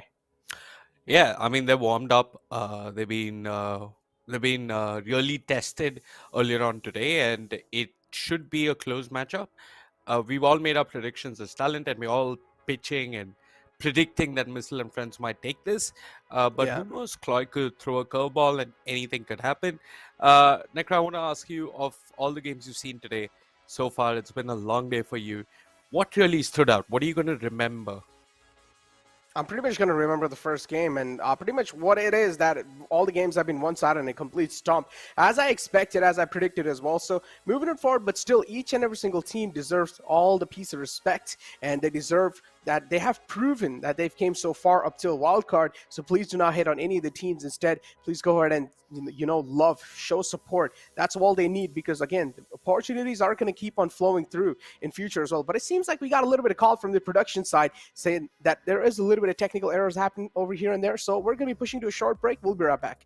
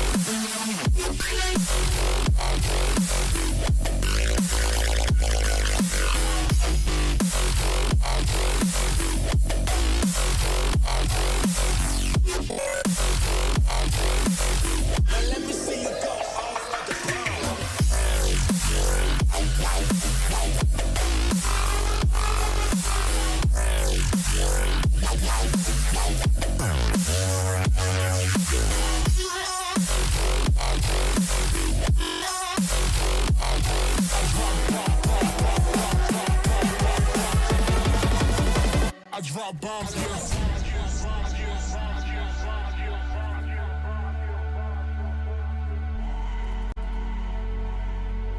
Now let me see you go off like a bomb.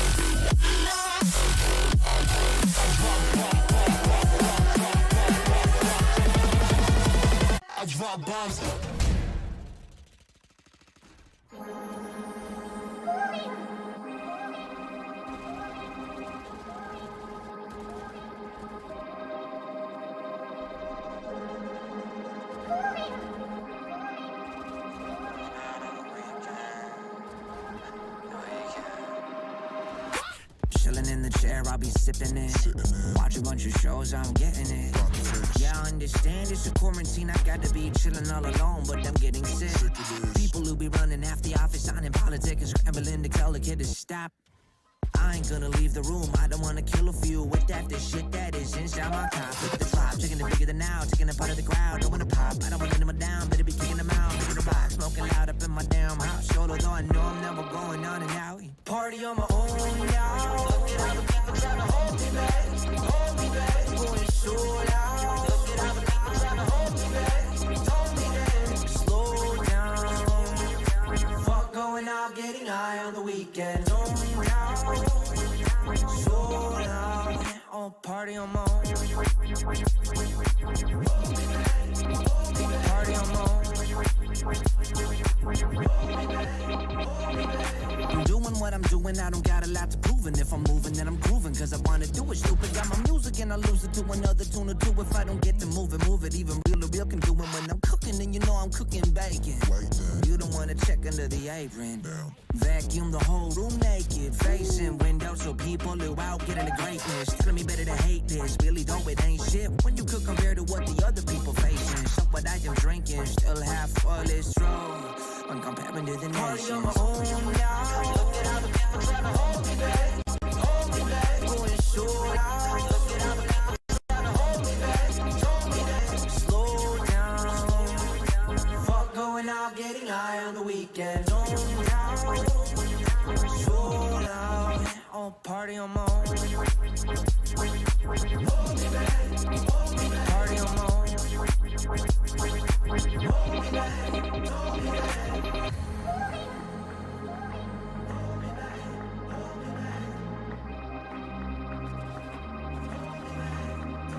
Party on my own now. Look at how the people trying to hold me back, going so loud. Look at how the people trying to hold me back, party on my own now.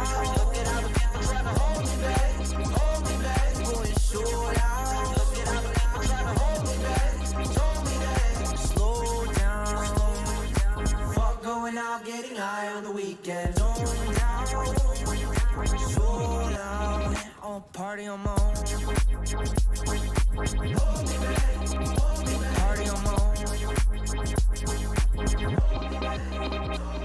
on my own.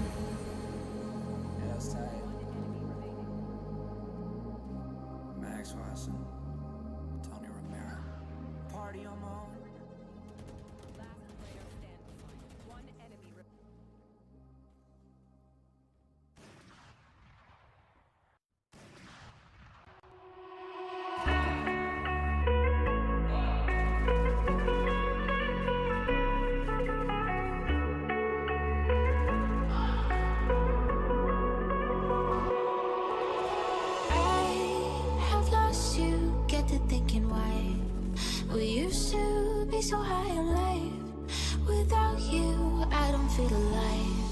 So I'll just keep on being high, high, higher than the sky. Tell me, are you there for me even when I try? Keep on being high. Without you, keep on being high. Without you, keep on being high.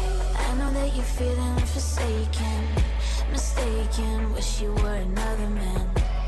I remember feeling awakened, mistaken, if you thought I'm in that place where you want me to be. But I don't want you back. So it's easy to see when I'm high all the time. 'Cause I have lost you, get the thinking why. We used to be so high on life. Without you, I don't feel alive. So I just keep on being high, high, higher than the sky. Tell me, are you there for me even when I try? Keep on being high. Without you, keep on being high. Without you, keep on being high.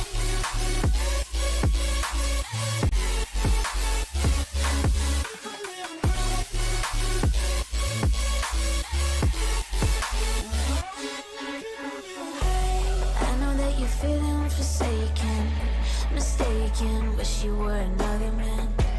I remember feeling awakened, mistaken, if you thought I'm in that place where you want me to be.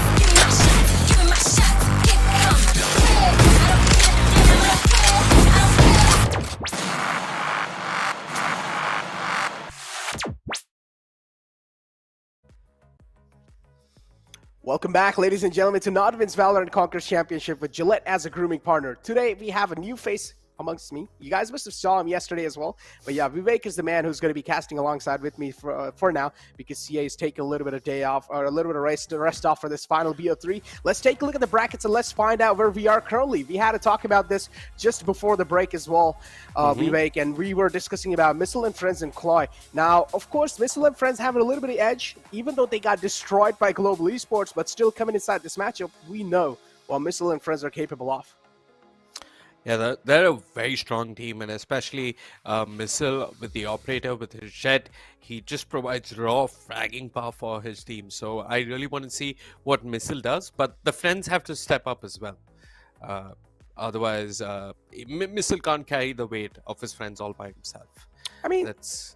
Yeah, I mean it's kind of like back and forth sometimes, right? In some rounds where Missile doesn't really step up, his friends pretty much try to step up as well. But let's take a look at the map selection as well, and let's find out how things looking like. Ban is going to be a fracture over here of CLOY, and then Missile and Friends as well.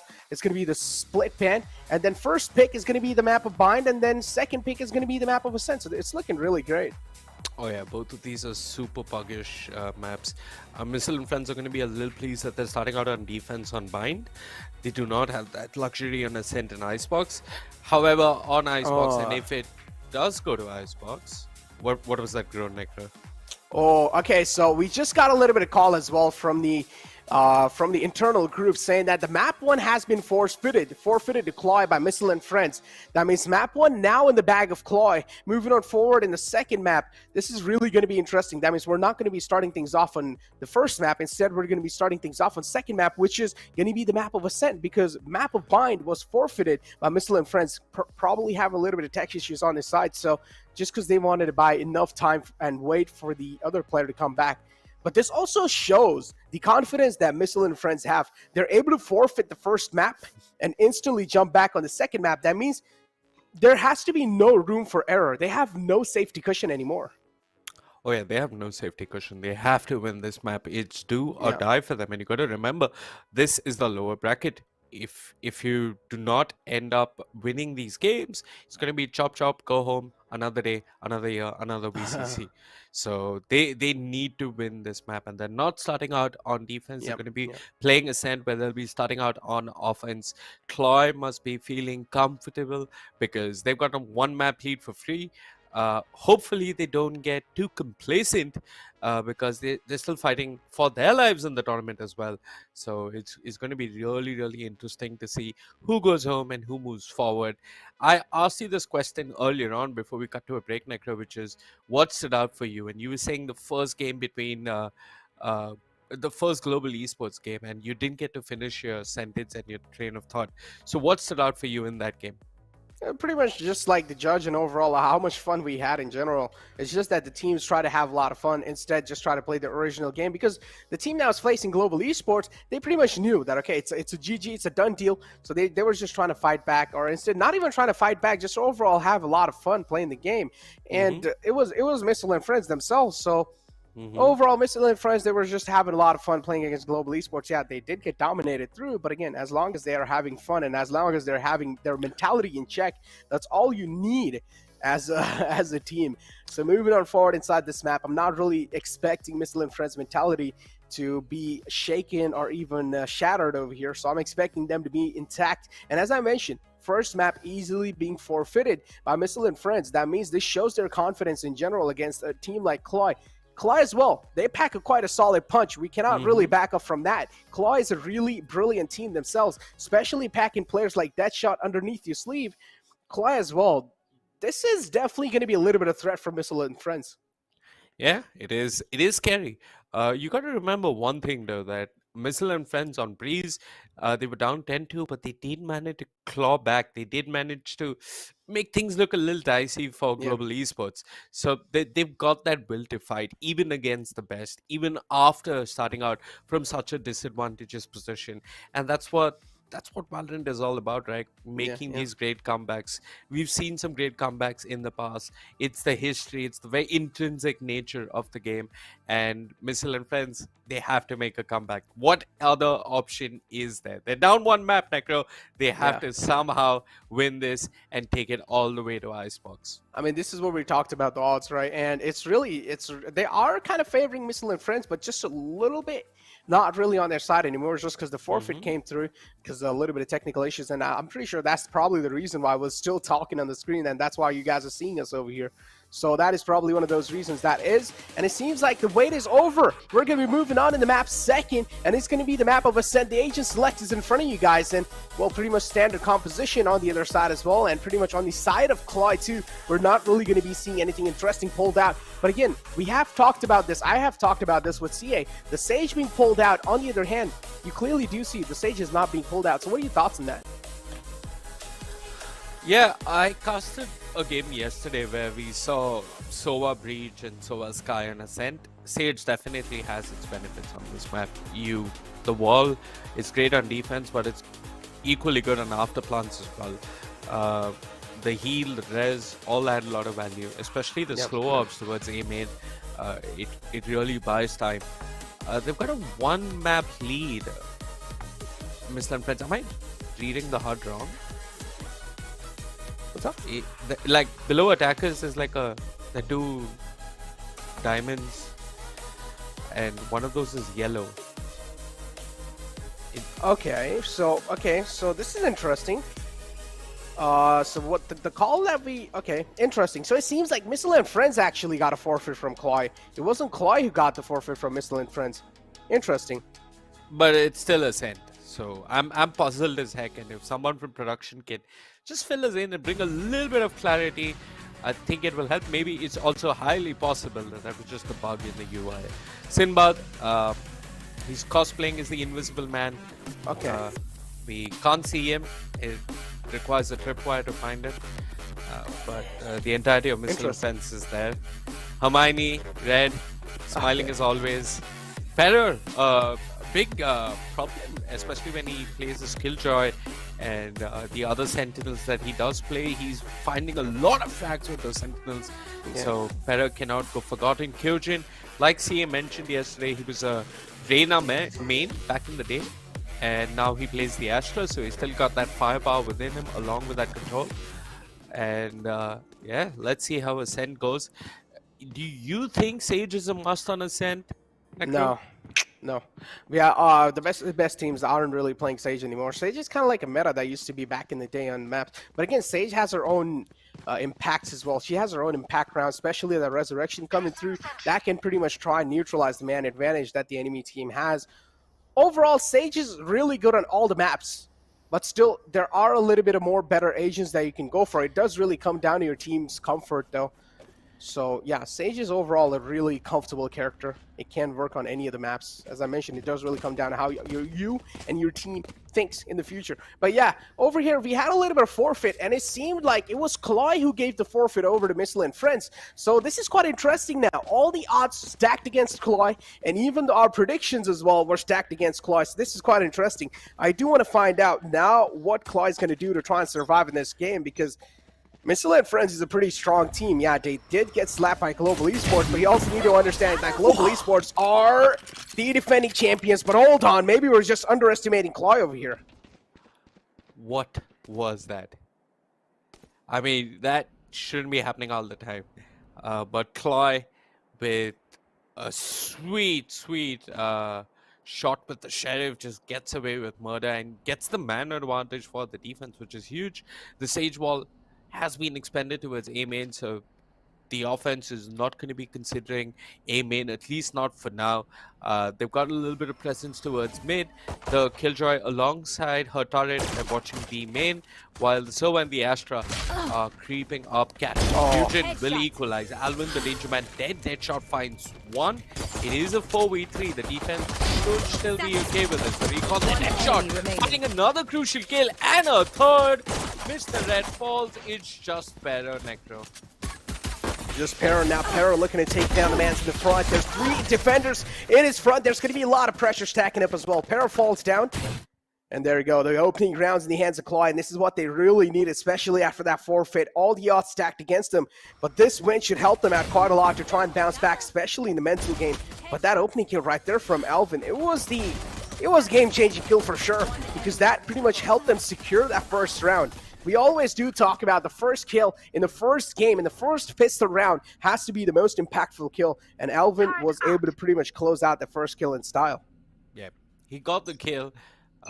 He's going to purchase a Sheriff once again, and the plan is to probably save for the operator. And Missile and Friends, there's not much they can do in this round. Economic damage would be the best case scenario. A spike plant would be really nice. Let's see if they get any of that. For now, Hurricane is locking down mid. He's in the Astral Realm. He's got to be a little bit careful. He swings. Sinbad gets Hermione, and Sinbad from Market takes care of most of the aggression. Kyujin and Missile are still causing problems. So just classics. And they find themselves a couple of kills, but Necro, both of them are like half and less than half health. Yeah, things are not really looking that great. Again, I mean, this was expected coming through. Don't really have the economy to buy themselves the superior gun, so they're probably going to be falling down. They're just trying to whip out all the weapons from their arsenal, but not enough indeed, because you only got pistols to fight against some SMGs and Ares. Yeah, another round in the board for CLOY. They're looking really good. Taking a look at the replay.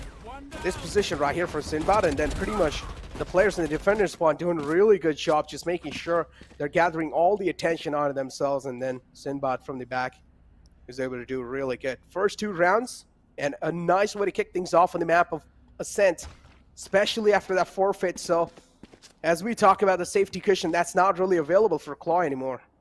Oh yeah. And despite winning the first 2 rounds, oh my god, they've got a disconnect. The Killjoy had disconnected again. Yeah, I'm just really hoping that the internet gods are kind today, and everybody gets to play a fair game of Valorant. So I think Sinbad is back. I see his webcam, and crash landing on you. Hopefully they can regroup. I guessing Alvin has enough money for the operator now if he wants to pick it up. So he should be picking up the operator on his jet.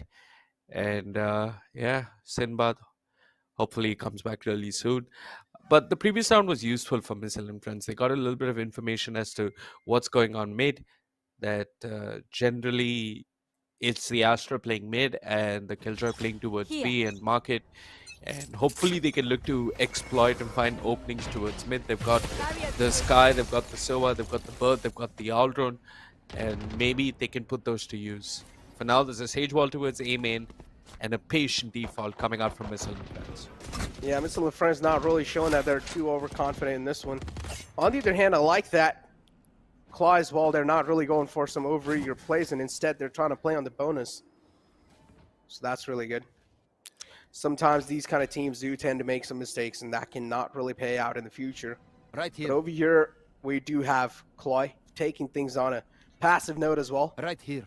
Trying to be complacent, trying to buy as much time as possible. Again, being defenders, it's really good that the attackers are trying to figure out, as long as you're able to keep the attackers confused, that's all you really need. Kyojin seems like he's going to sleep past through Sinbad's eye, but no, scratch that. Instead, he gets spotted out. The turret's trained as well, but the smoke is the thing that's going to be blocking the turret's vision, and so is going to be blocking the attacker's vision as well. Nice bird. It's going to pretty much pop flash Thunder, but there we go. The floodgates are open on the A side. Easy stroll on the side as well. Missile is going to open things up. That shot taken down. It's a 3-on-4 situation. 30 seconds left in the clock. Missile has a lot of map advantage, and now Trigger Discipline can pretty much be the name of the game, and there we go. Missile is just lining these bodies up. He's making it look like a graveyard. Found a man alive all the way in the mid, and Missile, will he be able to get this ace? He's looking for it. He's hunting for it. He can smell it. He can indeed. Missile 1 kill away from the haze. Oh no, but it's stolen. Hermione, come on. Nonetheless, fabulous stuff coming out from Missile, finding not just 1 but 2 entries on the A side. I do want to point out one thing that I noticed on the mini-map is that most of the defense, they were the ones that were confused, Necro. They had started to leave B, both the Sova as well as the Killjoy. They were playing towards defender spawn. They assumed it was a hit over at 8. They rotated a bit too early. That wasn't their undoing, though. It was mainly them losing their duels and getting blindsided by Missile. But now there's an operator in play. Alvin, he's had great success towards A-Log with the Sheriff. Can he find some more of that with the operator? The op as well trained. Look at the attackers as well, taking their sweet little time to realize what exactly is going on. Alvin with the operator can be really detrimental in these rounds. So as well, you do want to make sure you're not really landing out free picks to the defenders. That's what they really thrive on. Especially your controllers are the main keys over here in any side executions. If the smoke or if the controllers get them rid of, that means the side execution pretty much is going to be crippled heavily. Absolutely. But we do have Alvin slowly and steadily moving on forward on the attacking side. Oh, that's a great opening. That's the operator taken care of as well, and now the operator will be in charge of Missile. And Missile, we do know, he lands some insane trademarks with the operator, and he's looking to do that again. Is he going to go for the op though? No, instead he's going to try to open the floodgates. There he goes, smokes him down. And now the floodgates will be open on this side as well. Recon darts out, and oh no, they're just lining up on these sites. One man peeks, and this is what is not really working out. Maybe they should have linked with the teammates. I mean, Missile did his bit, right? He got the entry, followed it up with another kill, took away the operator. But 15 seconds on the clock, they managed to get the spike down. Sinbad takes care of Pero. It's now a 2v2. It's way doable for the defense. One member under heavy. Mr. Red, ready to flash. Does manage to blind the KJ, but does he get the kill? Yes, he does. Pulls it back for the offense, and Hermione, he stole her ace, but now he get a much more important kill on the Thunder Flash. And Missile and Friends, once again, it's Missile and his back. Really carrying the burden, setting up these entries and finding ways to make Ascent and the offense on Ascent look so simple. But yeah, but there's still a mountain to climb, so there's no time for side reliefs anymore. But already they've got a lot of side relief because we had a lot of technical breaks in the past, so yeah, especially the safety cushion not really available for CLOY as well, and now the economy broken too. That's just a cherry on top of the cake. Missile moving it forward. Oh, the gravity well is pretty good, but it's just going to dash away. The turret is the problem. The teammates should be able to get rid of it. Blade Storm's available, and Missile now looking to slice some skulls up. I've got your trail. Available. There you go. It's going to be able to open the floodgates. There you go. Easy flood through. Market gates closed as well. And there you go. Nice headshot to quick things off. And oh, 2 quick kills on the site. Should open the fray up as well. And now 2 skulls being sliced. And oh my god, this man's looking impossible. He's looking unstoppable. This man's on a rampage and now looking to go godlike mode. He's able to slice through 4 men of CLOY and is now looking to crash land on themselves. Oh my god. Is he going to be able to find the ace again? Look at his teammates. They're just trying to grief him. Everything being done for Missile to find the ace here. He's coming with his knives. Wait, hold up. They don't know where the Sage is. Okay, now they do. Now they do. Bye-bye. Oh, he got the ace! Kyojin tried to steal it, but still, yeah, there you go. The ace on the board for Missile and Friends, and single-handedly carrying a huge burden on top of the mountain. But again, as I mentioned, it's on top of the mountain. That means it's ascending forward. It's not going to be easy. It's going to be a lot of struggle. It's going to be filled with twists and stones. And again, it's going to be a roller coaster of emotions for sure for both these teams. But again, a little bit of more emotions will be felt on the side of CLOY. Yeah, CLOY, they need this round because they've invested in the operator. If they end up losing this, they're not going to have a great buy moving into the next round. Sinbath, he's got his ultimate on the KJ. He's got the lockdown if he needs it. And Alvin, once again, progresses towards A-main with the operator. In the first round, the Sheriff paid dividends. The first buy of the operator, unlucky. Unfortunate as he ended up losing his duel to Missile. This time, nobody peeks. Nobody walks into his crosshairs. There are both a Silver and an Astro waiting in A-main. The defense showing heavy presence towards A. 3 members on A. The Sage and the Silver trying to aggress towards A shot. The Sage peeks, but the off whiffs. And unfortunately, Alvin's been tagged out. They know he has an operator. The shot darts are coming through. There's a vacuum well as well. And Hermione as well as the Astro teaming up find the kill. Now, you've got to remember the Sage, she does have the revive. But will she be able to go and get it safely? Does it even matter? Because Missile is causing all sorts of problems elsewhere on the map. Hurricane dead. The Astro Smooks committed. There seems to be another easy down from Missile. And with Sinbad dead, I don't think there's much CLOY can do. Yeah, it's pretty much a done deal at this point, right? There you go. Try to connect the shots, but no connections found yet. But it's fine. Mr. Red's got his back. Strafe peeks around the corner. Missile is looking to connect another bullet. But again, it's not going to be the case or not. Also going to understand that now Missile and Friends is one of those teams that came out of Valorant Qualifiers, and they are over here to prove, or at least to put on at least a promising performance, and they have been living up to their name. I mean, Missile himself has been seen in the past with a huge organization, Exili. So now pretty much moving out and just playing with a team of friends, just trying to have fun, not really going that competitive. But Alvin, oh, talk about competitive nature. Alvin, that's competitive as it gets. It is. You can see that Missile and Friends are trying to deny the operator moving into the next round. But it's not as simple as they're hoping. Pero peeks, gets that shot. Will he get the operator? The Blade Storm committed. Alvin, oh, that is so unfortunate. And that smile on Mr. Red, that is a man who grooms himself at Gillette for sure. Yep, replay as well, a quick shot right here and quick dash away. That was a nice one. And then the jet wise lines as well, just to add a little bit of sprinkle of salt. Pretty much a good round, or at least talk about the momentum. It's looking really great. They were able to snatch it away from CLOY. Oh yeah. And it's again another reset for the defense. They do not have a buy. And Missile and Friends obviously know this. So they shouldn't be making mistakes. And they aren't. They're getting kills. Kyojin takes care of dead shot. Hurricane surviving for a beat, but there's not much more that he can do. Thunder Flash, a nice recon, but it doesn't matter. He's the one who's going to get shot through the walls. Another easy round. I really want to hear their comms, Necro. They're always smiling. They're always laughing. I mean, they're having a great time over here. We talked about this, right? Especially that forfeit as well coming through. The confidence is just flowing through their veins right now. They're just feeling it. They're in the groove. They're able to just put on an insane performance, but a technical timeout from the side of CLOY. Interesting. They do realize this momentum is getting a little bit too out of hand. Yeah, out of hand for them. It's getting uncontrollable. How are they going to be able to get in control? This has to be a timeout for they need a bit of sigh of relief and also discuss some key defaults.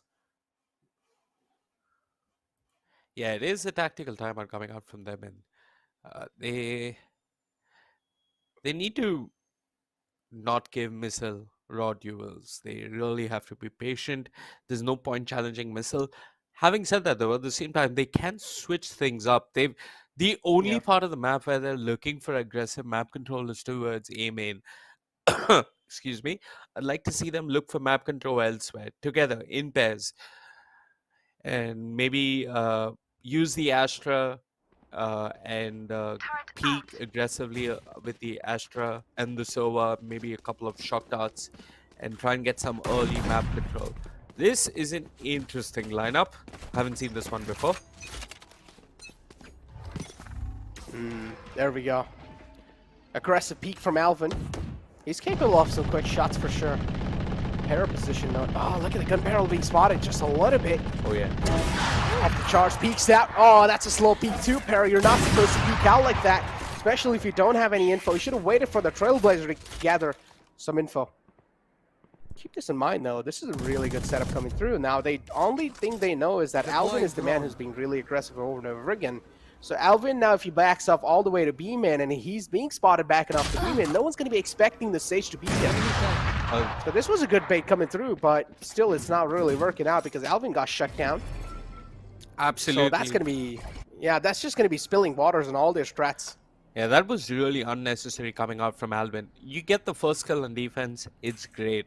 But when you have a numbers advantage, you do not want to give away that numbers advantage. Obviously, it's a little You are divided. unexpected, not entirely. Oh. What happened? The Cosmic Divide is being used, and now easy floodgates open. A quick stroll on the site, easy site control in their hands. Cosmic Divide now just causing so many problems. Hunter's Fury out as well. They're trying to counter the lockdown. Nice Hunter's Fury being invested. And Missile and Friends, they're able to steamroll it through. 5 rounds on the board, and they're also able to get it back-to-back too. So, CLOY, momentum not being found just yet, but still 4 men available. Man advantage now shifted over to Missile and Friends, and he also has an operator. It doesn't matter if he doesn't have a lot of HP. He should be able to close it out. Oh no, Deadshot missed a lot of shots, but it's fine. Lifeline will be provided for Deadshot. And now on top of the wall, oh no, Deadshots, this is not really likely. I am not really likely seeing Deadshot missing shots like those. Hermione, though, is capable of pulling off some insane plays. 8 bullets in the magazine. We'll need a fresh one. But again, does he need just yet, though? That's the question. Is he going to be able to connect the shots? Yes, he is. You best believe he will. Such a good flank coming out from Deadshot, getting those 2 crucial kills, applying pressure to Red under Heaven. But despite his best efforts, Necro, CLOY, they end up losing the round, and the round is what matters. The offense, they've got enough money in the bank, but if you look at the side of CLOY, I don't think they're going to have the best device. They're trailing by 4 rounds, and yeah, there you go. It's a very awkward buy. I see a Guardian. I don't see the point. Oh. The Sheriff, man. Try to connect some spams, but still, not likely with the Sheriff. Only got 6 bullets in the magazine, so yeah, just pretty much burning through bullets at that point. Marshall in the head. Oh, spots him out. Oh, he's able to connect 2 shots if I'm not wrong, but still, this guy's trying to heal him. A little bit of out of range. That's not going to matter a lot. Missile position unknown, shuts down the drone. Trailblazer's out as well. Missile peeks out. Thunder Flash down quite low. That's a nice flick. And Deadshot now pretty much bye-bye. Good night, sit down. That's what you call that. Nice shutdown coming through. It's a 3-on-4 situation. Armani just opening the floodgates on a tree. It should be an easy control on tree side as well, but still the Frenzy doing a lot of damage. Oh yeah, Hurricane getting 2 crucial kills, couldn't convert it to a 3rd, but Pero and the offense will get the plant. Kudos to Deadshot, that's a really nifty wall, and if you guys are watching, steal that wall, use it in your pubs, win some games, and tell us how it goes. For now, it's Alvin as well as Thunder Flash. Thunder Flash doesn't have too much HP. This could be problematic. It's Alvin that has to do the heavy lifting, and Thunder Flash does manage to trade out Alvin, but that's the end of the round. CLOY lose another 7-2 lead for the side of Missile and Friends, and it's on the back of Mrs. Heroics once again. Yeah. Just looking really good. The momentum is unstoppable. Don't really know what to say, man. I mean, 7-2 is just a complete steamroll. Call it a stop, call it a steamroll, call it being unparalleled. I mean, they're just filling up all the shoes. And to stop them, to stop Missile and Friends, is looking next to impossible. We expected this coming through. We expected all the odds stacking up against them, especially after that forfeit. I've got your trail. This was expected to happen. There you go. Easy side control. Just some classic executions. Nothing really much coming out, but they're still able to open the floodgates and easy side control in their hands again. Spike should be planted. The turret as well is now activated. They still need to get rid of the turret though. That's fine, making me anxious. Hunter's Fury out. Not a lot of connection. Still, the sad faces continue, but it's fine. Alvin just trying to bring on a little smirk on their faces with that kill. Looking to follow it up. The drone's out too. Oh. It is winnable. It's a very winnable drone. Oh, exactly. oh, that's a nice shot. 1 on 3. What do you think? Is he going to be able to clutch this? I don't think so. But he's going to try. Kyojin gets one. Unfortunately, Alvin with the shotty guns him down. A third round on the scoreboard. And is Sage looking for an economy ray? No. No. I thought she wanted a res for the economy is what I was wondering. But nope. I think she's going to hold on to a res. And that's important. That's a very important round for CLOY. 7-3. They switched things up. They put the Killjoy over towards the A side and increased distance for them. And if they do manage to close this half 7-5, they're going to be very pleased with themselves considering how everything started. Chat, I also want to remind all our viewers that they forfeited the first map because of technical issues. Why? I'm not exactly sure why, but they did forfeit the first map. So if CLOY loses this, it's the end of the road. Yeah, it's the end for their journey. They got a lot of chances to make their mark, but again, unfortunate stuff do happen with CLOY all the time. Last time on the map of Split, it was Deadshot who disconnected, and we had to cast a painful series of best of 3 with a painful map, I would say, Why with was just it a painful? 4v5. It was a 4v5. It was a complete one-sided, and it was not really fair for CLOY. We felt really bad for sure. But again, I mean, hey, a lot of chances were given. Technical timeouts were taken as well, but Deadshot was just not able to return back in time in those series. So, yeah. Cosmic Divide is available too, an interesting one, and pretty much a clear pathway to try and flood on the A site. Oh, but look at that. Hurricane pushes the Cosmic Divide. Pero sharp with the trade. The lockdown is there, but Sinbad in this cheeky little pixel will manage to go undetected. Unfortunately, though, Missile has just swung towards the B side. He finds it opening. They find the plant, and now they're in an after plant. Red doesn't need to peek. They should know that there's an operator in play. Deadshot will pull back Parakeet's numbers. He's going to res up Hurricane. Alvin takes an advantage in numbers. His Missile, the Danger Man, is dead, and now with Blade Storm, Alvin can look for more. Pera towards mid, though, causing all sorts of problems as well. He's going to find one kill, and Red takes care of Alvin. The Danger Man dead now, 2v3. The defense, it looked good for them. It looked good for a moment, but now it's a bit concerning as the shock knots are coming through. Sinbad under pressure, feeling the heat, down to 7 HP, and Red and Hermione, both of them together, both the initiators, will shut down the round. CLOY, well, we're probably at best looking at an 8-4 half here, Necro. Oh yeah, they're looking really good. I mean, CLOY, again, 8-4 is the things that they really wanted to close things off. And maybe they will be able to. But still, again, is that going to be the case, though? That's the question. Because 8-4 can be a good note. Again, 9-3 can be a good note as well, because we've seen that 9-3 curse.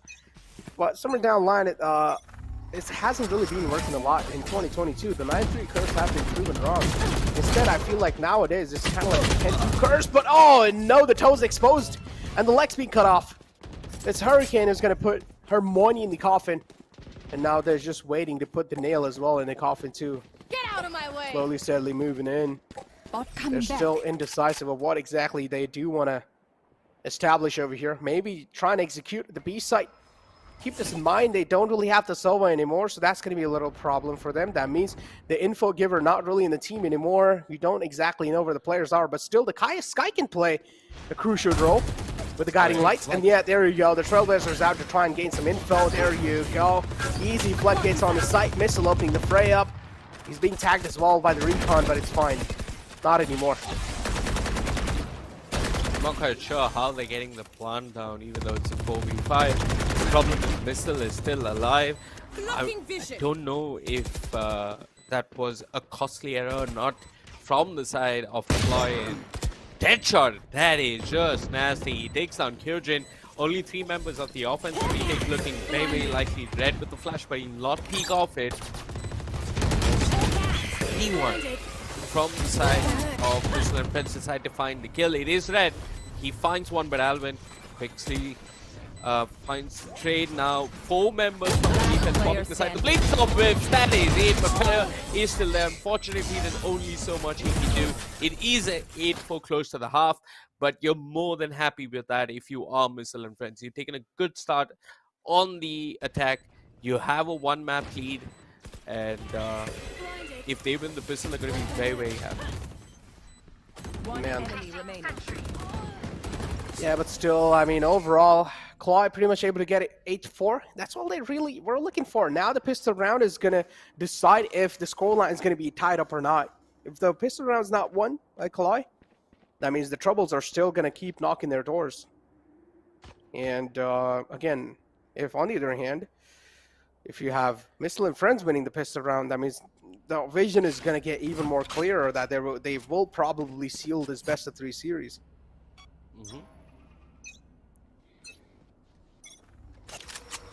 It's all down to this pistol for Missile and Friends. Oh, look at that. 2 players stack. That is just huge coming up from Hermione. Can even find a kill. The Astra is super low, and like you mentioned earlier, Necro, if your controller isn't there, the offense cannot find the cover to come together and really pull together and execute. Let's see if they still are stubborn and commit to this A side. They're taking a whole lot of damage, and Missiles gather a whole lot of information. He's pushed up Cat. He doesn't know that there's one player towards his right. What the hell? Flash. Oh no. The dash did come through, and Thunder Flash, he prefers the bow and arrow, not a pistol. A man of culture. Wants to shoot with the bow and arrow, doesn't find the kill. But Missile survives, and the good news is that they've got the Sky on the team, so they can heal up if they need to. They can heal up Missile, and Necro is still groaning in disapproval. But let's see. That was a costly whiff, and whiffs do happen. Everybody whiffs. There's an art. There's an art to it. Especially when there's a lot of things online, those kind of whiffs can cost you the entire series as well. So you're not supposed to. But still, okay, we can talk about it later. But over here, it's just trades happening back and forth, and now Missile trying to redeeming himself. Oh, that's a quick shot from Deadshot, and there we go. The pistol round was necessary, and they're able to get the pistol round in their pants. So that's all they really need. And CLOY, another round on the board. They're looking really good. But still, that whiff right there was what costed them this entire round. If he was able to shut this SOA down, that would have gave them a lot of confidence already in this round.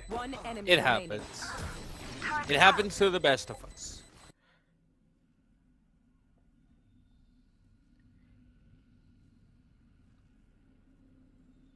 Yeah, a moment of silence for that whiff. Yep. Scanning ahead. Indeed. May the whiff gods be kind to you. For now, though, there is no kindness on display from CLOY. They won the pistol, and they're going to be super disciplined about it. A little bit of presence towards mid with the turret, marking an A-shot push.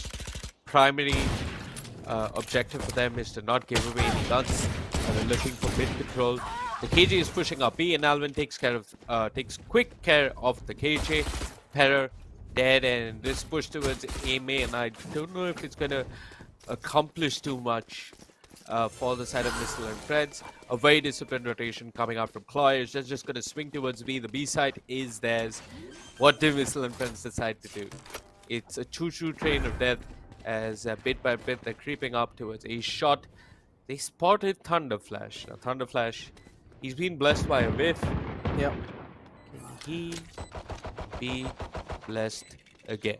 Defense are coming. Necro. And I'm going to quickly ask you, the chances out of 10, 1 to 10, the chances of winning this round. Whose chances? Defender. Well, there we go. CLOY probably going to win this because, of course, it's the eco round for Missile and Friends, so CLOY has to win this. That's... I don't really feel like that's a valid question because, of course, CLOY won the first pistol round, so they have been pushed on. So the enemy team, which is Missile and Friends, they have been pushed on a complete eco. So Yeah, this was to come through, but again, the question could have been if they would have been able to deal decent amount of damage, but again, that was not the case. If they were even able to get 3 guns off the board from the side of CLOY, then maybe we would have considered, okay, decent amount of damage being dealt, but still a really good round for CLOY, and they would want to continue the momentum. But now the real question here is that there is a little bit of bonus on the side of CLOY. And again, rifles are out for the side of Missile and Friends, and this round now is really going to be crucial for both these teams. Found them. Yeah, this round is very grenade. crucial for the Swarm defense grenade because if they lose this, they're not going to have the best of buzz moving into the next round, and effectively the score could be equalized by CLOY. It's Alvin taking initiative as he pushes up Market, Missile, man towards A main, and once again Thunder Flash, very primitive, prefers the bow and arrow, will not use his gun unless needed. And that could be his undoing. His missile shoots him in the head. Sometimes guns are just better, my friend. The KJ on offense is really, really low. CLOY, and they're missing a player. The KJ is missing a lot of health. They haven't gotten the spike down just yet. And Alvin, their primary is dead. And Sinbad somehow manages to find Kyojin, but is this enough? Can they get onto the site? Will they be able to plant the spike? Deadshot and the others are being super patient. They are. 6-8 is the scoreline, and the time's ticking away as well. Being the attackers, you're definitely going to be having a lot of pressure. 30 seconds left. Especially not even having the man advantage. That's going to be even a little bit more add-on. Moving in forward, it does seem like Missile and Fred should be able to seal the deal on this round because still they are being really indecisive. Look at CLOY. They don't exactly know how they're going to be executing. They're just straight up walking into Missile's crosshair, and he's going to welcome them with open arms. Left. 2 quick kills. Missile on a nice 3k. Hurricane might just catch Hermione here, but no. Doesn't have the HP to support him.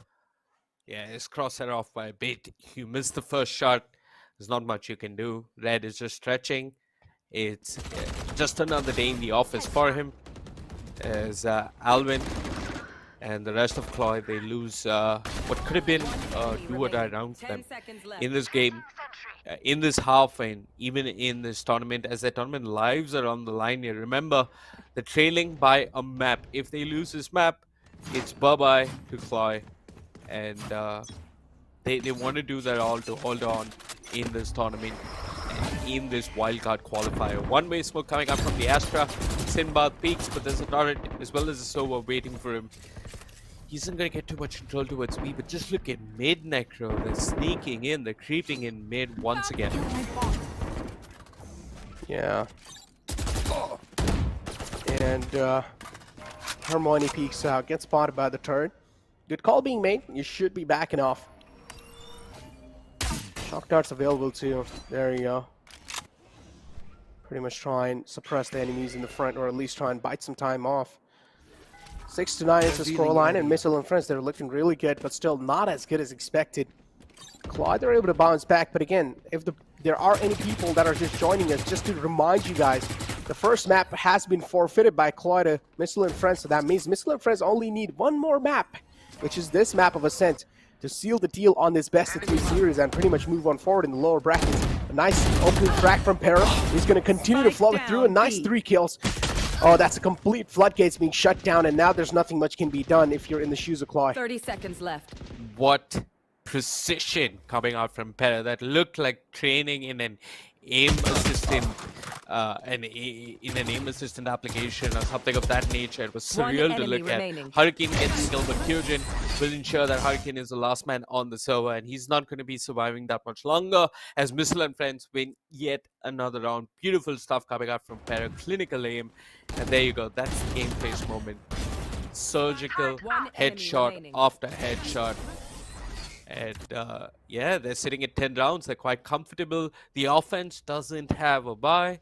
They've got the Resurrection. They've got the Cosmic Divide, but I'm not a big fan of them putting it to use. What they could look to do is get Alvin an AW point, and he's going to have the Blade Storm. Maybe he can work with that. That's why he's also purchased up full shields. So maybe that's the player for Alvin and the rest of his team. Maybe CLOY are waiting for that Blade Storm to come online, but they're not going to get control towards A main all that easily. There is the Sky, and there is Missile. Missile a wee bit out of position, and Thunder Flash will grab the opportunity. Missile dead. The offense has a numbers advantage. Can they get the site though is the real question. No is the answer. A resounding no as Hermione and Kyojin will shut them down. It's just 2 members alive and that's a Sage without much health. This is looking really, really dicey for the next. Yeah, there we go. They're trying their best to follow it through though. Oh my god. Yeah, it's just a domination, one-sided domination from Missile and Friends. Easily able to close out that round 2. No sweat. They're calm, composed. They're having some happy faces, and this is exactly what I said, right? The matchup between Global Esports and Missile and Friends definitely, I mean, it did not even shatter their mental anyways, because they were having a lot of fun. And even yesterday in the interview, it was completely clearly stated that they are not really expecting a win against Global Esports, but they just want to do as much as damage as possible to Global Esports. So, hey, it's fine. Even the loss against Global Esports did not really affect them quite a lot. So, yeah, as long as they're having a great time playing the game, that's all that matters. They're moving it forward. A nice quick dash, catches Para right there. A nice combination with the pull from the Astra. Gravity Well's going to do a lot of work. And now easy floodgates on the site. Nice pick with the Iron Operator. Looking to follow it through. Oh no, misses the second shot. Takes a lot of damage. Will fall back. 16 HP in the hands. But I don't know. Yeah, Spike's been planted. It is a bit tricky. You got to remember, Alvin doesn't have too much health. And this is a nice Cosmic Divide coming out. This could really be the difference maker. But Sky still has the Trailblazer. Gets a little bit of information. Hermione. Revealing area. Recon. Push. What do they find? They find one at the back of the side, but there's still the Astra. They're not really hitting their shots. Kyojin takes care of Alvin. It's Kyojin all the way with 3 crucial kills. One man, one vandal, and one way to single-handedly win the round. Oh my god. There we go. Missile, yeah. There's just no fear for them. No fear at this point. And a nice clutch flowing through. But still, CLOY barely alive still. And yeah, they're looking really good. This Astra pull right there, this combination was really good, but still they were able to shut down the attackers, but just did not really have a lot of time in the hands. So another round on the board for CLOY. 7 rounds for them, 11 rounds for the Missile and Friends squad. But again, they only need 1 more round to make it a match point. Oh yeah. And this is an important round for them because they've invested in the Operator, they've invested in the Odin. They want to be finding kills. B is not going to be and neither is mid because Missile, he's taking care of the controller. No smokes, no cover, no Astra. And Sage is going to rectify that rather quickly. Resurrected Hurricane will live to fight another day, but just looking at the kill right now, he doesn't have too much health. Aggression coming up from Missile and Friends, but it's going to be punished as Red dies. Hermione and Kyojin though will manage to pull things back. Alvin dead, the Astra still alive. He's got that controller. Thunder Flash, peeking, pre-firing, unnecessarily ends up dying. Kyojin gets another. They know exactly where Deadshot and Hurricane are. And there is an operator waiting for them. Oh. And it's a very reliable offense. 1.5. Oh my god, there we go. Shuts down this round in style. The offense, they have got to force, and they've got to pray, and they've got to hope that they can claw their way back in this map and in this tournament. Yeah, I don't know if they're going to be able to claw though. Things are looking quite blurry now. It's going to be really tough, man. Especially Missile and the Operator. He's going to shut down the push over and over again. How are you supposed to find those little spots, those little nukes and crannies to abuse? That's the question. I'm a bit puzzled, Necro. I'm not even sure why they're saving. Why are they buying only light shields? I just don't think so. They have enough money, dude. They do. They do. They did. Some of them did. I didn't see what's the point. It is the last round. You might as well buy out. I do want to see the scoreboard again to take a look at that quickly, though. Yeah, I could be mistaken, but yeah, I'm pretty sure I saw some of them having money. Pretty sure they would have just invested that at the last second. There's no way they're going to save any kind of money. And there we go. It's just a complete domination in this round, and nothing much can be done. It should be another round, or at least another day in the office for Missile and Friends, and a complete dominating win for the side of Missile and Friends. And this was expected from their side. Yeah, they're just having neutral faces. They're not really surprised by this win, as expected. Looking really freaking good on this. And yeah, all they needed was just this win on the map of Ascent, because as we mentioned, the first map was forfeited by CLOY because they were having a little bit of technical issues, and just to buy a little bit more time, they forfeited the first map. But yeah, now we have the winner in the lower brackets as well. Mr. and Friends are going to be moving in forward against Salt. That's going to be one of those competitions that is going to be really cool to witness. Which team's going to be coming out on top, because it was one of the closest maps as well. Mr. and Friends and Salt competition was a really close best-of-3 series, and to witness that again is going to be an absolute pleasure. Yeah, that should be fun. Hopefully, nobody has ping issues. Nobody has technical issues. That's all I'm really hoping for, Necro. I hope in the rest of this tournament and for the entirety of your life, you shouldn't have technical issues. Let's take a quick look at the scoreboard. Let's see who fragged, who didn't. I think Kyojin, Alvin, and Missile are up there. It's a Missile as the MVP. Phenomenally con rating, and let's just look at his team. Everybody's got a positive KDR, and if you look at the side of CLOY, it's only Alvin that's inching towards +1 KDR. So impressive stuff coming out from the side of Missile and Friends. Complete domination coming out from them, and yeah, 13-7. I don't think that the side of CLOY really stood a chance. Look at the headshot percentage also. The accuracy. Yeah, just, 32. Yeah. It's just like off the charts at this point. It's just unmatchable. Oh my god, 32% headshot percentage. Missile and Friends just played this proper game, or at least the proper map of Ascent on their raw aim, and this is the prime example of that. And yeah, overall, Missile as well is able to deliver pretty well on that previous map. And again, pretty much having a huge key of that victory, and also winning this entire best-of-3 series and moving on forward against Salt in the lower brackets. So that's going to be another matchup to witness pretty well soon on. So moving on forward, taking a look at the team card of Missile and Friends. And Missile, of course, is going to be leading the charts without a doubt with 233 frags, and then Perro not really far behind. Even though he plays the controller role in the squad, he's still able to stack up on some kills. So that's a statement in itself. Oh yeah, Perro really just, I mean, he's playing the Astra, but it's not just his control, it's even his gunplay that shows in, I think, hold on, Perro was not playing the Astra, it was Kyojin playing the Astra. Kyojin really chipping in, 37.97% headshot percent. That is enough to pass your board exam in my state. And it's been a solid performance coming out from the side of Missile and Friends. They're going to be facing off Salt once again in the lower bracket semi-final. This is all the action we have lined up for you tomorrow. God Particles versus Global Esports. That should be a fun one. In the earlier qualifier that we witnessed, God Particles did cause an upset. I'm just hoping that they've got their 5-man roster. I mean, Whitehorse, he's played with them in the past. But there is a rumor that Ember might be coming back, so we'll have to wait and watch to see who actually ends up playing for God Particles tomorrow. It's been a great day of Valorant, Necro, but I believe we've still got an interview coming up. If I'm not mistaken, production will obviously keep us updated. Yeah, indeed. Production will definitely keep us updated. The interview should be lined up soon. But yeah, Missile and Friends, we did have an interview with them yesterday as well. So overall, man, Missile and Friends, they were just looking really good. Yeah, the upcoming days are definitely going to be really interesting with some known teams, and God Particles versus Global Esports. Again, we're going to get to see them brawl together. We have seen what happens when these two teams do clash.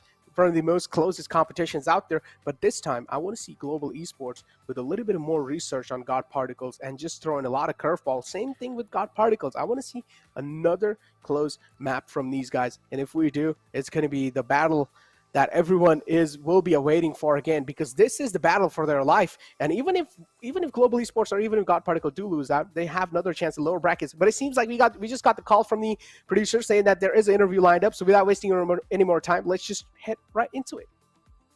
Connecting some insane shots. I want to know one question first. This is my first question. So there was this one round that Missile, I believe he was on top mid, tried to hit like sheriff shots on Thunder Flash, and he whiffed everything. Did you guys say anything to him after that? No, we didn't watch that. All right, I think you might need to talk to your teammate about that. Yeah. Just take a look. That was really funny. Yeah, we need to sit and talk about that. One question from my side, and that is, okay, so basically, Missile was about to secure his ace, and you guys literally was struggling to found the last player. What was the call outs going through your mind? And in fact, We're just trying to steal the ace from him. Oh, yeah. And was this a mutual decision, or Yeah. was Hermione the one Yeah, who yeah. decided this? Everyone was just everyone just left the site and just was just gonna steal the ace. Running Alrighty. for the ace. So one more Yeah, question, running to Mr. steal Red. the ace. This Yeah. is about the matchup that you have tomorrow. There's a challenge for you guys from Salt Esports, and they said they were gonna win. Yeah, So yeah. I want to know from you, what were your thoughts? Well, they can try their luck. We are prepared. Dude. That is nice. I mean, and with the power of friendship, I hope you guys do give a tough fight tomorrow, and hopefully you guys walk away Yeah. to the finals of the playoffs. In fact, the semi-final of the lower bracket. From there, I think we'll have a conversation again if you win tomorrow. So yeah. Yeah, inshallah. Yeah. Thank you so much for joining us, Mr. Red. Congratulations on the win, and all the best for tomorrow.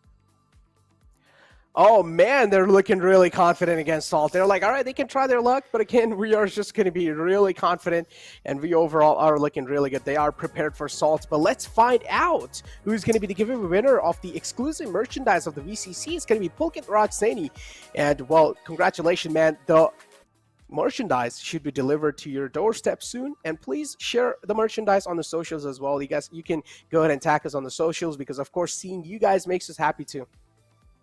Oh yeah, I hate Breeze with a vengeance, but that T-shirt, it's something I really want. I'm gonna take part in the giveaway for the remainder of the days, and yeah, if you've been enjoying the broadcast, if you want to know how to take part in the giveaway, look at the YouTube description. Follow NODWIN Gaming on YouTube, on Twitch, and yeah, you can find our socials.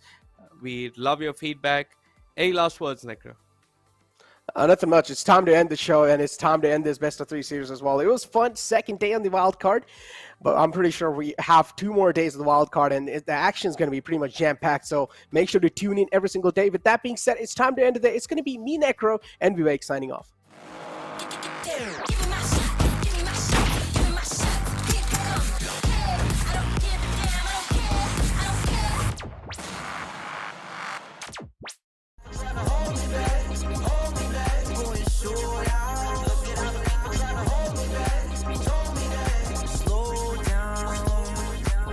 Going out, getting high on the weekend. Going down, slow down. Oh, party on my own. Party on my own. I'll party on my own. That's tight. Max Watson, Tony Romero. Party on my own.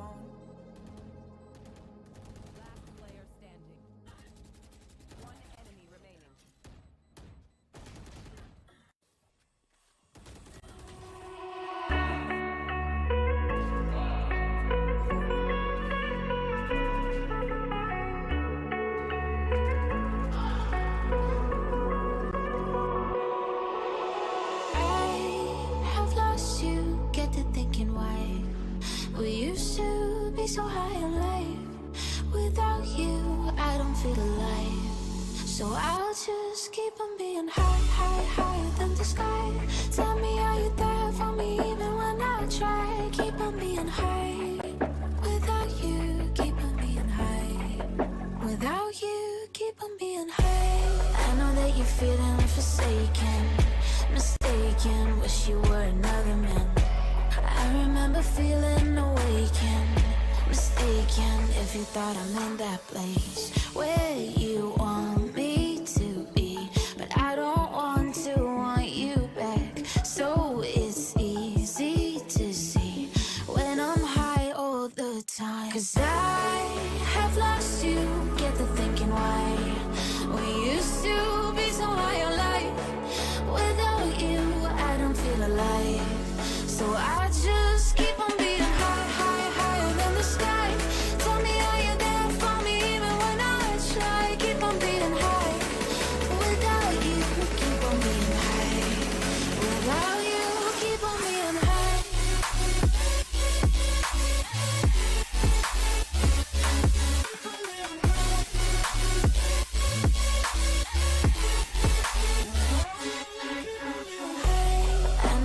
feeling forsaken, mistaken, wish you were another man. I remember feeling awakened, mistaken, if you thought I'm in that place where you want me to be, but I don't want to want you back. So it's easy to see when I'm high all the time, 'cause I have lost you, get the thinking why we used to be so high on life.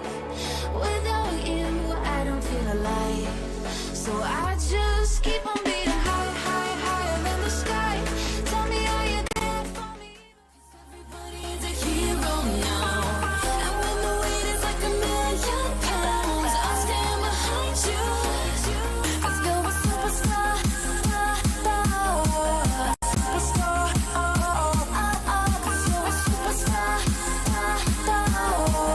superstar, 'cause you're a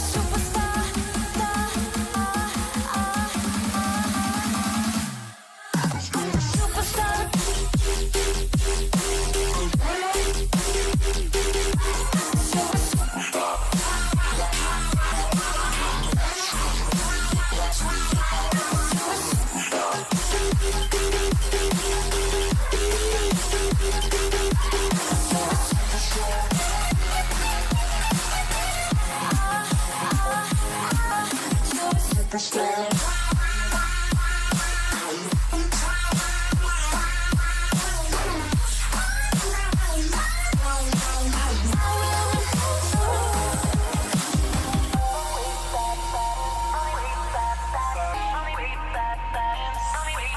You're the superstar and you don't need a golden crown, 'cause everybody needs a hero now, and when the weight is like a million pounds, I'll stand behind you, 'cause you're a superstar, superstar,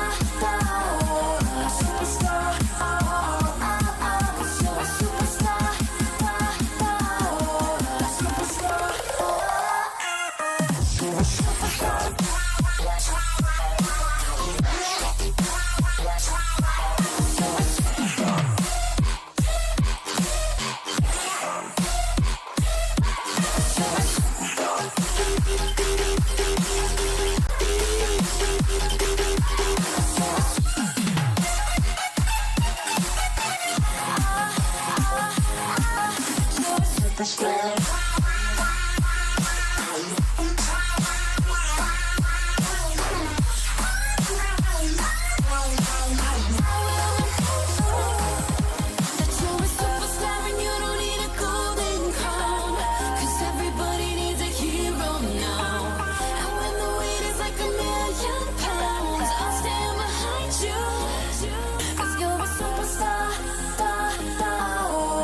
Superstar,